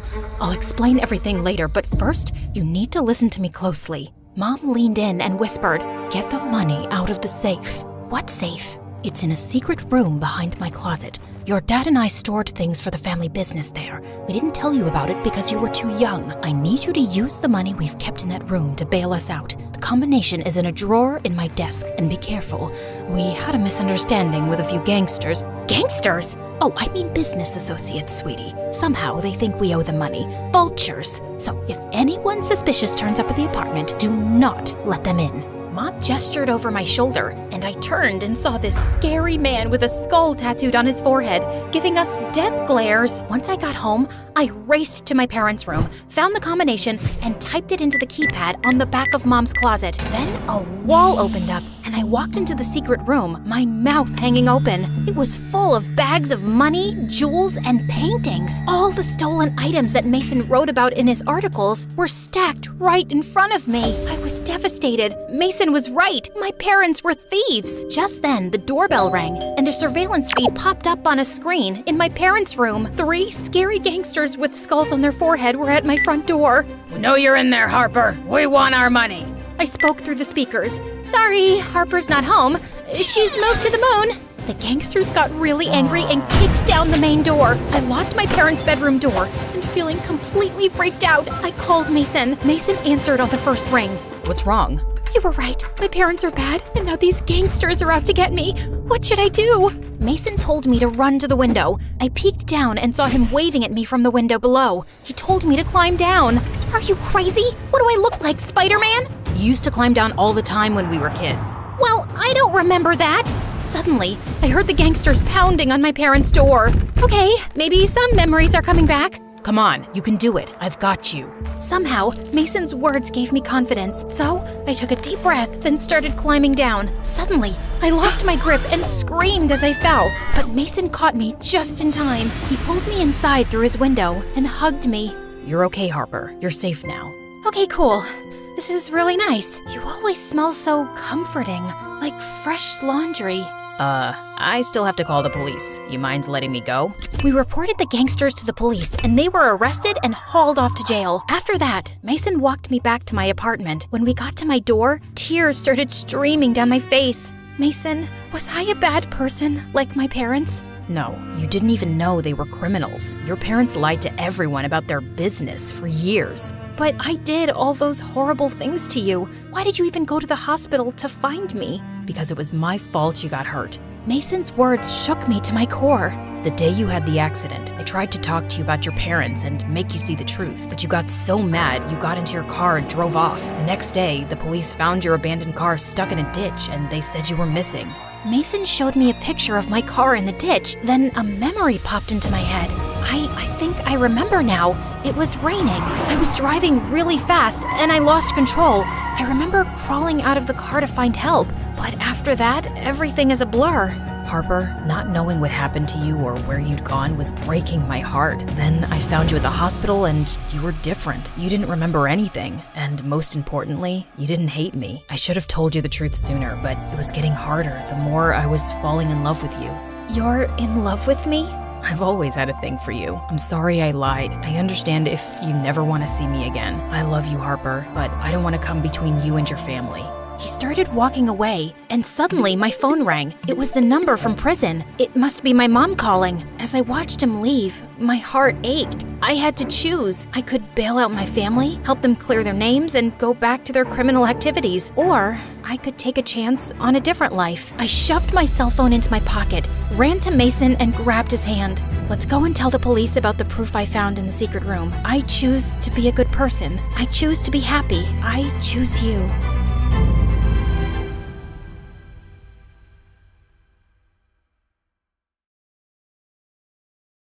Hi, my name is Ariel, and I'm from the Philippines. Please like and subscribe. Ever since I can remember, I lived with my mom in a small town in the country. Mom worked as a cook in small households and made sure I had everything growing up. But I always missed some company while she'd be away working. Mommy, I want to go with you. I get so bored here all by myself. I don't even have a sibling to play with. Oh, honey, you should try and make friends with the other kids. But that was next to impossible. As a kid, I was very shy, but that wasn't the only issue. I was taller than the other kids my age, so whenever I tried to play with them, they'd freak out and run away. But I'm really 6 years old. Yeah, and I'm Jennifer Lopez. Go away, kid. You're too big for this ride. I couldn't go on rides or enjoy the other things with kids my age. And as I was growing up, my height was sprouting with the speed of light. By the time I was in the 8th grade, I was already outgrowing the shower heads, bathtubs, and even the doors. And the kids at school were the meanest. Why are you eating in the cafeteria, giraffe? Go eat the trees outside in the garden. I can see the inside of your nostrils. Why don't you cut the forest inside there, giant? Ugh, they just wouldn't stop. One time when I was in the washroom, some girls came and threw the cleaning water all over me. My mom says you're a devil child. This is gonna wash off all your evilness. This was it. I could no longer contain my anger and pushed them away, but they fell to the floor, acting all hurt and weak. She hit me. She hit me. The giant went all Hulk and hit me. She ran crying to the principal, and my mom was called in no time. And I was put in detention for a week. Later, when I reached home, I was furious. I don't want to go to school anymore, Mom. Those kids are just mean. It was all their fault, but no one cares because the way I look, it's always my fault. Honey, it's fine. It's just a week and we can spend it together. No, Mom, you don't understand. I feel so lonely sometimes. If only I had a sibling, it would have been so much better. And no one would dare to touch me. Suddenly, Mom's expression changed and she burst out crying. You do have a sibling. You have an elder sister. She looked like she instantly regretted saying that, and I was stunned. What the freaking peacocks? Mom, what are you talking about? I have an elder sister? I didn't want to tell you this. But yes, when your father and I separated, we decided to take custody of one child each. I chose you, and your dad took your elder sister, Pearl. Oh my God! Why did you never tell me about this before, Mom? All this time while I was wishing and crying I'd have a sibling, you hid the whole truth from me? Why? Suddenly, Mom burst into tears. I was too young when I married your dad, and he was a difficult man. I had no choice but to leave him. I'm so sorry, honey. Please understand me. I knew she must have her reasons, but I was so mad at her for keeping the secret for so long. I went inside the only room we had in the house and shut the door tight. But minutes later, I could hear people shouting. What was going on? I ran downstairs and Mom was freaking out too. Ariel, honey, we have to get out of here. There's a flood coming. We need to leave this place right now. A flood? Were we gonna die? We didn't have enough time to vacate the place, so Mom grabbed the important stuff and money, and we left our home before the flood reached us. After hours of traveling and rescue team operations, we were finally provided with a shelter. But when I saw Mom all sad and tired, I couldn't help but hug her. I'm so sorry I was mad at you, Mom. But now, please tell me everything about my dad and my sister. Maybe we can go find them. But Mom looked at me with confused looks. Oh, honey, I don't know where he is. All the papers and documents and his address, everything was in the house, and now it's probably floating around somewhere in the floods. What? This was insane. Now my only hope of finding my sister was gone. But things took a more drastic turn when we had to leave the country and go to Europe. And surprisingly, this place was super awesome. Almost everyone was as tall as me, and I decided I wasn't going to be a crybaby anymore. I'd become strong and independent to help Mom. Soon after, I started browsing for jobs all through the newspapers and found a perfect one for Mom and me. She got appointed as the head chef in an Asian restaurant, and I took the job there as a waitress. A few days later, when I was serving the customers, a lady held my hand and screamed her lungs out, "Oh God, Jesus, you're perfect!" The lady told me her name was Sheila, and she was a huge fashion person. She wanted a new face for her upcoming fashion magazine, and according to her, I was just perfect as a model. I couldn't believe my ears. This was really happening. I ran to Mom, all excited to tell her the good news, and she had the best reaction. "Oh, honey, I'm so proud of you. This is like a miracle." But I had to shift to the trainee headquarters in another city and live there with the other trainees. I moved out of Mom's place, and Sheila took me to a place where everyone looked like Barbies and Kens. And Veronica was the prettiest of them all. She was literally a queen. Get the heck out of my face. What are you staring at? And a witch, too. Just then, another girl came to me. Ignore her. She's just too proud of her looks and her father's money. By the way, I'm Amy. Amy was my roommate, and she was the sweetest girl I knew. We got along just like sisters. Then the day before our first big shoot, when everyone was prepping, Veronica came and handed me a box. "Sheila asked me to give this to you. It's the latest cosmetics. You can put them on for your show tomorrow." For some reason, she seemed unreasonably sweet, and I could tell something was off. So I put the box aside, but later when I went out of the room, I saw Amy screaming. "My face, it's burning. What was in that cream?" "Oh God, Veronica, she gave the cream to me." I went to her room and kicked the door open. I wasn't just tall, I was frickin' strong too. "Are you crazy? Why would you do that?" "'Cause I've been here for months and I deserve to be the face of the cover magazine. I won't let you take my place." "So you'd try to ruin my face?" "Oh, not just ruin it, but burn it to ashes."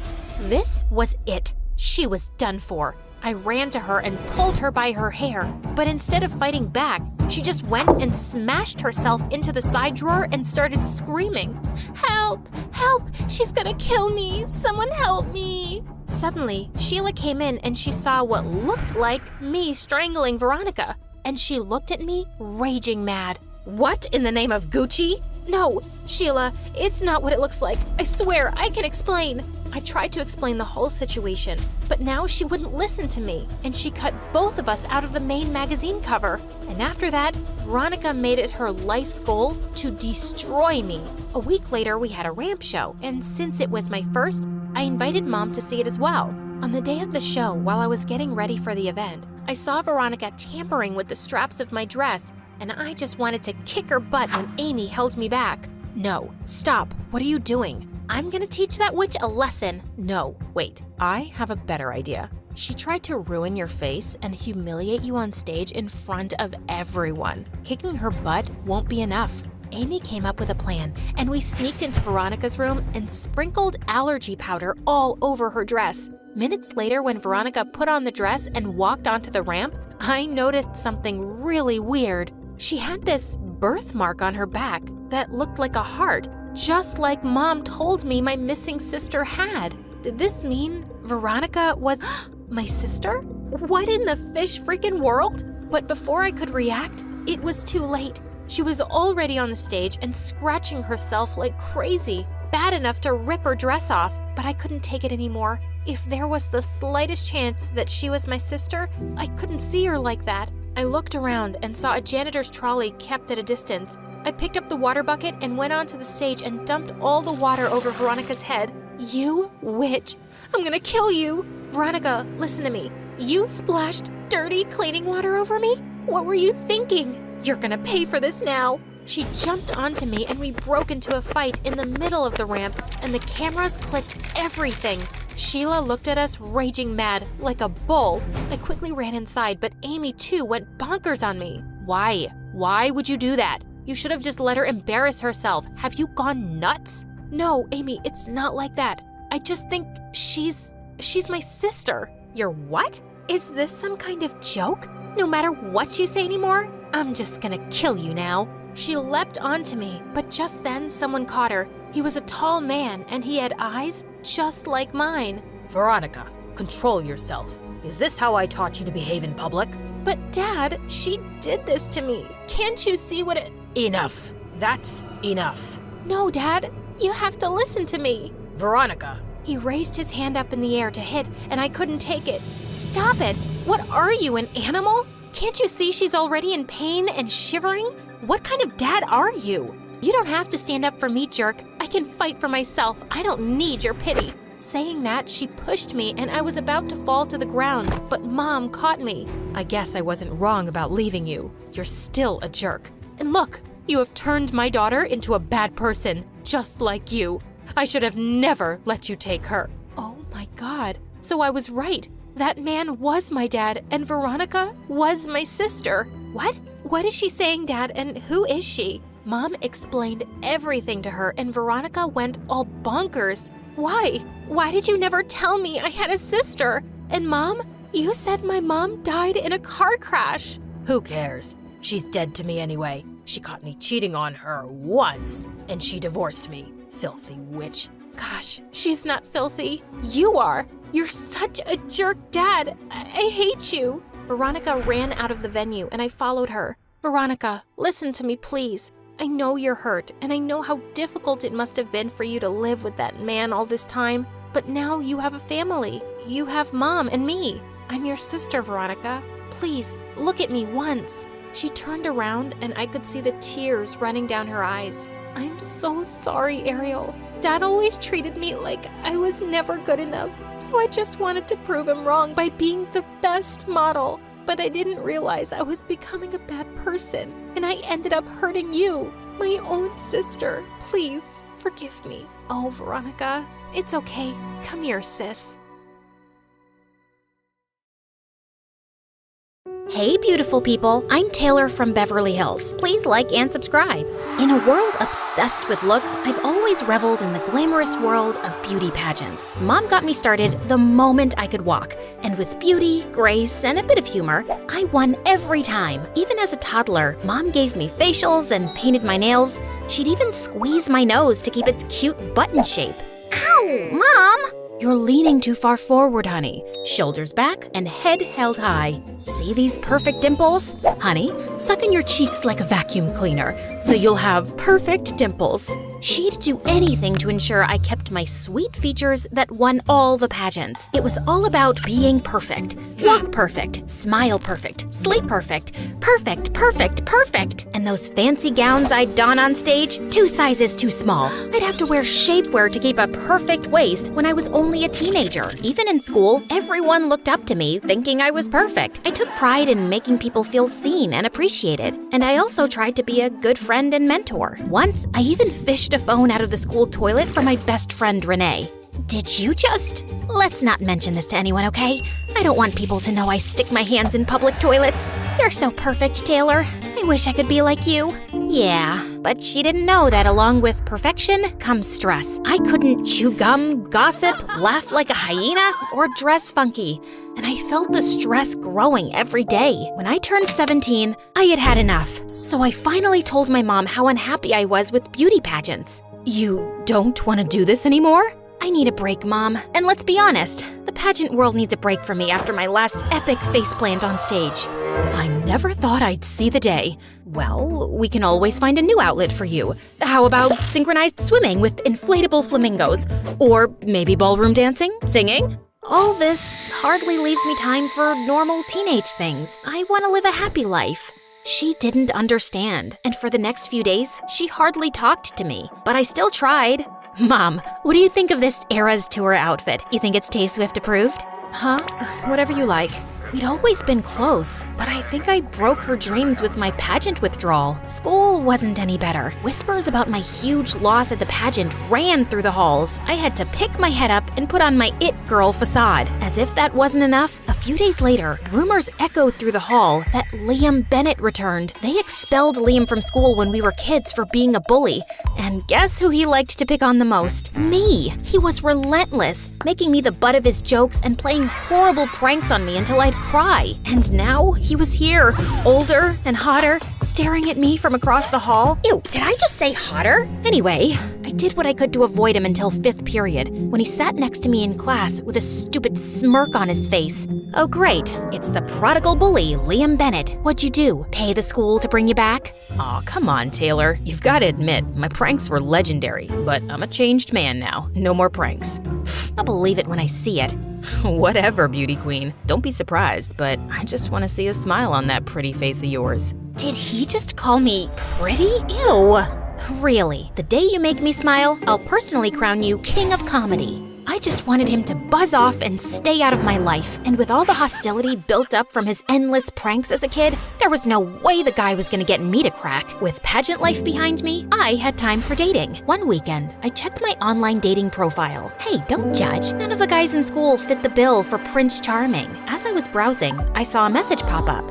Hey, beautiful. I came across your dating profile and thought we'd make a good match. My heart swelled when I clicked on his profile, and he looked like a real-life Harry Styles, only more obtainable. I messaged him back, and we spent nights texting one another. My heart was full of hope that I'd finally found a guy who met all my requirements. You know, perfectly imperfect. He was the kind of guy who loved tacos, but didn't worry if his jeans didn't fit. Who was brave, but never afraid to admit that lizards made him quiver. Who loved sports, but never had the knack to catch the ball. And the more I got to know him, the more I fell for him. He knew how it felt to feel pressure from a parent and want to be your own person.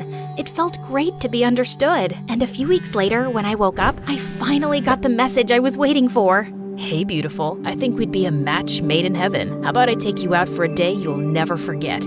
I wasn't gonna let this opportunity pass me by. A weekend away from Mom's melodrama was what I needed, and a date with a hot stranger sounded like the cure. Yeah, I chose this dress. Not perfect at all, but considering skipping makeup, no way! My dark circles would make Draven run for the hills, so I gotta keep it light. Draven showed up on a motorcycle, and I swear I saw Mom's eyes bug out of her head. He was so sweet to hand me a bouquet of... Are those flowers from our front yard? Yeah, sorry. I had a nicer bouquet, but it got ruined on the back of my bike. It's a few neighborhoods back now. He was even cuter in real life, and he smelled amazing. You ready to be swept off your feet, beautiful? I hopped onto his vintage ride, which was so old, I had my doubts about it even working. But the way he grabbed my arm and pulled me to him sent waves of warmth through my body. Oh no. Hold on tight, Taylor. Draven parked at the local fairgrounds and held my hand as he guided me through the crowds. He was so gentle. We ate all the greasy junk food and even played carnival games. Just as Draven turned to face me, the clouds rolled in with a huge storm. Everyone went running for cover, but he kept me there in the rain. Without warning, I kicked up a puddle, splashing him. What was that for? Are you afraid of a little rain? Care for a little dance party, Draven? I don't know what came over me, but I started dancing. You've got some skills, Taylor. Where'd you learn to dance like that? I've got years of dance skills under my belt, thanks to pageants. I felt so free, and Draven even joined in. He couldn't dance to save his soul, but he tried, and I had a blast showing him all the moves. I don't think I've ever laughed so much. After the rain cleared, he took me to a gazebo adorned with twinkling lights. There was a basket of fries waiting for us at the table. It was honestly adorable, and I was starving. He really opened up, talking about all the pressure he felt from his dad, and I related to everything he said, and he sounded sincere. But that wasn't all. He was hilarious. You've got a little something on your face. Oh my god, where? Nope, still there. And maybe a little worse, but have no fear. As my cheeks turned redder than the ketchup smeared all over my face, Draven took a glob from his plate and spread it under his nose like a ketchup mustache. We'll really turn heads now. I let out a belly laugh as we both helped each other clean the mess off our faces. After dinner, Draven was about to take me somewhere, and I was looking forward to it, but my mom called. Taylor, I'm so sick. Can you come home and make me some soup, honey? My mom. I didn't listen to her, so now she comes up with this. As far as I understand, she's worked hard doing 2 jobs and still took the time to make sure you looked your best for pageants. That's because she loved you a lot and wanted to give you the best future. I think you have to understand her too. Draven was right, and he was so sweet about the whole thing and took me right home. When he dropped me off, he seemed hesitant to leave. So, I guess this is the end of our date. Thank you for a fun day, Draven. I hate to say goodnight, but it's getting late. How about we end the night with a movie-worthy Just then, Mom came to the door in her robe and a box of tissues. What took you so long? I swear I'm dying, Taylor. Mom, seriously? With the theatrics? I'll be right in. With Mom back inside, I grabbed Draven by his jacket. He leaned closer to me, but as I gazed into his deep eyes, I felt my breath catching my throat. Is that Taylor? Gotta go. He sprinted off, and I stood there, confused at all the emotions rolling through me. Liam Bennett, you little jerk! He'd even disguised his voice. If he thinks he can prank me and make a fool out of me after all these years, he's got another thing coming. Knowing that Liam went out of his way to do this, I was fuming. But then I decided I'd go along with his plan and call him out when the time felt right. 2 can play at this game. I went back to school Monday. I was livid, but somehow I had fallen for him. And then I was thinking of my plan to knock him out. If it isn't my favorite beauty queen. Oh, please. Beauty pageants are so yesterday. I've moved on to dating hot guys. Is that so? He looked so proud of himself, pulling off his little stunt this weekend, but I had my own plans. I wish more guys were like Draven. He was perfect. It's like we were a match made in heaven. Oh, is that so? Yeah. Honestly, I've fallen in love with him. He's all I thought about all weekend. In love? Absolutely. Draven is a total dreamboat. He's picking me up after school today. Do you have a jacket I could borrow? No. Before Liam could stop me, I opened his locker where he had Draven's jacket and wig all ready to go. Time to use my acting skills. Is that Draven's jacket and wig? Liam's eyes bugged out as he tried to shove his locker door closed. I don't know what came over me, but I grabbed Liam by his shirt and shoved him into the locker. Tell me why you disguised yourself as Draven. Was this all some huge prank to embarrass me in front of the whole school? I knew the whole time, you moron. Liam didn't answer as a slow smirk crept up on his lips. And then he did the unthinkable. He kissed me in front of the entire school. And just when it ended, ow, what was that for? As if that wasn't enough, school security came over and started pulling me away, threatening to expel me for abusing a classmate. Let me go! You've got the wrong troublemaker! I was angry and deceived and headed for the principal's office. I could picture Mom pulling me out of school and making me endure countless hours of beauty treatments as if I were preparing for a never-ending beauty pageant.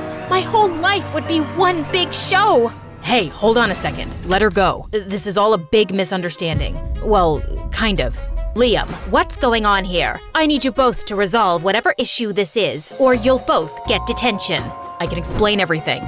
Leave me alone long enough with this creep, and I'll have his face rearranged. Miss Anderson, you are way out of line. It's okay, I deserve that. Come on, Taylor. Liam took me by the arm, leading me out of the office and into an empty classroom to talk. I know you're upset. Please, let me explain without rearranging my face or any other parts. Oh, I'm sure this'll be good. After they kicked me out of school a few years ago, my parents got me a mentor to help me turn my life around, and I really changed. The school gave me another chance on the condition that I don't pull any more pranks. Oh, really? Because it looks like you're still making my life miserable. It's not a prank, I swear. Then explain, Draven. I wanted to apologize to you, but you've been so hostile toward me, which you have every right to be. So when I found out how sad you were feeling those days, and then I saw your dating profile online, I made up Draven. You're sick, Liam, and you're not very good at disguising yourself. I knew the moment I looked deep into your eyes.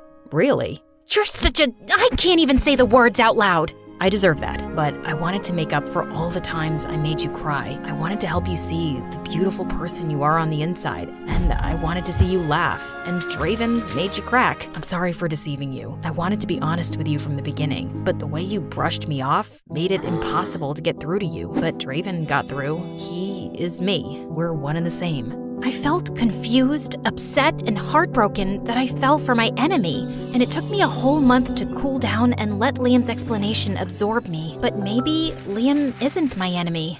When he came up with ridiculous ideas to try and win back my forgiveness, I just had to roll my eyes. One day, when I entered the classroom, he came in with a guitar and started singing like a dying cat. And then the strings were snapping one by one. It was all I could do not to burst out laughing. And gosh darn it, those sweet eyes were doing me in. But that doesn't excuse the fact that you lied to me. You're right, I messed up. Seeing you sad broke my heart, and that's too much for me. Please. I could kick myself for caving, but all I could think about was how happy and carefree he made me feel. I liked being myself and not living up to anyone's expectations. We'd have a long way to go, but I guess I could forgive him.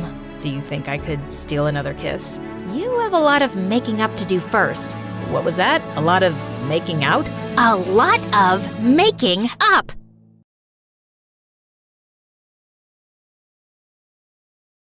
Hi, I'm Evelyn from Florida. Please like and subscribe. 12 years into their marriage, my parents had given up hope of having a kid when suddenly I came along. I was their picture-perfect miracle baby with mom's auburn hair and dad's green eyes. People fawned over my looks, and my parents marveled over my brains as I crossed milestones faster than other kids my age. Except as I was growing older, my parents started noticing that I wasn't really like other kids. I didn't want to play with them and preferred to be alone. I was obsessed with taking apart machines and building Legos and puzzles. I couldn't move until I was done with something I'd started. Well, you could try to move me, and then live to regret it. Once when I was 5, my parents and I flew over to Paris for a holiday. On our first night, as Mom unpacked my clothes, I noticed something was missing. Where are my purple socks? The ones with the dinosaurs? At home, I guess. But I packed other socks, sweetie. But they're not the purple ones. I want the purple socks with the dinosaurs. I drove my parents bonkers the whole night and the next day. I want my purple socks. I want my purple socks. Why are you looking at this ugly lady?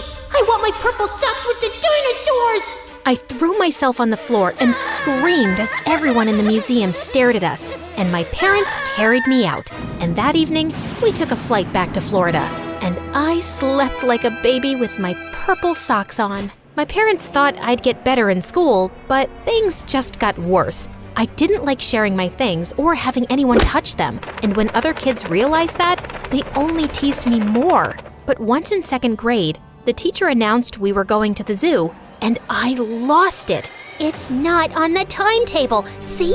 Where does it say trip to the zoo? We're supposed to have a math lesson. I'm not going. Everyone will stay here and we'll study math. I refused to move from my seat as everyone laughed. Why are you such a big baby? Go back to kindergarten. Grow up, weirdo. But my teacher said I didn't have to go to the zoo and called my parents in. Later that day, they took me to the doctor, and after a series of tests, I was diagnosed with Asperger's syndrome. What does that mean? It means that Evelyn processes information differently than other people, and changes are especially hard for her. But I can teach her ways to manage her emotions better. I wasn't entirely sure what the doctor meant, but I knew one thing. I wasn't like everybody else, and I just didn't fit in. Once in 6th grade, I was having lunch at my usual spot outside when I noticed an older boy bugging this new girl in my class, Alyssa. It looked like he was stealing her lunch money, and I couldn't just sit and watch. Hello, can you stop bothering Alyssa, please? Otherwise, I'll have to report you to the principal, and you'll get detention. Ooh, I'm scared. I'm shaking in my boots. Oh, I'm sorry. I didn't mean to scare you that much. Wait, is that a mole on your hand? Yeah? What's it to you? I recently read about moles in a medical journal, and you should get that checked out by a doctor. Let me take a closer look. No, back off, loser. Please, I need to look at it. You could be really sick or dying. I'm just trying to help. Let me see it. I'm trying to save your life. Oh my God, you're mental. The boy ran off looking freaked out, and Alyssa was laughing like crazy. That was hilarious. You're funny. What's your name? Evelyn? And I wasn't trying to be funny. Well, I think you're a hoot, Evelyn. And thanks for scaring my idiot brother off. Actually, I stole his lunch money, and he was just trying to get it back. Let's go get some donuts, shall we? And that's how I made my first friend ever. And Alyssa was soon one of the popular kids. She was pretty and outgoing, and for some reason, she'd taken a liking to me. And when she invited me over to her birthday slumber party, I was over the moon. I picked out a model train set for her, and I couldn't wait to assemble it. Sweetie, maybe Alyssa will want to eat cake and play games first, so you'll have to be patient. Take a few deep breaths and count to 10 to calm down. Okay, fine. I'm just really excited. And that's okay, but it's Alyssa's party, so you have to let things go her way. I was able to keep my excitement in check and focus on having fun with Alyssa and the other kids, and it felt nice. Alyssa was my entry into any kind of social circle, and even though I knew other people still found me weird, she always had my back. In 9th grade, I got selected for a spot at a science summer camp for young geniuses. I was away learning all sorts of cool new things and came back home a week after school had started. I'd missed Alyssa, and I was so excited to see her. Except the next day, I couldn't find her anywhere. I stopped a girl from class to ask where she was, when suddenly I heard Alyssa laugh. You dummy, you've walked right past me, twice. I just hadn't recognized her. She'd dyed her hair and was wearing bright red lipstick, and her clothes were weird. What happened to you? You don't look good. You know how we've talked about you being too blunt at times? You still need to work on that. But I have to be honest, you don't look like yourself. I know you don't like change, but it's good sometimes. Come on, I want you to meet some new friends. It turned out that 2 famous boy band singers, Jamie and Lyle, had joined our school, and Alyssa was suddenly BFFs with them. And now I had to hang out with these pop stars, and all the girls were dying to get close to them. Lyle joined the football team and got busy with practice, but Alyssa started inviting Jamie everywhere with us, and I didn't like it. He was always bragging about his tours and his fans and his bestseller albums. It was so annoying. Wow, that's so cool. Don't you think so, Evelyn? Not really. I think their music kind of sucks. Well, I think your mom's cooking kind of sucks. What? You've tasted my mom's cooking? When? It was a joke? Oh, Evelyn doesn't get jokes. I get jokes. That just wasn't a joke. The definition of a joke is a funny statement, like this joke I made up. Why is it bad to trust atoms? Because they make up everything. I giggled so hard I nearly fell off my chair, and Jamie looked amused. Funny girl. Back to me now. No one's ever told me they don't like my music, especially teenage girls. Why don't you like it? You have a good voice, but you don't really talk about real deep stuff. It's all about parties and dancing and silly nonsense. If I had the power to reach as many people as you do, I'd say something more meaningful. Jamie looked a bit taken aback, but then he smiled. Thanks for being honest, Evelyn. It took me some time getting used to Jamie, but weirdly enough, I did. He wasn't as dumb as he sounded in his songs. He was even curious about the project I was working on for the National Science Fair, which Alyssa hadn't asked about once. My dad's a smoker, and I hate it. So I decided to make this machine, which converts the hydrogen cyanide in cigarette smoke to hydrogen sulfide, which stinks like really bad farts. The smell immediately disappears once the cigarette is put out. I'll make smaller versions of the machine, which you can hide in every room, and the smoker can't find them. They'll just have to put out their cigarettes to stop the smell. I never thought I'd find a girl talking about farts so fascinating. That's a clever invention. And you're pretty cool, Evelyn. I couldn't help feeling pleased. No one ever called me cool before. But Lyle was a pain in the butt. Whenever he hung out with us, he made robot impressions while talking to me, which he found hilarious. And he was so bossy with Jamie and dismissed all his ideas about their songs or videos. Once when the four of us were getting smoothies, Jamie gave Lyle a song he wrote that was different from their usual style. Lyle read it, crumpled the paper, and threw it away. Save this lame saving the world poetry for your philosophy class, Jamie. We sell pop music and no one will listen to this trash. I hated seeing Jamie look so hurt. Jamie, I think you should release a solo album. You're a much more talented songwriter than Lyle, and even your voice is 100 times better. He's just holding you back. Excuse me? You have no idea what you're talking about, so butt out. Evelyn, I'm sure Jamie doesn't need career advice from you, and you were super rude to Lyle. Jamie wouldn't look up from the ground, and I felt angry. Alyssa grabbed my hand and we left. When we were far enough, she turned to me. You don't always have to say exactly what you're thinking. What are you trying to do, break up their band? Jamie and Lyle are famous. Their music is popular, and being friends with them makes us popular. Also, I'm kinda dating Lyle, so can't you just be normal for once? You always made me feel like I was normal, but you've changed now, Alyssa. Well, I've always been different, and that's okay with me, especially if it means I don't have to like stupid pop music just because everyone else does. I was so angry I wanted to scream, but I took deep breaths and counted to 10. By the time I got home, I felt a bit better, but when Mom asked me how my day was, I told her everything. Oh, honey, I'm so sorry, but you guys will make it up, I'm sure of it. Except that we didn't. It stung that neither Jamie and Alyssa tried talking to me, and I didn't either. I kept myself busy with my project, and a month later, Jamie and Lyle released their new single. It hurt my ears listening to it, but all the girls at school went crazy for them, and they'd even perform the song in the cafeteria at lunch. One afternoon, I was putting the finishing touches to my machine in the science lab when I felt tired and took a short nap. Suddenly, I heard something next to my ear and woke up startled, knocking my head straight into someone's face. Ow! Gosh, I'm so sorry. Oh, it's just you. It's all right then. I think you broke my nose. Why was your nose so close to my head? I was just checking if you were alive. Well, I'm alive. Thank you very much. You can leave now. My nose is bleeding. Can you help me here? I gave Jamie some tissues and held an ice pack on his nose. So, what do you think of the new song? I already told you. Your music stinks. You sound like an auto-tuned robot, and your words are still shallow. Well, the whole world disagrees with you. We're #1 on the charts, and we're going on tour in a few months. Then why do you care what I think? I don't know. I just care. Look, I'm really sorry that I've been ignoring you because of Lyle, but the truth is, I've missed you, and the things you say matter to me, and your eyes are really green up close. I had no idea why, but my stomach was doing something really weird. Then why don't you just take my advice and become a solo artist?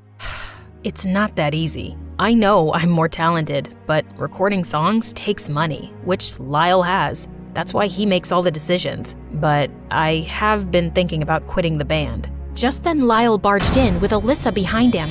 I knew I'd find you here. And I am so sick of you putting stupid ideas in his head, Evelyn. You don't know anything about the music industry or the real world. And suddenly, he took a swipe at my model and sent it crashing to the floor. No!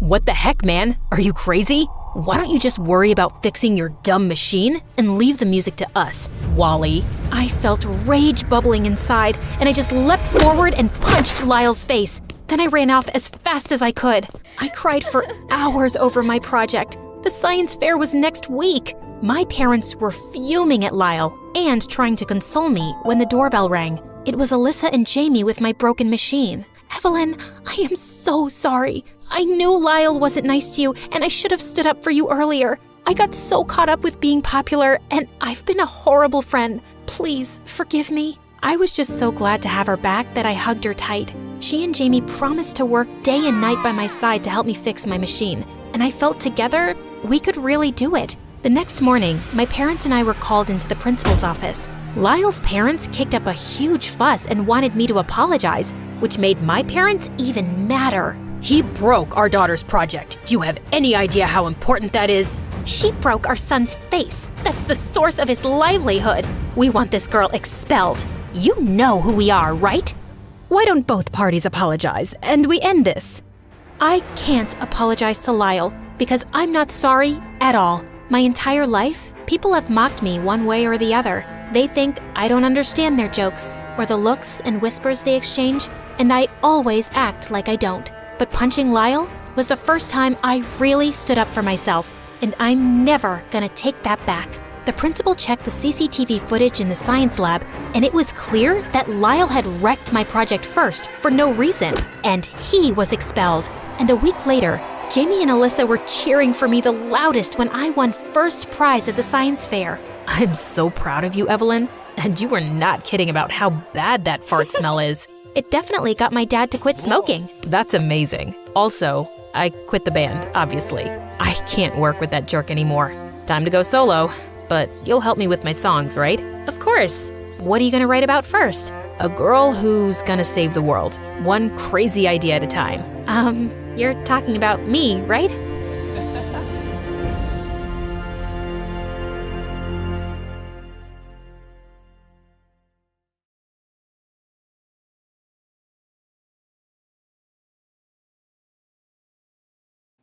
Hi, my name is Laurel, and my dad's a famous Hollywood star and a crazy one. Even though he gave me everything a little girl could dream of, there was something I wanted more than anything else in the world. But be careful what you wish for, because I got what I wanted, and things got really crazy. But before all that, I have good news for you. My Story Animated will give $1,000 to one lucky person who subscribes in the next 7 days. Tell your friends, your sister, brother, and mom to subscribe now. On my 5th birthday, when Dad asked me what I wanted for a present, I said I wanted a mommy. What? Who taught you the M word? Dad, I'm 5, not stupid. Everyone has a mommy. All I have is this stupid necklace. But I'm your mom. I've looked after you ever since you were a baby. Why do you want a mom when I'm your dad? How about I take you to Disneyland instead? I want a mommy. You're being ridiculous. Besides, I don't even know who your mommy is. What do you mean, Daddy? I dated a bunch of women at the same time. I really don't know who the mother is. I just found you at my door one day. But I had the DNA test, and you are for sure my own daughter. I didn't really understand what he was saying, but after that day, he started distracting me with the craziest trips and presents so that I'd forget all about the M word. As if! On Mother's Day, the kindergarten teacher told everyone to make cards for their moms. Well, hello! How rude! I don't have one. But I didn't let it bother me and decided to make a poster instead. Mom wanted for cute daughter a famous actor. My teacher thought it was really funny, so when I went home, I told my social media manager to post a picture of it on my Insta account. The next day, I woke up to Dad yelling, "Laurel! Why are there women outside with CVs to be my wife?" I ran to the window, and sure enough, there was a whole crowd of women outside the house. Dad had to call in security to get rid of them. He was really mad about my little stunt. But the next day, when I came home from school, Dad was sitting with a very pretty woman. As soon as she saw me, she threw her arms around me and started to cry. Who are you? I'm your mom, of course. I'm so sorry I left you. You don't even recognize your own mother now. I suddenly felt overwhelmed with emotions and hugged her back. Are you really my mommy? Where were you? I missed you so much. Even wear your necklace every day. Oh, darling. I saw your ad and I just couldn't stay away from you anymore. Dad told me Mom was his girlfriend when he started acting right after college. She'd been too poor to keep me, so she left me with him. But now she was back. Over the next few months, I was busy making up for all the time I'd lost with Mom. Since Mom was a struggling actress, we spent a lot of time watching movies and playing dress-up. But then things started to change. Dad helped Mom get a movie, and then another, and soon enough, she was too busy for me. But then one day when I was in the 4th grade, she forgot to pick me up. Again. and I felt really mad. I was about to walk back home in the rain when someone stopped me. "Where's your mom, sweetie?" I looked up. It was Miss Maisel. She had started teaching here just recently and was the prettiest teacher in the world. "I don't know.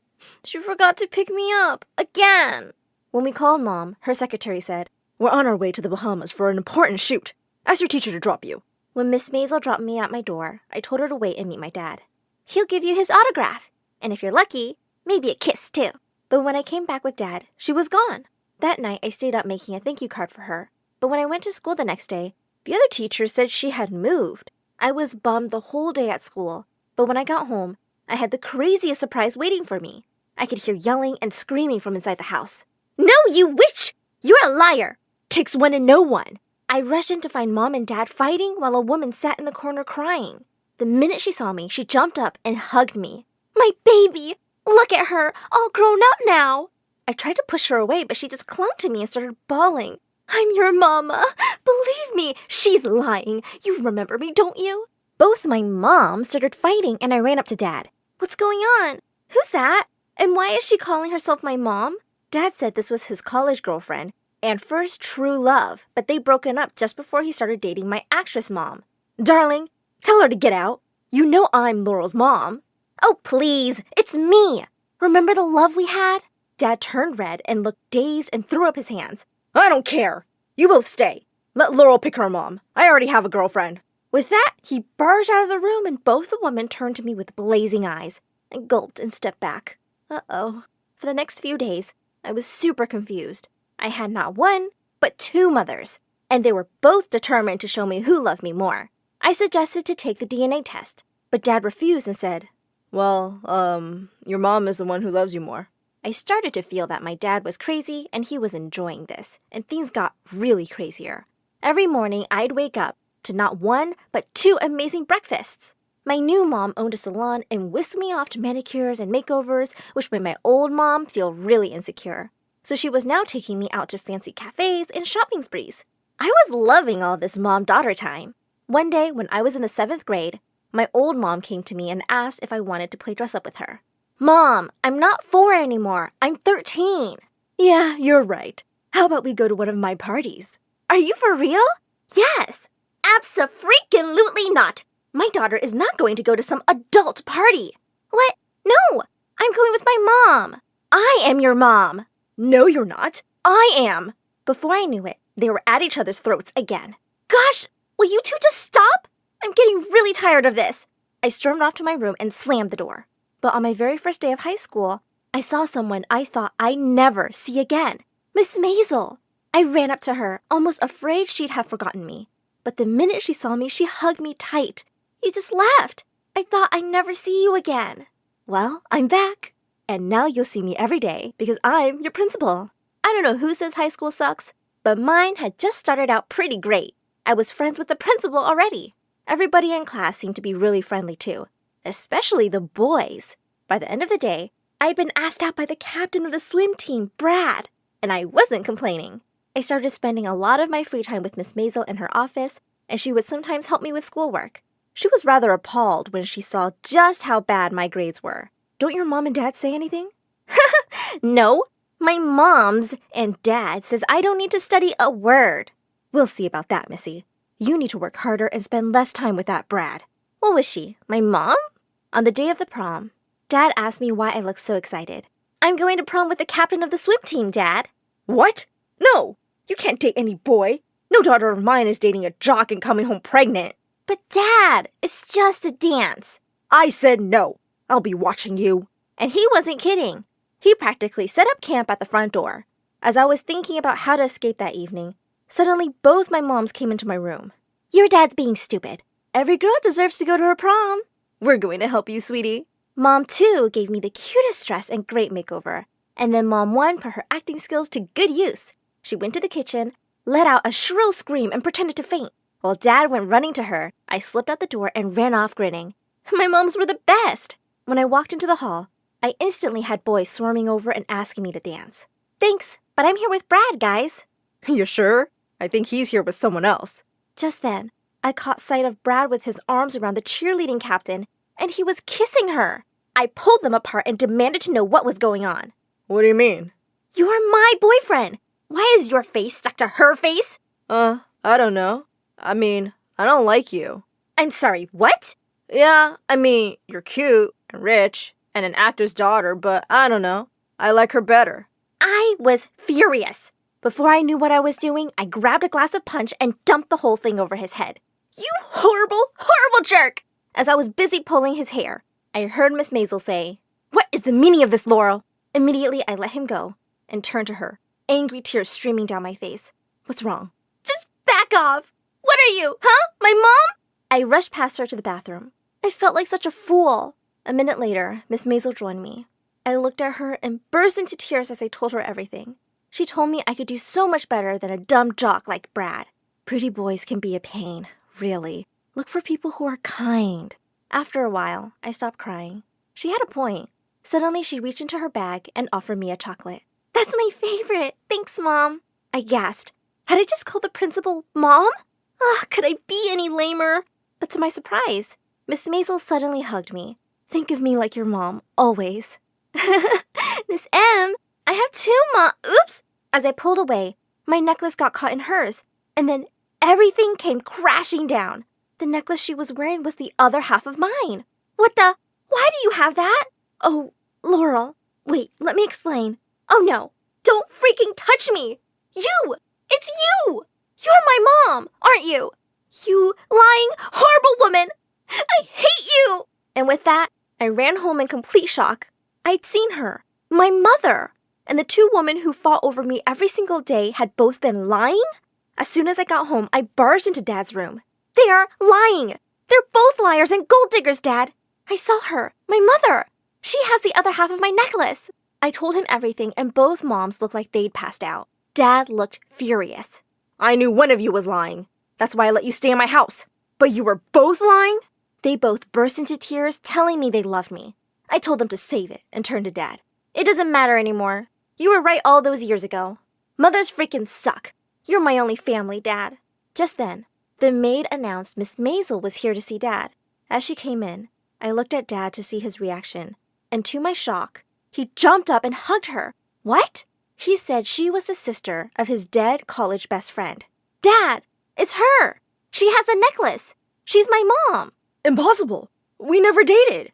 Of course we never dated, but you were with my sister for a while, and then you decided you guys were better off as friends, remember? Then she had Laurel, and after she passed away, our mom left Laurel at your door. Miss Maisel said after a while she'd come looking for me because she promised my real mom she'd look after me. But I thought telling Laurel would upset her, so I just kept a look from afar.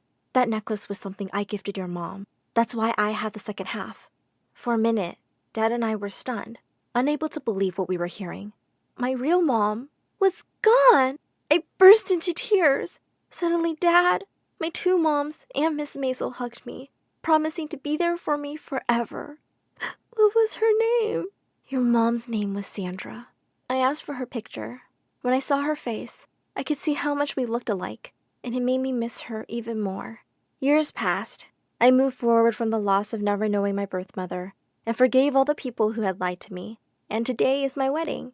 And even though my own mom won't be here to give me away, I have one crazy dad and 3 wonderful women who love me very much to do just that.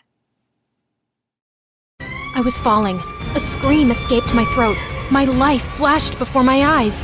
You must be wondering how I got here. Trust me, I'm asking myself the same. My name is Ivy. I'm from Maine. Like and subscribe for good luck. I was born to parents who owned a circus, and we loved everything about it. Daddy, I want to be in the circus too. Please, please, please. You will one day, and I know you'll be the star of the show. You really think so? Honey, we know so. Now it's time for your lesson. Take out your books. Let's see who wins today. Mom homeschooled me and my twin brother, and we'd often compete to see who got the best test score, which was me, of course. I was a bright kid, but my heart truly belonged to the circus. So when I turned 8 and Dad told me I could finally join him on the team, I was ecstatic. But my excitement turned to shock when he said I'd have to be a clown. That's so embarrassing. I want to be a contortionist. I've been practicing. But we need a clown, and you'll be able to make everyone laugh. You'll do great, honey. Trust me. I decided to give it a shot, and it wasn't so bad. But then, I put my own spin to it. I did a backflip landing in a perfect contortionist's pose.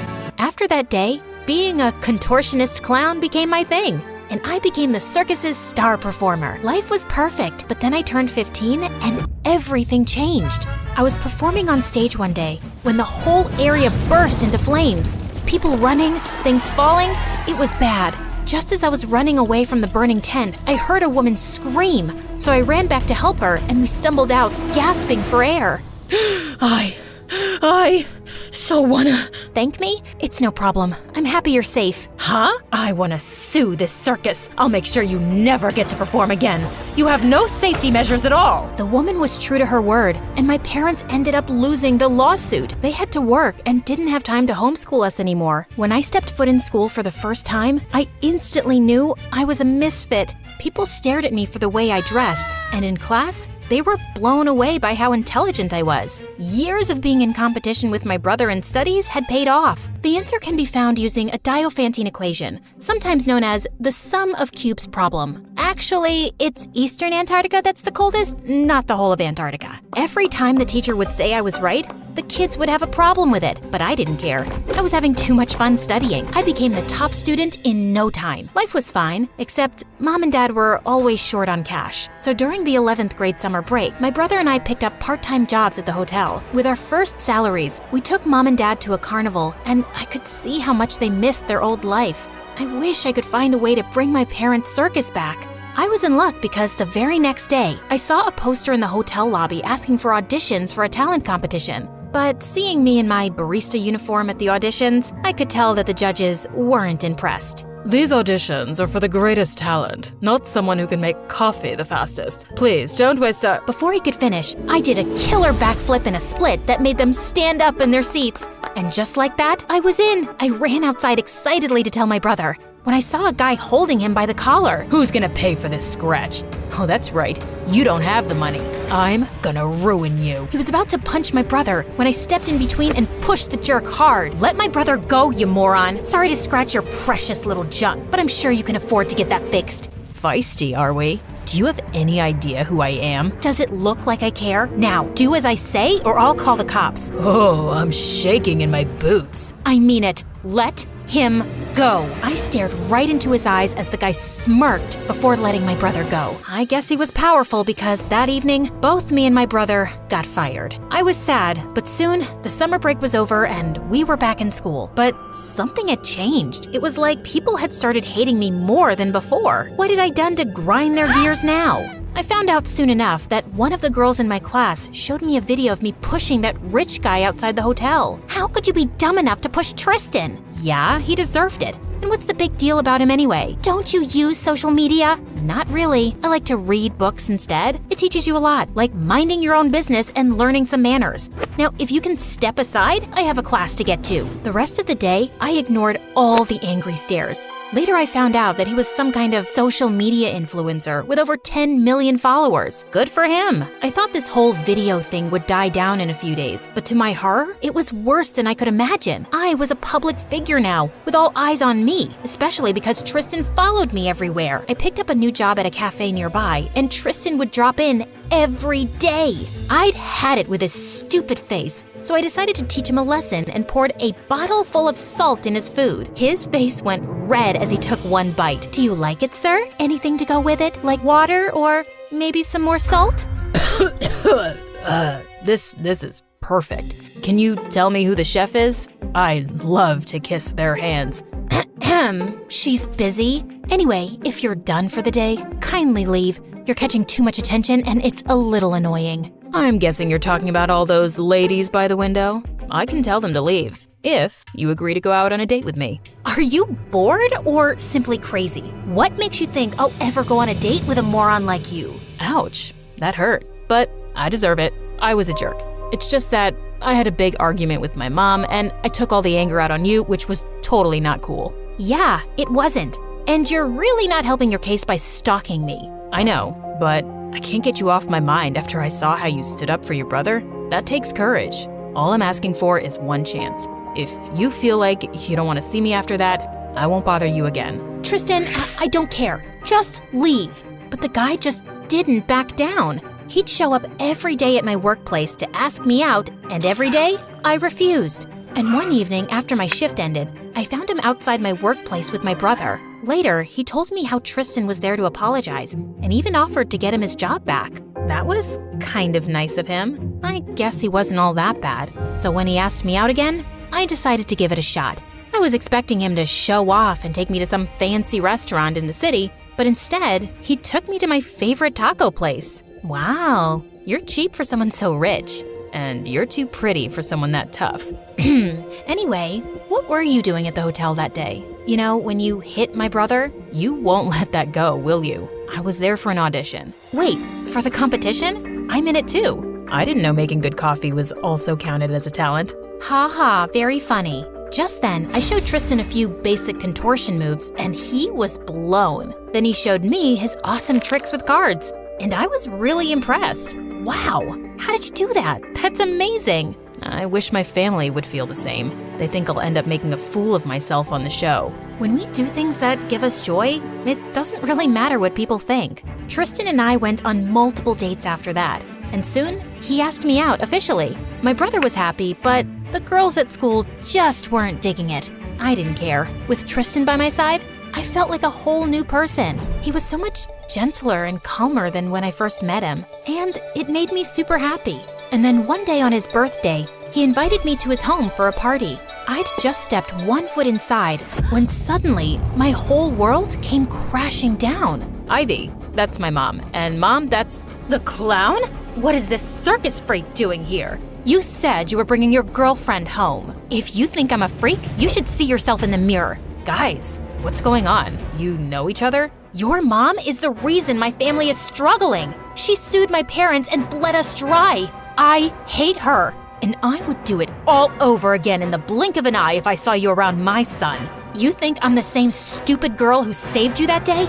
If you come close to my family, I'll be your worst nightmare. I wanted to say more, but I was too shocked and upset, so I just turned around and left. Tristan tried his best to reach out to me, but I just didn't want to talk to him. If he was her son, then there was no chance of us ever being together. Soon, it was time for the competition, so I forgot about my issues and started practicing. The competition lasted for days, and I was able to reach the finals. People rooted for me, and I was confident I'd win it too. But on the last day, I twisted my ankle and lost to a really amazing musician. I was devastated and locked myself up at home. I just didn't have the strength to talk to anyone. Then one day, Mom and Dad sat down next to me. A dumb competition can't dampen your spirits, Ivy. You're too good for that. But I wanted the money. I needed it to get the circus back. I know you guys miss it. I just wanted to make you happy. That's not your job. And we're happy as long as you are. Now come on, we need you to get out of the house. How about some ice cream? Or a trip to the petting zoo? Anything you say. After talking to Mom and Dad, I felt a lot better. But there was something that still troubled me a lot. Tristan and his mom. I had been ignoring them for the past few weeks, but he was back to being his stalker self, and it was super annoying. Then one day at home, I was busy watching an MSA video when my dad told me I had a friend waiting for me downstairs. And of course, it was Tristan. What do you want? I know you don't want to see me, but Ivy, you have to know this. My stepmom... Hold on, stepmom? Yeah. Mom left us when I was a baby, and Dad married her so I would never miss Mom. So did that help? What? No. You're missing the point. After you left, I did a little digging and realized that your parents aren't the only one Mom has wrongfully sued. She does it often to scam people for money. Tristan went on to explain how his stepmom was a lawyer and sued people for damages they couldn't afford. Once you get stuck in the whole thing, she makes sure that she gets the most money out of you by creating fake issues, like the fire at your circus. She started that. How do you know she started a fire, and why are you telling me this? I heard her talking to her assistant yesterday. I guess when she saw you, she felt threatened and started planning another lawsuit so you wouldn't get in her way. I don't know what to say. Even if what you're saying is true, how will anyone believe us without proper evidence? I'm her son, so if I give a statement, maybe the police can start an investigation. It'll be worth a shot. Tristan was right. I had to try something to make his stepmom pay, so I went with him and filed an official complaint. It took some weeks, but finally, the police were able to gather all the evidence against Tristan's stepmom. They froze her account, but before they could arrest her, she simply vanished. My parents won huge compensation from the court and used that to build the circus. I was so happy, and I only had Tristan to thank for everything. I always liked him, but this only made me fall for him more. We were walking over the bridge one day when suddenly Tristan turned to face me. Ivy, I love you. I'm sorry, I tried to let you go, but I can't. I wanted to tell you, but before I could complete my sentence, someone pulled me hard. Tristan's stepmom. You witch! You ruined everything I had built! You'll pay for this! Saying that, the woman pushed me. As I backed up, I tripped and ended up falling. Okay, so here we are, right where we started. I thought I was done for, but Tristan grabbed my arm and pulled me right back up. Are you crazy? She could have gotten hurt. Oh, yeah, whatever. She's fine, right? And that was a mistake. Was it? You know, I can imagine you being a witch to everyone, but this is unacceptable. Leave, or I'll have you arrested. Dad knows what you've been up to. Oh, come on. I'm your mom, Tristan. You can't turn me in. Now be a doll and give me some money. What? You won't get anything from me, okay? You brat. I will. Just stop it, okay? Haven't you done enough? The least you can do is save your face and leave. His mom left, and we never saw her again. My parents' circus is now bigger and better than ever. I was supposed to be the star of the show, but a magician with incredible card tricks has stolen the spotlight and my heart.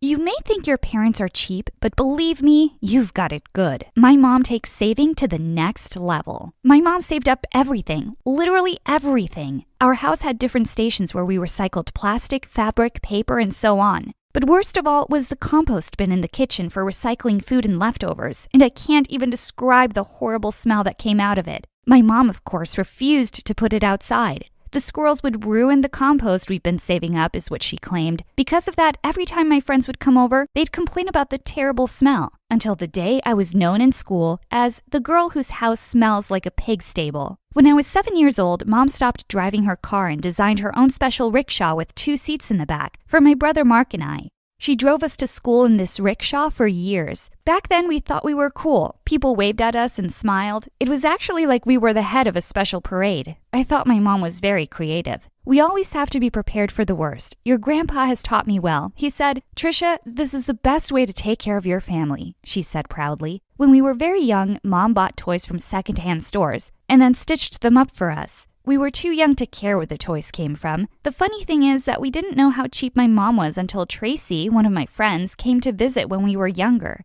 She came over to my house for a sleepover when we were 10. "Why does your mom take ketchup, sugar, and serviettes from restaurants?" asked Tracy after we'd eaten. I didn't have an answer. The next day, we went to the movies together. "Why does your mom sneak her own popcorn and drinks into the movies?" Tracy asked me as the movie started. "Your mom is cheap," she said. I was angry with Tracy. I thought she was being mean. I didn't want to believe her, but as I cooled down, what she said opened up my eyes to what was actually happening. From then on, things started to make sense. I realized that people were actually laughing at us in my mom's rickshaw. That was when I told my mom that she didn't need to take us to school anymore. "I'll walk Mark to school, Mom. It's good exercise for us." My mom quickly agreed. "It gives me more time to turn our recycling into usable things in the house. Besides, we're going to save lots of money on gas." I got shivers when she said that. Now I had a very different feeling about Mom's creativity. A week later, Mom took out all the showers. She replaced them with a bucket outside in the garden. "You know how much water we're going to save now?" she said, smiling. Luckily, when my dad saw that the neighbors were spying on him showering, he put an end to this.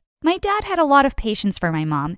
He loved her despite her crazy cheapness. My dad had a great job, and we had money to spend, but my mom didn't want to hear any of that. "We have enough money until the government freezes our accounts," said my mom. "That's when you'll thank me for all that I do for you and your brother." The older we got, the less we saw our dad. His business trips went from being a few days long to a few weeks at a time. Soon it was months before we would see him. I should have known that something was up, but I'll admit that I was too wrapped up in my own problems. When I first got my period, I faced a problem I never expected. I knew at the time that I should start using pads and tampons, but instead, I was shocked to see my mom holding a period cup and saying, "Here you go, sweetie. You will be using this every time you get your period from now on." Not only that, but she also gave me a weird piece of fabric and said, "Spoiled teen girls start wearing a bra as they grow up, but a special girl like you will wear this." She handed me the piece of fabric. I didn't understand what it was supposed to be for. You see, you only need to wrap it around your chest and there you go, a comfy bra for free. I knew at that point that my mom had gone way too far. My brother Mark hated my mom's cheapness even more than I did.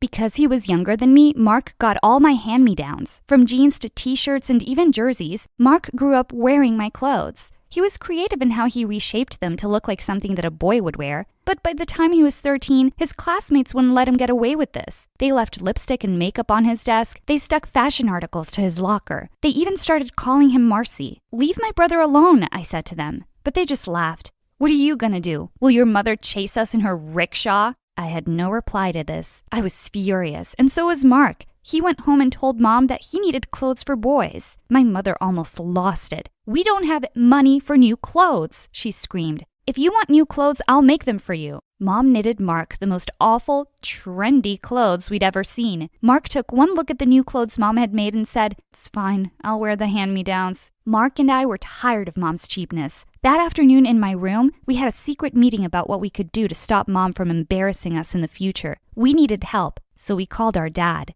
Dad didn't like to fight with Mom. He was a calm man who didn't like complications and fights. So whenever Mom went into one of her raging cheap spins, we made an arrangement with Dad. He sent us the money we needed, and in return, all he wanted us to do was keep these transactions from our mom. We agreed. Now we were able to buy all the clothes and items that we needed. The next part of our plan was pretty simple. My best friend Tracy lived down the road from us. We kept our secret stash of clothes at Tracy's house. Every morning we left home in Mom's clothes. Then we stopped at Tracy's house, changed, and then went to school in our new clothes. We did this for years, and there was peace in the house. But nothing lasts forever, especially when you've got a mom that has a PhD in cheapology. Summer vacation arrived, and I was excited. I'd just started dating a boy that I really liked. His name was Devin. He didn't judge me like the other kids did. I was looking forward to spending time with him and getting away from my bizarre life. That idea didn't last long. A week into the vacation, Mom arrived home with shovels, pickaxes, and other digging equipment.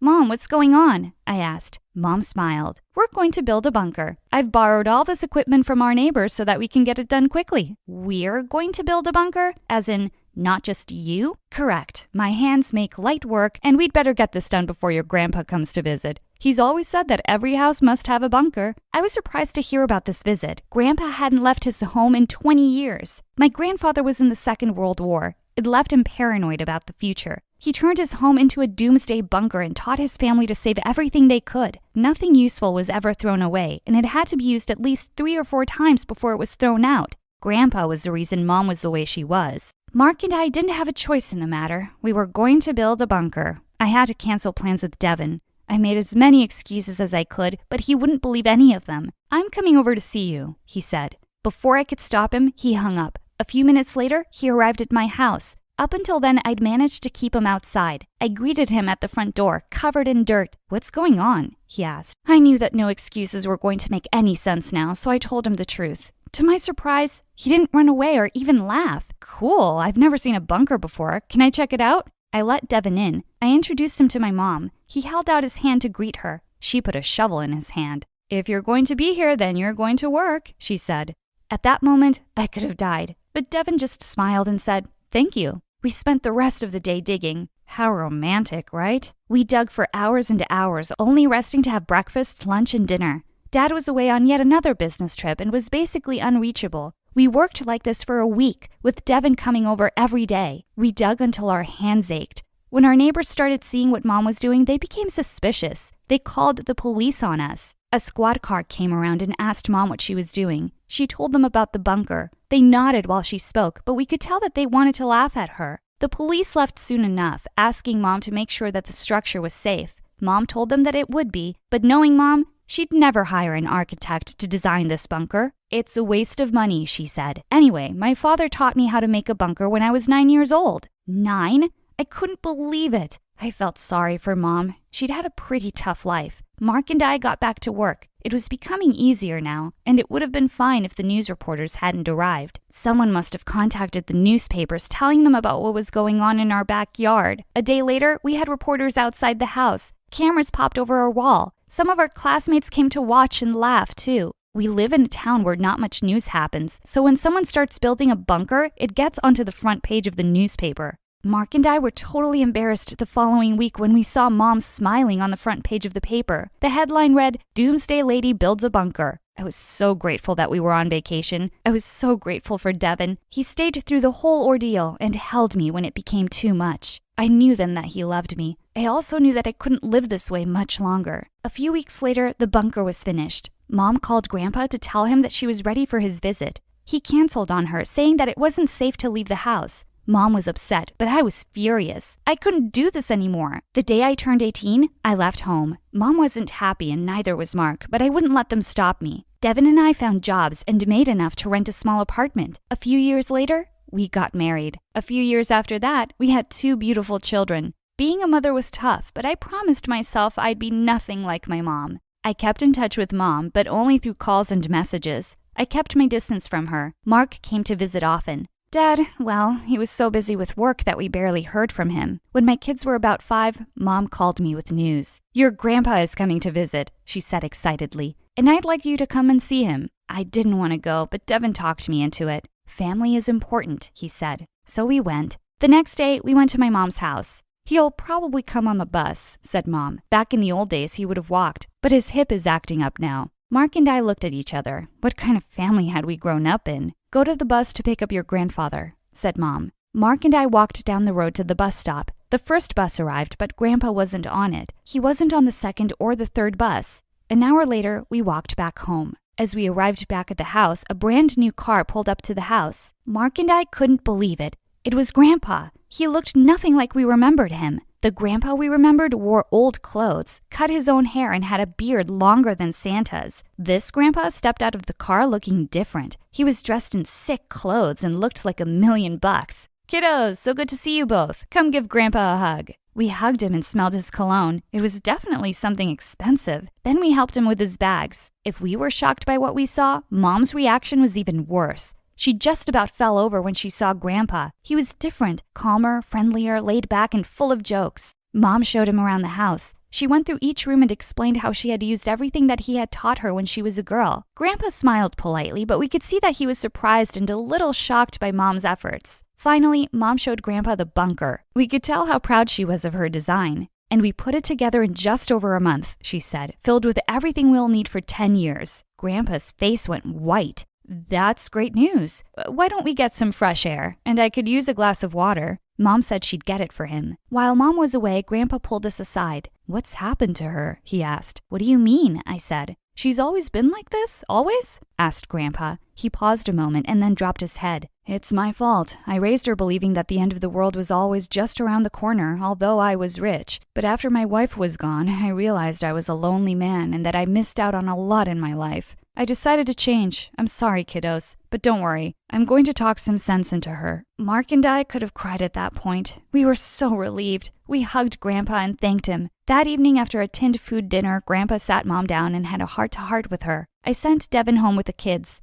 Mark and I listened from another room. "You've done a great job of preparing for the end of the world, Trisha, but it's not going to happen anytime soon." Mom looked shocked. "What do you mean? Grandpa stopped her. "I know. When you were growing up, I thought that the world was in serious trouble. I filled your head with a lot of ideas that I now see are a bit extreme. After your mother was gone, I started to think about life differently. Trisha, it's important to save and be sensible with what we have, but it's also important to enjoy life." It was the toughest conversation that Mom had ever had. Everything that she had ever believed in had just been pulled out from under her. She was quiet for a long time. "Dad, it's okay. I'm going to keep doing what you taught me. We need to be prepared for every disaster." Grandpa tried to reason with her, but she didn't want to hear it. Mark and I tried to. "Enough of this, Mom," I said. "This is the reason why I left. And it's the reason why Dad left too," said Mark. Mom shook her head. She looked completely confused. "No, he's away on business." "He's been away on business for 10 years now, Mom," said Mark. "He told me that he's not coming back, and it's because of you, because of all of this." My mom burst into tears.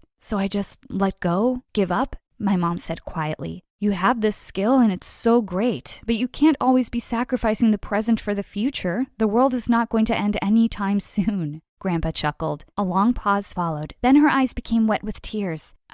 She began to speak, but only tears fell. "It's okay, Mom. We're all here to help you." Mom took a deep breath before she spoke. "Okay, how do you guys do it? Do we have to go out for dinner as regular people do? I can do that now for a start." I smiled widely. Things wouldn't change all at once, but, well, she was finally trying to bust out of her bubble, and that's all that mattered to us. Hey, I'm Celine, but my dad calls me Cece. My parents were always super rich. They had it all. Huge mansions, fancy cars, even their own helicopter. Mom really believed in keeping away bad luck, so she did all the crazy, superstitious stuff, like avoiding the number 13 and hating black cats. The day I was born, though, Mom almost dropped me when the nurse handed me to her. What is that? Look at her eyes. She's Satan. Get this devil away from me. Well, yeah, my eyes were a little different than others. One was blue and the other was green. But for some reason, my stupid mom thought it was the devil and meant bad luck. Growing up, Mom never really cared about me. Once, when I was 4, I gave my mom an invitation to the party that our teacher was having to celebrate Mother's Day. And Mom said, to celebrate what? Giving birth to the devil? My life was way better before you. Your teacher is stupid and doesn't know what it's like to raise an enemy. Yes, you're my enemy. Just get lost. I went crying and Dad hugged me and said he would attend the party himself. And we had a great time. When I was in the 3rd grade, Dad got me a puppy and I was super happy. But the moment Mom saw her, she took her immediately. This puppy is mine. I need someone to make me feel like a mom since I don't see you as a daughter. She kept the puppy for herself, but a week later, the puppy died. Mom went ballistic and said it was my fault. I got mad and threw my ball at her, but it hit the TV and broke it. Oh God, I told you, this girl is trouble for me. She's cursed. When I was in the 7th grade, she started taking me to shamans to have my curse lifted. I was sick of her nonsense, so I decided to get back at Mom. Before the shaman could start her chants, I climbed on her table and went all Tarzan, screaming something in Latin. Mom got super scared and the shaman ran out of her own freaking house. It was hilarious. But Mom was more convinced than ever that I was evil. She even told my teachers at a parent-teacher meeting, and my classmates' parents told them not to sit with me. I was alone there. When I was in the 10th grade, my parents had set up a new office in LA, so they decided to move there for a couple of years. I was super excited because I wanted a fresh start at school where no one would call me a freak. So the first thing I did was get myself some cool blue contact lenses. LA was so big and lively. I loved it there. On my first day of school, I received a warm welcome and even compliments on my eyes. A couple of days later, I saw the poster for cheerleading auditions and I decided to try my luck. And to my amazement, I got in. The captain of the cheerleading team, Tiffany, was super friendly to me. I want you on the squad, girl. And just like that, I joined the group of the most popular girls in the school. I couldn't believe it. My life was getting better and better over the weeks. That is, until Tiffany offered to drive me home one day, and I happily said yes. But when we got home, we saw Mom outside, and she looked scary. She started calling out to me non-stop. I turned to Tiffany. That's our maid, but Mom fired her because she's a thief. She keeps coming here like a crazy person. Ew. It's okay, Tiffany. You can go now. I'll deal with her. Mwah, mwah. When Tiffany drove off, I walked to Mom. What now, Mom? Did you say to your dad that you liked my new car? You did? That's why it got burned today. You useless, bad luck girl. Mom, that's the stupidest thing I've ever heard. Just leave me alone. I left her screaming and walked away. Just then, I bumped straight into a boy who was also running like crazy. He held my hand and said, "Run!" So I ran, as fast as I could. After a few minutes, I stopped him and I said, "Why are we running?" "Oh, from my crazy dad. He thinks I brought him bad luck, and he's furious now, and I just ran away. Oh, by the way, I'm your neighbor." Oh, that's a lot of things we have in common. A crazy parent and the same neighborhood. Oh, yeah, I know your mom. She is... Oh, wow, your eyes. They're so beautiful. I've never met someone with odd eyes before. And then it hit me. My lens must have fallen out. Oh, geez. You don't have to be nice. I know I look like a freak. What? No, you look unique. He then came close to me and gently kissed me on the cheek. Don't worry, I won't tell anyone. It's our secret. I felt butterflies in my stomach hearing his words. And from that day on, Sean and I started to hang out in school too. I found out later that Sean was Tiffany's cousin. Oh, you're hanging with the sexiest cousin I have. Lucky you. I'm also dating this hot college guy, and he's rich. It's not like I'm a gold digger, but I made sure he was rich. Tiffany was such a cool friend, and being with her and the cheerleading squad, I felt on top of the world. We were the queen bees, and I felt invincible. One day, we were in the bathroom fixing our makeup when a girl came in and walked towards a stall, but Tiffany stopped her. Hey, weirdo, leave the bathroom. We're having a private talk here. But I really need to pee. Didn't you hear what I said? Go away. Hey, Cece, was I clear enough? Yes. She said leave. Why are you still here? Because I need to go to the bathroom? No, she said leave. I tried to drag her away, but I forgot that I was still holding the eyeliner in my hand, and I accidentally poked her shoulder with it. She pushed me away, and I pushed her back hard, and she fell on the ground. She held her arm and screamed in pain. Tiffany and I freaked out and ran away. The girl later complained about us, and Tiffany and I were called into the principal's office. To make matters worse, Dad was there. He was so disappointed. You weren't letting that poor girl go to the bathroom? This isn't how I raised you, Cece. A bully? Who are you? His words made me realize what I'd done. I had tears in my eyes, and the way Dad looked at me broke my heart. I didn't mean to. I shouldn't have. Oh, cut it out, Cece. I tried to stop her, but she wouldn't listen. What? Oh my God, you started it, you lying jerk. All of a sudden, Tiffany pounced on me and pulled hard at my hair. She was suspended for a week and then removed from the cheerleading squad. I felt guilty and went to the girl to apologize. Luckily, she forgave me. A few days later, we were invited to the school quarterback Ashton's birthday party, and Sean and I danced like crazy. Feeling sweaty, I went to the bathroom to wash my face, and just as I looked up in the mirror, Tiffany came and shoved my face in the sink. You two-faced witch. I screamed and pushed her away, making her fall on her butt. Are you crazy or what? But when I turned, I noticed she was looking at me like I had a pair of horns on my head. OMG, so this is what they were talking about. You hit it well. While I was suspended, I dug up information on your previous school and talked to some people. Turns out you were quite popular for being bad luck. OMG, my lens, they must have fallen out in the sink. Okay, so here's the deal. Leave Sean and I'll keep your secret. He already knows which, and you have a boyfriend. Why can't a girl have two? He's your cousin. So what? And he knows about the weird eyes, but the rest don't. I talked to your old classmates and they all think you're a freak. It won't be much different here, trust me. I had no choice but to agree. I didn't want things to be like they were at my old school. After that, I quietly left the party. Sean kept calling me on my cell phone, but I didn't pick up. The next couple of weeks were awkward. Sean tried everything to talk to me. He was constantly following me and asking if he'd done anything wrong. I told him to just leave me alone. To convince him that I wasn't into him, I kissed Ashton one day when I knew Sean was watching us. Sean looked defeated. I knew his heart was broken, but so was I. Tiffany was by his side and held his hand with a wicked smirk on her face.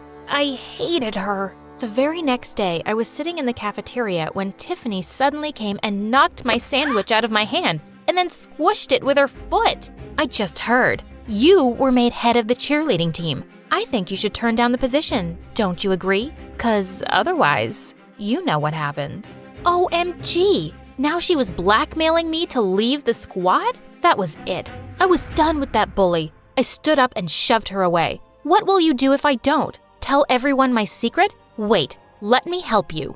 And then I climbed onto the cafeteria table. May I have your attention, please? I want to tell something about myself that I've been hiding from all of you. And then I removed my blue lens and threw them at Tiffany. Yup, I've got odd eyes. I'm freaky. Want to come and take a closer look? Go ahead. But the reaction from my schoolmates was not what I expected at all. OMG, I always wanted to see someone with odd eyes. Cece, that's so awesome. It just makes you look 10 times cooler. Everyone complimented my eyes. I was the center of attention, and Tiffany was screaming with anger as she left the cafeteria. But all I could think about was Sean. I searched for him everywhere, and when I found him, I immediately hugged him and started crying. I'm so sorry I hurt you, Sean. I was so stupid and foolish that I let Tiffany blackmail me into driving you away. But it's only because all my life, my mom and other people have made me feel like a freak. Hey, don't cry. It's all right. I told you before, you're not a freak. Cece, you're the most amazing girl I've ever met.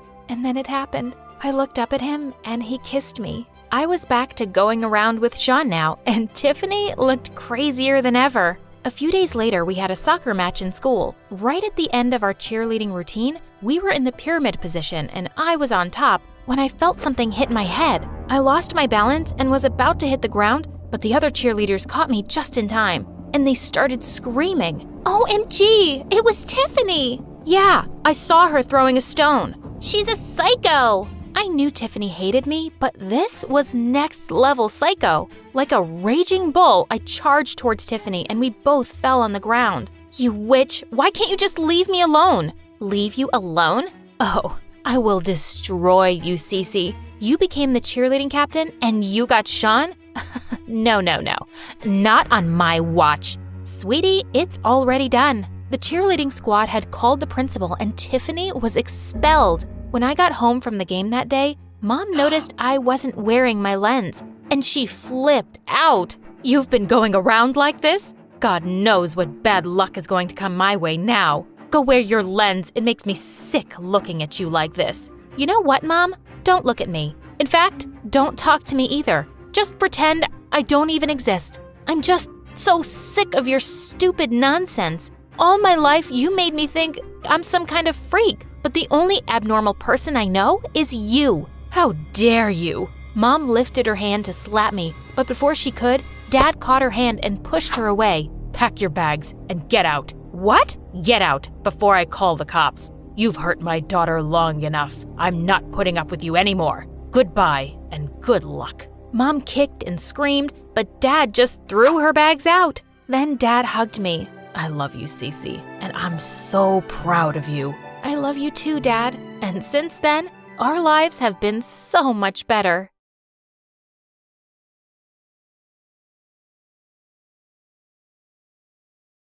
Hi everyone, my name is Danielle, and I'm not your typical teenager. I've always been different. Instead of playing dress up with the girls, I preferred playing football with the neighborhood boys when I was a little girl. And now that I'm 15, I always play video games with the boys instead of going to the mall with my mom. I also sing a little, and it is my dream to become a professional singer one day. But before I get into that, please like and subscribe.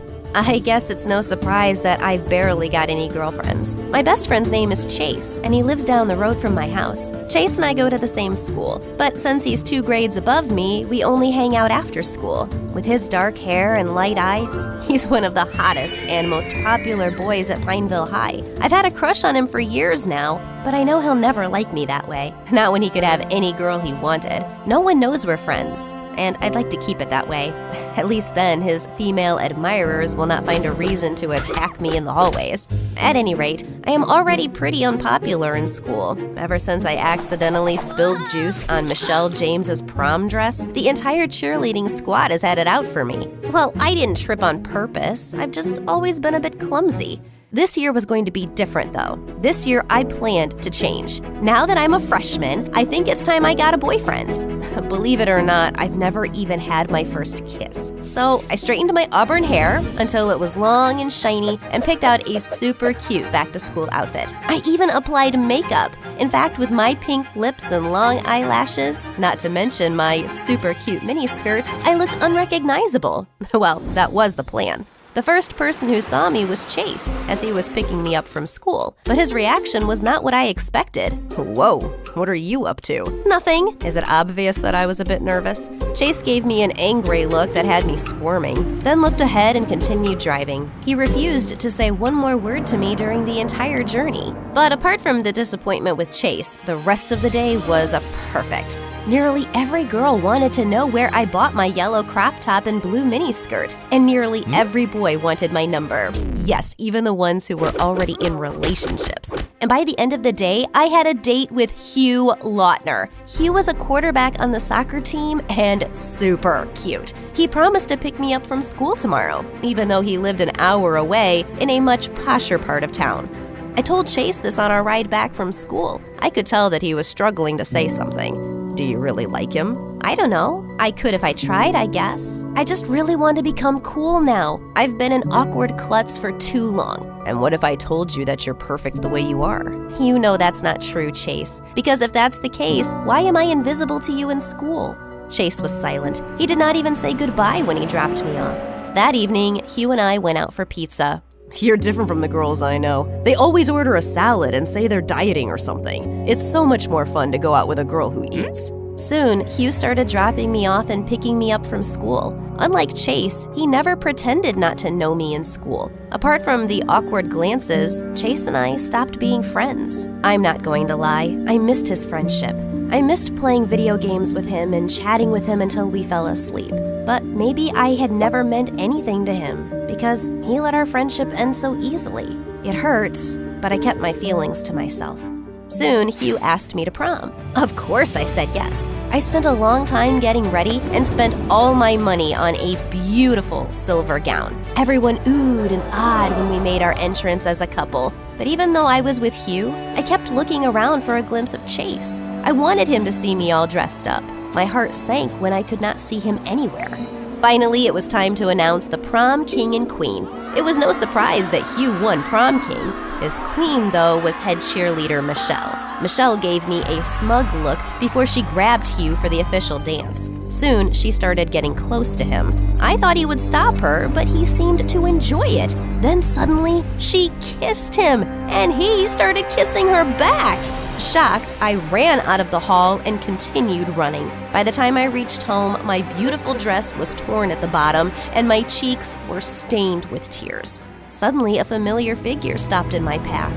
Chase. He was wearing a tight-fitted jacket and looked, so handsome. What happened? I told him everything, and he took me into his arms. Let me go beat him up. No! Will you please stay with me, though? I missed you. But you chose him. What? What do you mean? You threw away our friendship. You completely changed yourself just to be with him. I liked you just as you were, in your pajamas, with your love for video games. But I liked you too. I was invisible to you only in school, so I had no hope. I'm sorry about that. I guess I didn't know my own feelings till I saw you gush over someone else. It's why I couldn't stand seeing you with Hugh. Suddenly, he took my hand. The question is, do you still like me? Yes. So will you go on a date with me? Of course I will. Wear your pajamas and meet me for video games then. Soon, Chase and I started dating officially. This was when I found out how romantic he really is. He was the best boyfriend ever. He would open the door for me and hold my hand wherever we went. And he had a sense of humor too. If any girl asked for his number, he would give her mine as a joke. A year passed, and soon he was going to go off to study at Yale in the fall, and I was really going to miss him. You'll forget me. Never. You'll get busy with studies and stuff then. Maybe, but I'll still come back for you. Or you can come study with me. Like that was going to happen. I was not as bright as Chase. Besides, I wanted to pursue music as a career. I had started recording videos of myself singing, but was too shy to show them to anyone. Soon after Chase left, I began devoting more time to my music. I started singing at school, but only when the classrooms were empty, and recording videos of myself. But I never shared them with anyone, including him. Chase and I were still going strong, though. He'd send me a good morning text every day and video call me every night. I miss you so much. I just want to get on the next flight and come see you. I wish you could, but I want you to concentrate on your studies instead. Yeah, I know. Promise me you'll at least apply to Yale, though. Okay, I promise. I probably shouldn't have made that promise, though. I really wanted to be a musician and had been practicing a lot recently. That night, on impulse, I shared one of my singing videos on YouTube. I applied makeup and wore a wig, though, so that no one could tell it was me. The next morning when I woke up, I realized it had gone viral. In just one night, my video had garnered 100,000 views. When I went through the comments section, I was shocked. Everyone loved my voice, and people wanted to know who the mystery girl really was. There were a few trolls, but I just ignored them. My eyes filled with tears of happiness, and I wanted to share the news with someone. But who? If Chase still lived down the street, I'd have gone running in my pajamas to tell him. But now that he was so far away and so busy, I didn't want to disturb him, especially since he had exams going on. Chase was busy with his studies for the entire week, but so was I. I started sharing more videos, and soon even magazines and news channels were picking up stories on the mystery girl. Everyone wanted to know who I was, but I was going to keep it a secret until I told Chase. But by the end of the week, I received a call. Good afternoon. Am I speaking to Danielle Jones, aka Mystery Girl? What? How do you know? I didn't tell anyone. It is my job to know Miss Jones.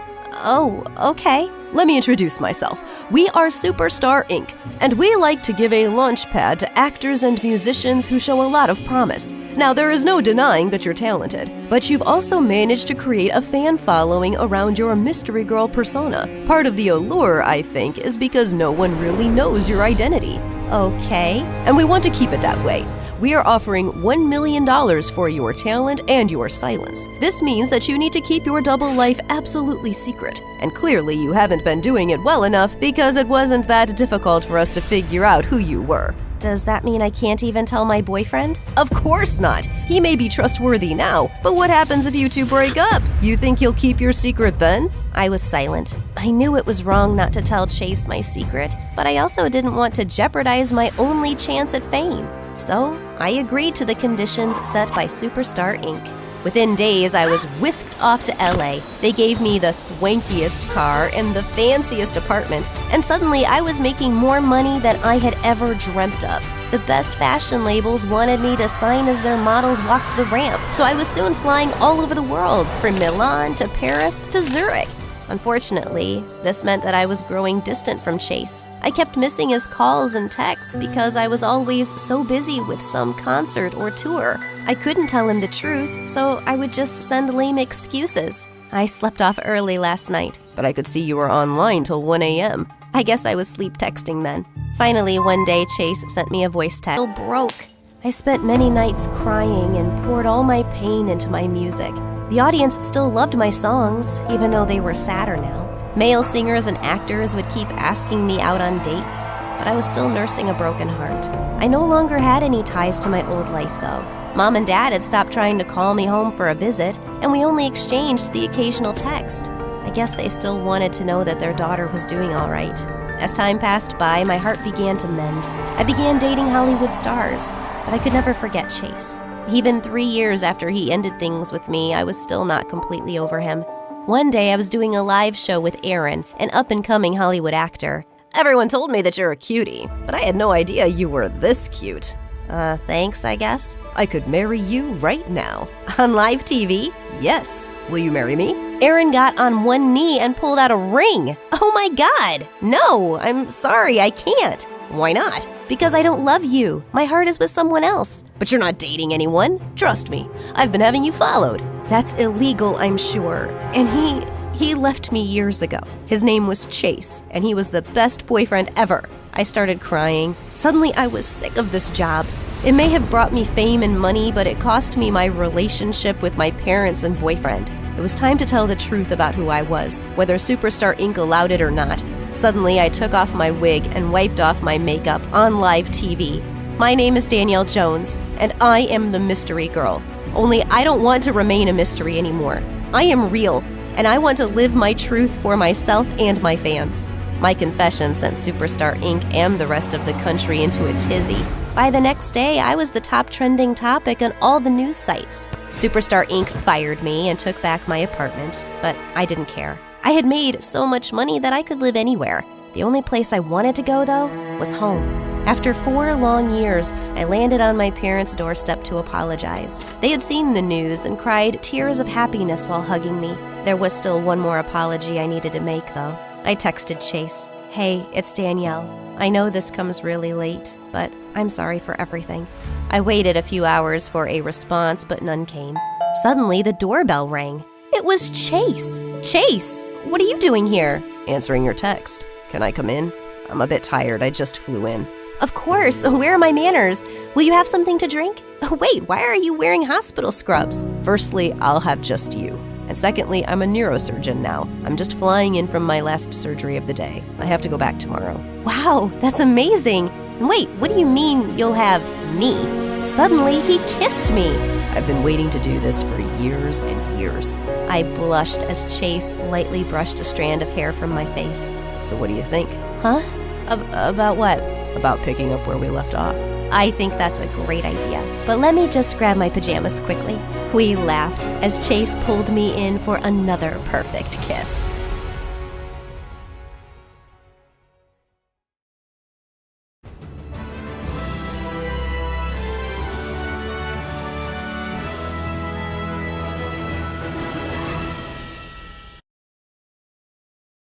Hi, I'm Lena from Poland. I grew up in a family of models. My mom and my 3 sisters were always spending time wearing makeup, but that made me nothing close to being a girly girl. They used to call me tomboy because I cared about cars and mechanics more than stupid makeup. But that's because my dad's a mechanic and I didn't care about their stupid opinions. One day when I was 5, on Christmas, my parents brought us some gifts. When it was my turn to open mine, it was a boy's underwear. Ew, Mommy, what is this? She and my sisters laughed like maniacs, and Mom said, "Oh, aren't you happy about it? It's boys' clothes since you're a boy, you know." I found tears flooding down my face, and I said, But Mommy, I'm a girl." I wish. Just then, my dad held my hand and gave me another present. Don't cry, sweetie. Take this. I opened up the box and felt thrilled. It was a toy car and a mechanic's toolkit. Oh, Daddy, you're the best. But does this make me a boy? No, of course not. You're you. Don't be embarrassed to be yourself. And my sisters laughed even harder. Yeah, that suits you better, tomboy. I looked at my dad to say something, but he simply patted my head and smiled. Well, the truth is my mom and sisters thought they were models, but they only worked as waitresses and kept applying for modeling jobs for as long as I could remember. Mom believed that people were coming to the cafe only to see her and her daughters. One day, when I was in the 4th grade, Mom barged into my room screaming because her skirt that she used to wear 10 years ago was too tight. We're such beautiful ladies. I was prettier and more attractive, but getting pregnant with you ruined my body. I don't know why I wanted a kid after an 8-year gap. Maybe because I wanted a boy. Well, God listened and here you are. Mom, I have no idea what you're talking about because, honestly, you're not even that pretty yourself. Mom got red in the face and yelled, "Go to your room, and I hope you never come out." Is that meant to be a punishment?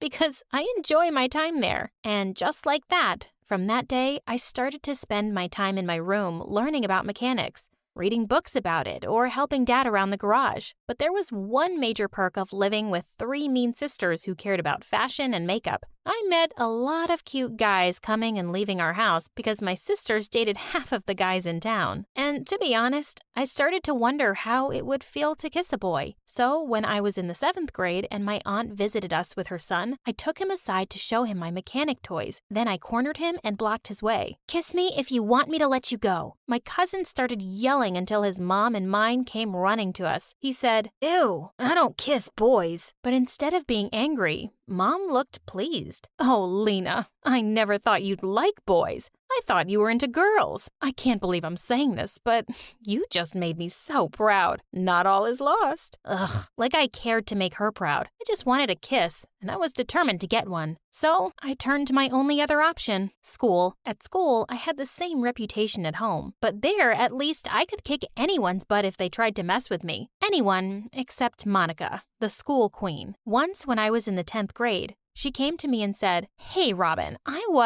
I told you 1,000 times, my name isn't Robin. And who even is Robin anyway?" "Oh, he was a boy who attended the same kindergarten as me. He used to pee his pants, and you remind me of him. You're both ugly and have a crush on me. I'm telling you for the last time, I'm not into girls. Now out of my way." Then she pushed me aside and walked away. What a total nut job. That idiot thought I had a crush on her. Well, the person I really had a crush on was her boyfriend, James. But she didn't know something I did. James was cheating on her, like, at least with a different girl every week. Once, he came to my dad's garage with one girl, and the following week he came with a different one. But I didn't care. I still liked him. So one day, I figured out a plan. When he came to my dad's garage again, I offered to help him. The girl with him didn't mind me talking to him and touching his shoulder because she already thought I was a lesbian. I took his number and said I would call him when the car was ready. I was fully prepared to have James fall for me, but that night, everything changed. When Dad and I got home, we found no one. My mom and sisters were gone, leaving a note saying, "We thought it was the right time for us to leave and pursue our careers. Staying with both of you is just keeping us stuck and losers. So goodbye." Honestly, I felt good and thought Dad would feel the same, but when I looked at him, he was crying. Then he collapsed and started sobbing. I knew I wasn't good enough for your mom. No matter how hard I tried, she would always look down on me. I hugged him and said, "No, Dad, you're amazing. My mom is stupid, and so are my sisters. We're going to be just fine, the two of us." But nothing was after that day. Dad went through a severe depression and stopped going to the garage. He never wanted to work there because it reminded him of Mom. I sometimes had to work instead of him to provide for us. So at school, I got so busy working and fixing other kids' cars that I forgot all about James and my crush on him. Until one day, he and his jerk girlfriend came to me. "Hey, Robin, me and James have been arguing since this morning whether this shirt is too revealing and attractive."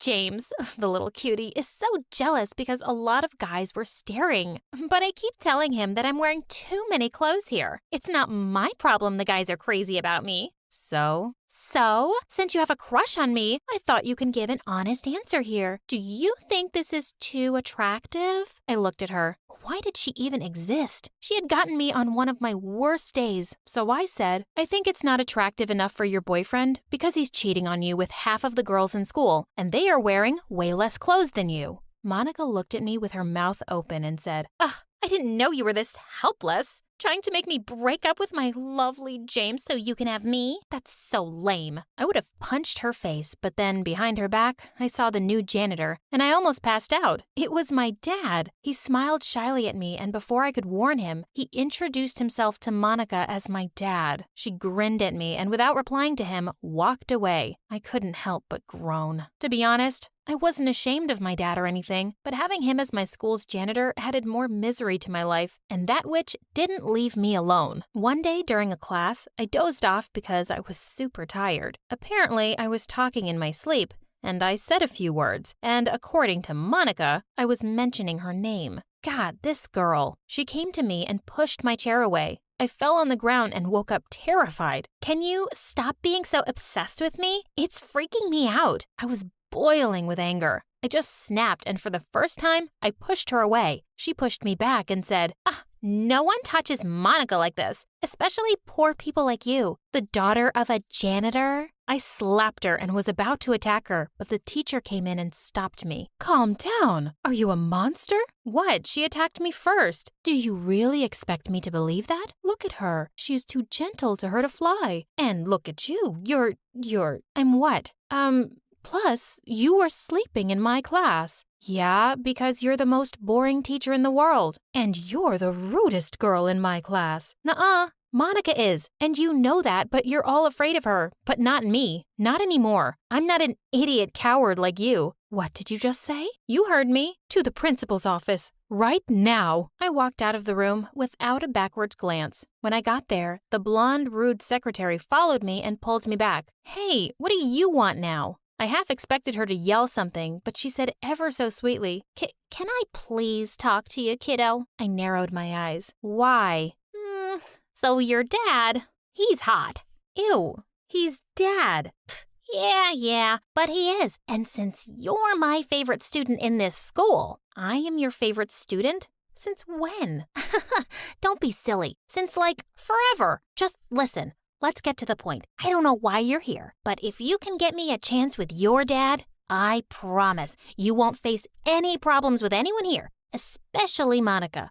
You can forget she even existed." Well, honestly, that did sound like a good deal. Dad needed a new woman in his life, and I could take my revenge. Deal. And she let me go. And I didn't go to the principal's office that day or any other day in my life. Dad agreed to start dating the secretary after I begged him for the entire week. To my delight, though, he was genuinely happy with her. I couldn't be happier for him. One day, I got to school late. And when I entered the class, the teacher glared at me and told me to go to the principal's office. Then Monica said, "Oh no, please let her stay. She's been busy all night working in her dad's garage to help her poor, useless janitor dad." I swear I was going to attack her, but the teacher probably read my mind and dragged me out of the classroom. When I got to the secretary room, she wasn't there. I supposed she was with Dad. I looked at her computer and it was the grade sheet, and I saw Monica's name. So I changed her grades from A's to D's and F's, and also James, and left. They threw the worst tantrums after their grades were posted,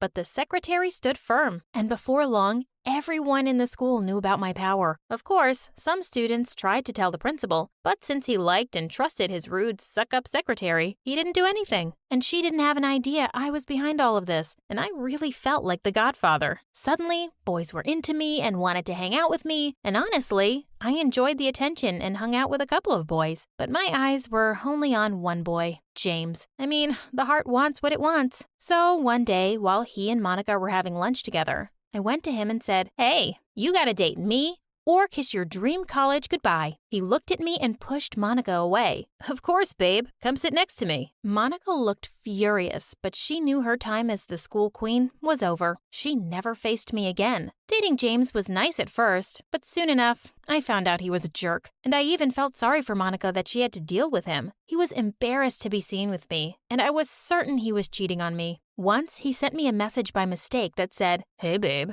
Want to go out tonight? That disgusting tomboy is busy in her dad's garage tonight." I cried when I read it. Next day, James came to hug me and I pushed him away. "Don't touch me, you cheater." Instead of apologizing like a decent person, he rolled his eyes at me and said, "Oh, but you knew that a long time ago and still wanted me because you're a helpless, ugly loser." Suddenly, I lost it. I had done so much for him and he was being such a pig. I slapped him hard. "Whether you slap me or not, you're still the janitor's daughter. Nothing more." Before I could reply, I heard a voice behind me. It was my dad. "Don't you dare talk to my daughter like that, you little mutt." "Dad, don't worry about him. He's a jerk." Then my dad put his arm on my shoulder and said, "I'm sorry I'm embarrassing you, Lena." "No, Dad, you're not. I'm so proud of you. Don't mind these empty-headed ignorants. They know nothing about hard work, about dignity, about being yourself without feeling embarrassed. Dad, we aren't like them. We are free." Dad looked at me with teary eyes and smiled. "Come here, sweetie. Give your old man a hug." We hugged. That night, I had the loveliest dinner with my dad and his girlfriend and felt like the luckiest girl in the world. I couldn't wait for tomorrow to become a better person and to love myself more.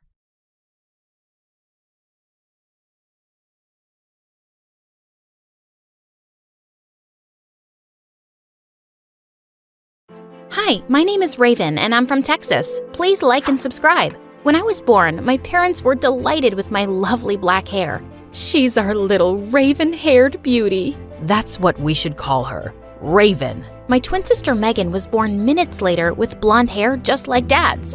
No one ever believed we were twins because we did not look alike. In fact, we were complete opposites in every way. We had a farm and I loved our simple life and I never complained a day. But Megan constantly threw tantrums when she didn't get what she wanted, which was often. Once when I was 7, Mom got me a new pair of sneakers when she saw how worn out my old ones were. But when Megan saw them, she went bananas. "I want a pair of sneakers right now. The ones I'm wearing are ugly and useless. I told you I needed new shoes every 3 weeks. Do you understand that?" "You're such a brat, Megan. You have so many pairs already." "You're such a brat. Me. I'm not talking to you. Mom, I need an answer." "We just bought you a new pair last month." "I knew it. You love her more than me." She threw such a fit that Mom got her an expensive pair of shoes just to shut her up. Life at the farm was amazing, but we were always short of money. To help, Mom picked up a job as a seamstress in the city and she was really good. Watching her work was magic to my eyes, and she agreed to train me too. I would finally be able to pitch in and help them get some extra money. By the time I was 16, I was so good at stitching that my parents got me my own sewing machine. Megan was so jealous. You won't get me the Gucci dress I wanted while you spoil her with expensive gifts? This is so unfair. Unlike you, I help Mom and Dad pay the bills. So either work or stop complaining. I hate my life. I deserve pretty things. One day, when I'm rich and famous, I will never come back. Seeing Mom's sad face, I felt awful. I had to do something that would make them both happy. I stayed up for 2 nights and made Megan an exact replica of the dress she wanted. It was perfect. When Megan saw it, she had no clue it was a fake. Oh, Mom, I love you. A week later, Dad announced that we were shifting to Houston. We had to sell the farm because of money issues and join his brother's business instead. I loved my life here and I hated the idea of moving, but Megan couldn't get out of there fast enough. Dad's brother was a rich businessman who lived in a huge house with his daughter Sasha. We met her on the first day at school and she seemed to be insanely popular. But to my surprise, everyone kept looking at me on my first day. I didn't know why, until several people came up to me and told me how pretty I was and how much they loved my black hair. Sasha was not happy. She came and slammed her locker shut next to mine, glaring at me. A word of advice? Don't let this attention get to your head. I'm the queen bee here. Good to know. I have to get to class now. I turned around and left, but a few steps later, Megan stopped me. What do you think you're doing? I know you think you're special, but don't get on Sasha's bad side. She's my ticket to popularity. Whatever, Meg. You do you, and I'll do me. That first month of school, Megan became a bigger pain in the butt because of Sasha. Megan copied everything Sasha did and blew up at our parents when they told her they couldn't afford her long list of demands. But things took a wild turn when a new boy, Dan, joined our class. All the girls were obsessed with him, including Megan. Apparently, he was a childhood friend of Sasha's, so Megan begged her to hook them up. Sasha obviously took advantage of the situation. She had Megan acting like her minion and doing stupid errands for her. One day, I saw Megan running around the cafeteria getting lunch for Sasha, and I just had to stop it. Megan, slow down! Wait! Ah! I suddenly tripped, and the entire tray flew and landed on Megan's head. She was covered in spaghetti. What is wrong with you, Raven? You did this on purpose! No need to scream like a farm girl, Megan. We have sensitive ears. Forget about it. And get yourself cleaned up. Dan will never take a chicken-smelling idiot on a date. Megan stomped off in embarrassment and I turned to Sasha. What is your deal? Stop treating her like she's your servant. She might not see through you, but I do. Really? Well, too bad I don't care about either of you. Tell Megan she can kiss Dan goodbye. What a witch! Later that day, I told Megan what Sasha had said, but she didn't believe me. Interesting. Because Sasha just texted me that Dan wants to ask me out at lunch tomorrow. Go away, liar, and let me get my beauty sleep. The next morning, Megan took an hour to get ready, and she even bragged to everyone at lunch about it. But when the time came, Dan walked right past Megan and came straight to me. Hey, Raven. I'm sure you already know why I'm here. No, I don't. Oh, I thought Sasha would have mentioned it. I told her I wanted to ask out her cousin. Any chance you're free tomorrow? Oh, no. I told Dan I was busy, but he looked so disappointed that I agreed to do a small meetup at the library later. And when I got home, Megan was furious. I'm done living under your shadow when I'm clearly better than you. Dan was supposed to ask me out, not you. I had no control over that, and maybe if you were nicer, people might like you more. Oh, please. You just get handed everything while I have to work so hard to get people to notice me. Then stop pretending and just be yourself for once. I happen to like that person when she's not a crazy, spoiled witch. Megan gasped and ran to her room sobbing. I felt so bad for what I said, but I couldn't take this anymore. I met Dan the next day at the library and learned that we had one thing in common: our love of fashion. His mom owned a huge fashion house and he knew everything there was to know about clothes. We decided to be friends and I invited him to our birthday party. Maybe if he got to know Megan, he'd see how great she was. It was supposed to be a small party, but that evening, the doorbell just kept ringing. Soon, over 100 people were crammed into our small apartment, and I overheard some girls saying that Megan had invited the entire school. She wore the dress I'd made for her and bragged to everyone about how expensive it was. But she had no idea that it was a fake. OMG. Do you expect me to believe that this is genuine Gucci? Please. I turned around to see Sasha laughing at Megan. Of course it is. My mom bought it for me herself. Oh, sweetheart. I can smell a fake Gucci from a mile away. And this one stinks. Sasha went on blabbering about the materials, tags, everything. Suddenly, something came over Megan and she screamed. She grabbed the cake and shoved it right into Sasha's face. I am so sick of everyone thinking they're better than me. Sasha stood stunned for a moment, and then she attacked Megan. They screamed and wrestled like crazy while everyone stared in shock. I had to think quickly, so I grabbed the fire extinguisher and sprayed them until they stopped. Enough! This is not over. I hate you, Sasha, and I will never forgive you, Raven. Megan stormed off, and I couldn't believe my eyes. This was a whole new level of crazy.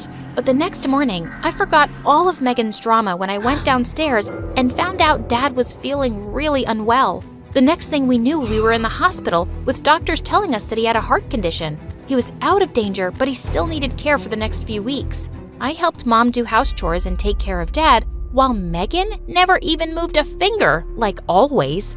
Later that week, I was just getting back home after some errands when I saw Megan with Sasha coming out of a super expensive store and carrying shopping bags. And they seemed as close as ever, like the fight never happened. But the next day at school, I was walking down the hallway when Sasha suddenly pulled me into an empty classroom. Hey, what? Just listen to me, okay? I'm worried about Megan. She's been really weird lately. Yesterday at the mall, we almost got busted because Megan stole an expensive top and threw a huge tantrum when she got caught. I had to pay for it. And she's been saying some really crazy things too. And why should I believe anything you say? All you've done is make things worse between me and Megan. Look, I know things that may shock you. Like that big scar on your stomach, I know about it. I was surprised Megan had mentioned it. It was a scar I got when I fell off my bicycle once as a kid. Okay. So Megan told you about it. Big deal. It was a dumb accident from when I was 7. That's not what she told me. It wasn't an accident. Megan said she messed up your brakes on purpose so you'd get hurt. I'm telling you, there's something very wrong with that girl. I just pushed her aside and walked out of there, but I felt a bit sick in my stomach. Could Megan really have done that? The next day, Dan came to visit me with some exciting news. His mom had seen a picture of the dress I'd made for Megan. She loved it and wanted to meet me. She wants you to bring the dress and come for an interview at her company. I was so excited. A job like this could really help us out, so I agreed immediately. I asked Megan if she could give me the dress, and she shot me the weirdest smirk as she fetched it from her cupboard. This dress? Just then, she grabbed a pair of scissors and ripped it apart. Megan, no! Oops, I slipped. She tossed the dress aside and walked off as I watched in horror. I called Dan and begged him to buy me another day so I could make a new dress, but he gave me an amazing idea. Why don't you just add a few things to the same dress and make it edgy? I did just that, and Dan's mom was stunned by my talent. She offered to take me along for the next Paris Fashion Week. She was all set to offer me a job afterwards too, and I was on top of the world. But just a day before my flight, Dad felt sicker and I decided to cancel my trip. No, Raven, you can't miss this. You have to go. I'll be fine, love. I'm here, don't worry. The unpaid nurse. Go, go, live your dreams, princess. I wasn't too sure about leaving my parents alone with Megan, but they insisted. And Paris was a dream come true. I also got a chance to wear my design and people showered me with compliments. I still had 3 days left in Paris when one morning I got a frantic call from Mom. I'm so sorry to ruin your trip, Raven, but we need you here. Megan ran away with all our money, and all I have is a note saying that she's chasing her dreams and never coming back. This girl had gone completely off the rails. I left for home immediately. Thankfully, Dan's mom said I could start the job right away, and we had some money coming in so I could take care of things, especially Dad's treatment. And he made a full recovery in a few months. I worked really hard and designed some brilliant outfits, and within a year, Dan's mom was so happy with me that she relocated us to New York to run her store and offices there. Life was good, except for the fact that we couldn't stop wondering what had happened to Megan. One day, I was reading at a cafe and the waitress brought my order, and when I looked up, I was shocked to see it was Megan. She looked so different. Her hair was all messy and she'd lost weight. She stared back at me in shock. What are you doing here? What does it look like? I work here. I know you're some big shot designer now, so please don't rub it in my face. Wow, I see you haven't changed much.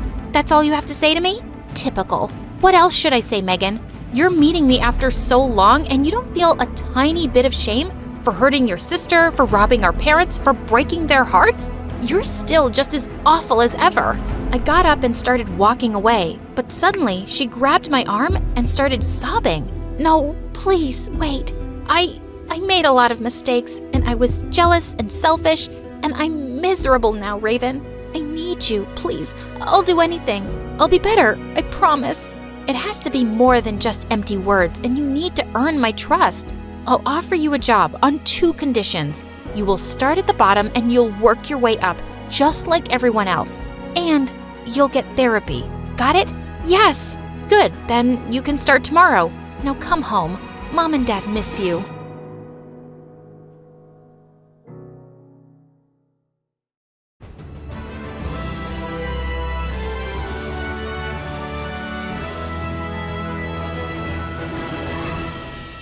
Tiptoed into the lounge. I nearly jumped out of my skin when I heard a voice. You're gonna be in so much trouble. It was my annoying older sister Natalia sitting in a corner and recording a makeup tutorial. Listen, you can't tell Aunt I came so late. She'll make me do the dishes and laundry for a month.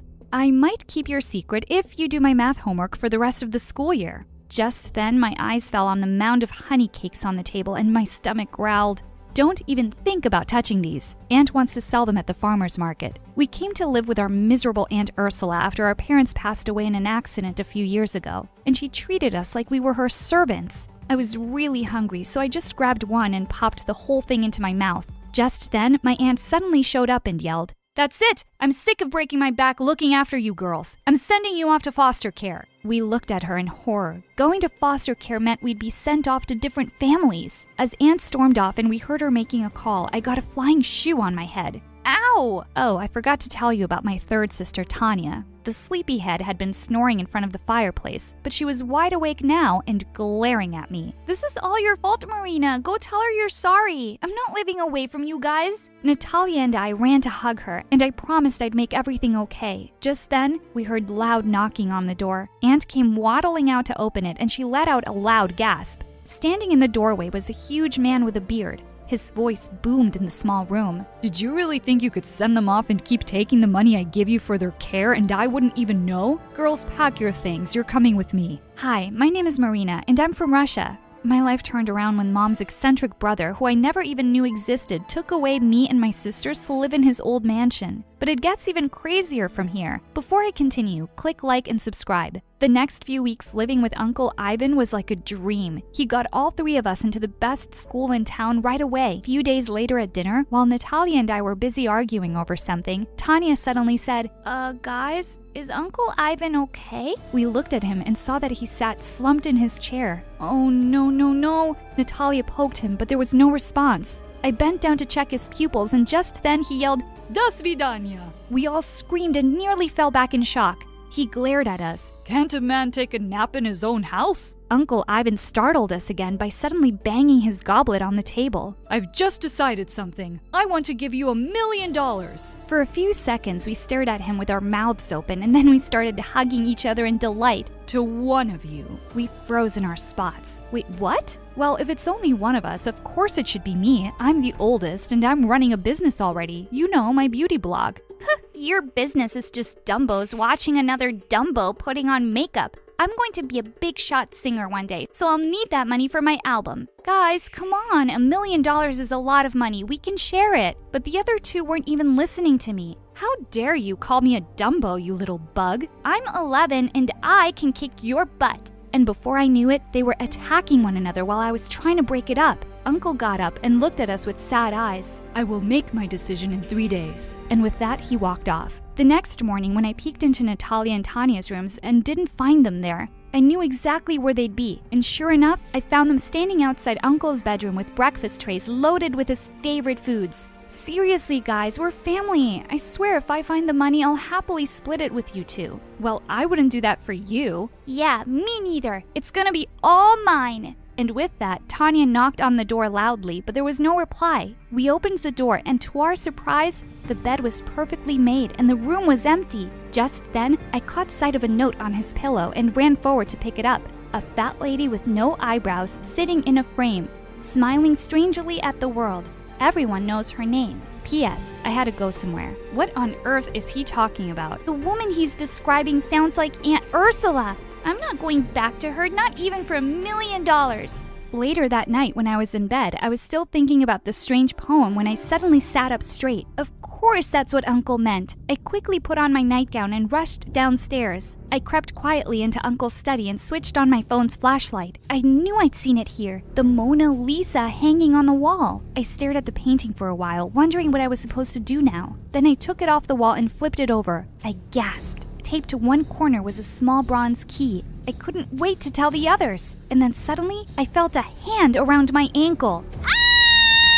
I jumped back in fright and fell on the floor, and then someone popped up from behind the couch. Oh, hi, Marina. I thought it was Natalia bringing me food. Oh my God, how could it possibly be? It was Petrov, the hockey team captain at my old school and my biggest crush. What on earth are you doing here? Just then, the door burst open and she walked in with a tray of snacks. She looked shocked to see me, then quickly smiled. Oh, I see you've met my boyfriend. We were really missing each other, so he decided to pay me a visit. I couldn't believe my own sister would do this to me. She knew how much I liked him, and she'd been dating him behind my back. Just then, Tanya came running in, saying she'd heard my screams. She didn't even look surprised to see Petrov. You knew he was here too? Yeah, I saw Natalia sneaking him in a few nights ago. Petrov, it's really uncool to eat someone's chocolates without asking, man. Petrov stared at her like she was crazy. What are you talking about? I didn't eat your stuff. Well, one of you is lying then because they were in the fridge this morning. Who ate them, ghosts? Just then, the study door behind us slammed shut and we all turned around startled.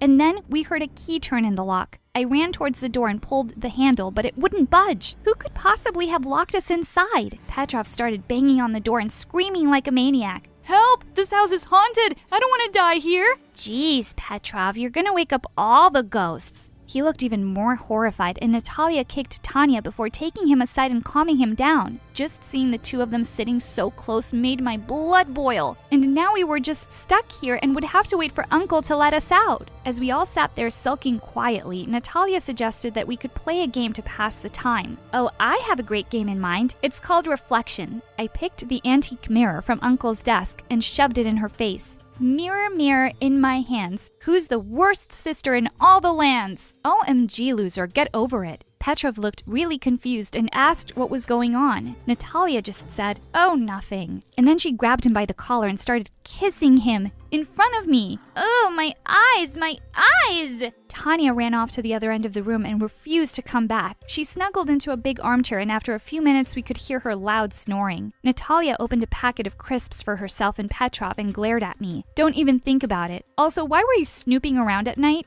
As if I'd tell you. When Petrov asked us what we were fighting about, Natalia spilled out everything about how Uncle was leaving one of us $1 million.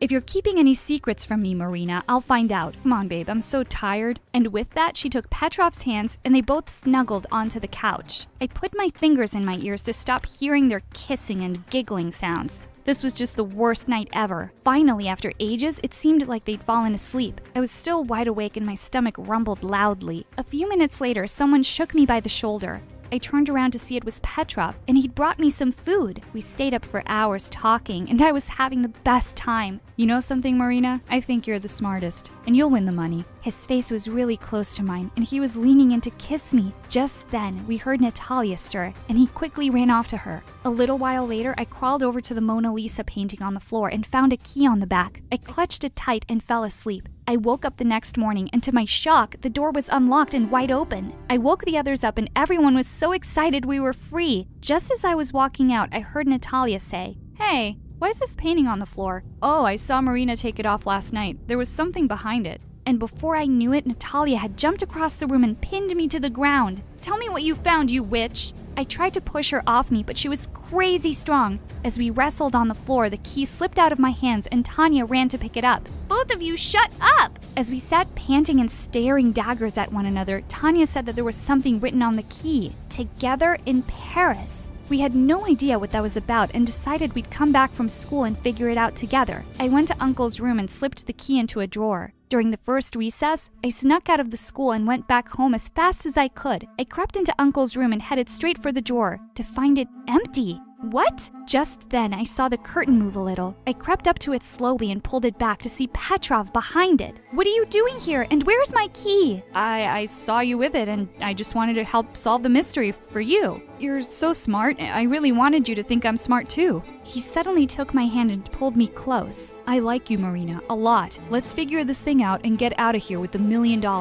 We could go anywhere, just you and me. Just as he was about to pull me in for a kiss, I pushed him away. Seriously? You were just making out with my sister this morning. You're such a cheater, and I'm no idiot. Give me the key, Petrov, now! Suddenly, Petrov pushed me aside and made a dash towards the door. He bumped into a small table and knocked everything over. I jumped towards him and managed to tackle him to the ground. The small key flew out of his hand and went skidding across the floor and landed at Natalia's feet. She looked livid. Oh, so you were going to just take my money and run off with my sister? He crawled up to her on his knees. Don't be silly, babe. I didn't mean a word of that. I was just doing this for the two of us. You mean the three of us? Tanya and I stared at her in shock, except Petrov, who just looked stupidly confused. It's not some riddle, idiot. I'm pregnant and you're going to be a daddy. He stared up at her in horror for a second, then ran out of the room screaming. We heard the huge main door slam shut. I ran to Natalia and hugged her. I had no idea. Petrov's such a jerk. But don't worry, we will be really good aunts, and She pushed me off. Ew, I'm not dumb enough to get pregnant. That was just to get rid of him. Just then, Tanya, who was picking up the things Petrov had knocked over, suddenly screamed, "Look, girls, look what this says!" She was holding a beautiful little music box in her hands, and there was a small carving on the lid. Together in Paris. I placed the box on the table and we all gathered around as I turned the key. The lid slowly opened and we gasped in delight as we saw two figurines dancing to the tinkly music. There was a tiny compartment underneath and a small note tucked away, 271287. For a moment we just stared at the paper when Natalia suddenly gasped. These numbers! This is Mom's birthday! She was right! But what could Uncle possibly mean by this? I have no idea, girls, but Uncle said we only had 3 days, so we have to put our heads together and figure it out soon. Later that night, as I tossed around in bed, I suddenly heard a loud thump from downstairs. I froze for a minute, then quickly crept out of bed and tiptoed down with a baseball bat. I couldn't see anyone around, and just as I was about to turn away, something on the floor caught my eye. Muddy shoe prints. We definitely had an intruder in the house. I followed the shoe prints down the corridors that led to the eastern wing of the house. I'd never been here before. Suddenly, they faded away, and I looked up to see a door at the end of the hall. Holding my breath, I slowly opened it. There was no one inside, but it was the oddest room I'd ever seen. It seemed like a museum of forgotten things, and there were hundreds of clocks on the walls of all shapes and sizes, ticking away and all telling the wrong time. And in one corner was a shiny bronze safe. The minute I saw it, I had a light bulb moment. Of course that's what the numbers were. The combination to a safe. With trembling hands, I entered the numbers and heard a small click. I opened it and squealed when I saw what was inside. Stacks of money. It definitely looked like $1 million. Were you going to keep this for yourself? I turned around to see Natalia and Tanya standing behind me. Of course not. How could you even think that? Come, let's split it right now. There's plenty for us all. Just then, the door burst open and we turned around to see Uncle Ivan beaming in the doorway. Uncle, you're back! I was here all along. Who do you think locked you up when you girls were being so noisy? I just wanted to see how you would play my game. Marina, you really know what family is all about. Good girl. You get to keep all the money. The other two looked horrified. I turned to Uncle and smiled. Thank you, Uncle, but I couldn't. It'll make me happier to share it with my sisters. I knew you wouldn't. Now only time will tell if your sisters deserve their share. Yes, we deserve it. We'll prove it. We'll be so good to each other. I laughed and put my arms through theirs. Let's divide it and go shopping tomorrow, shall we?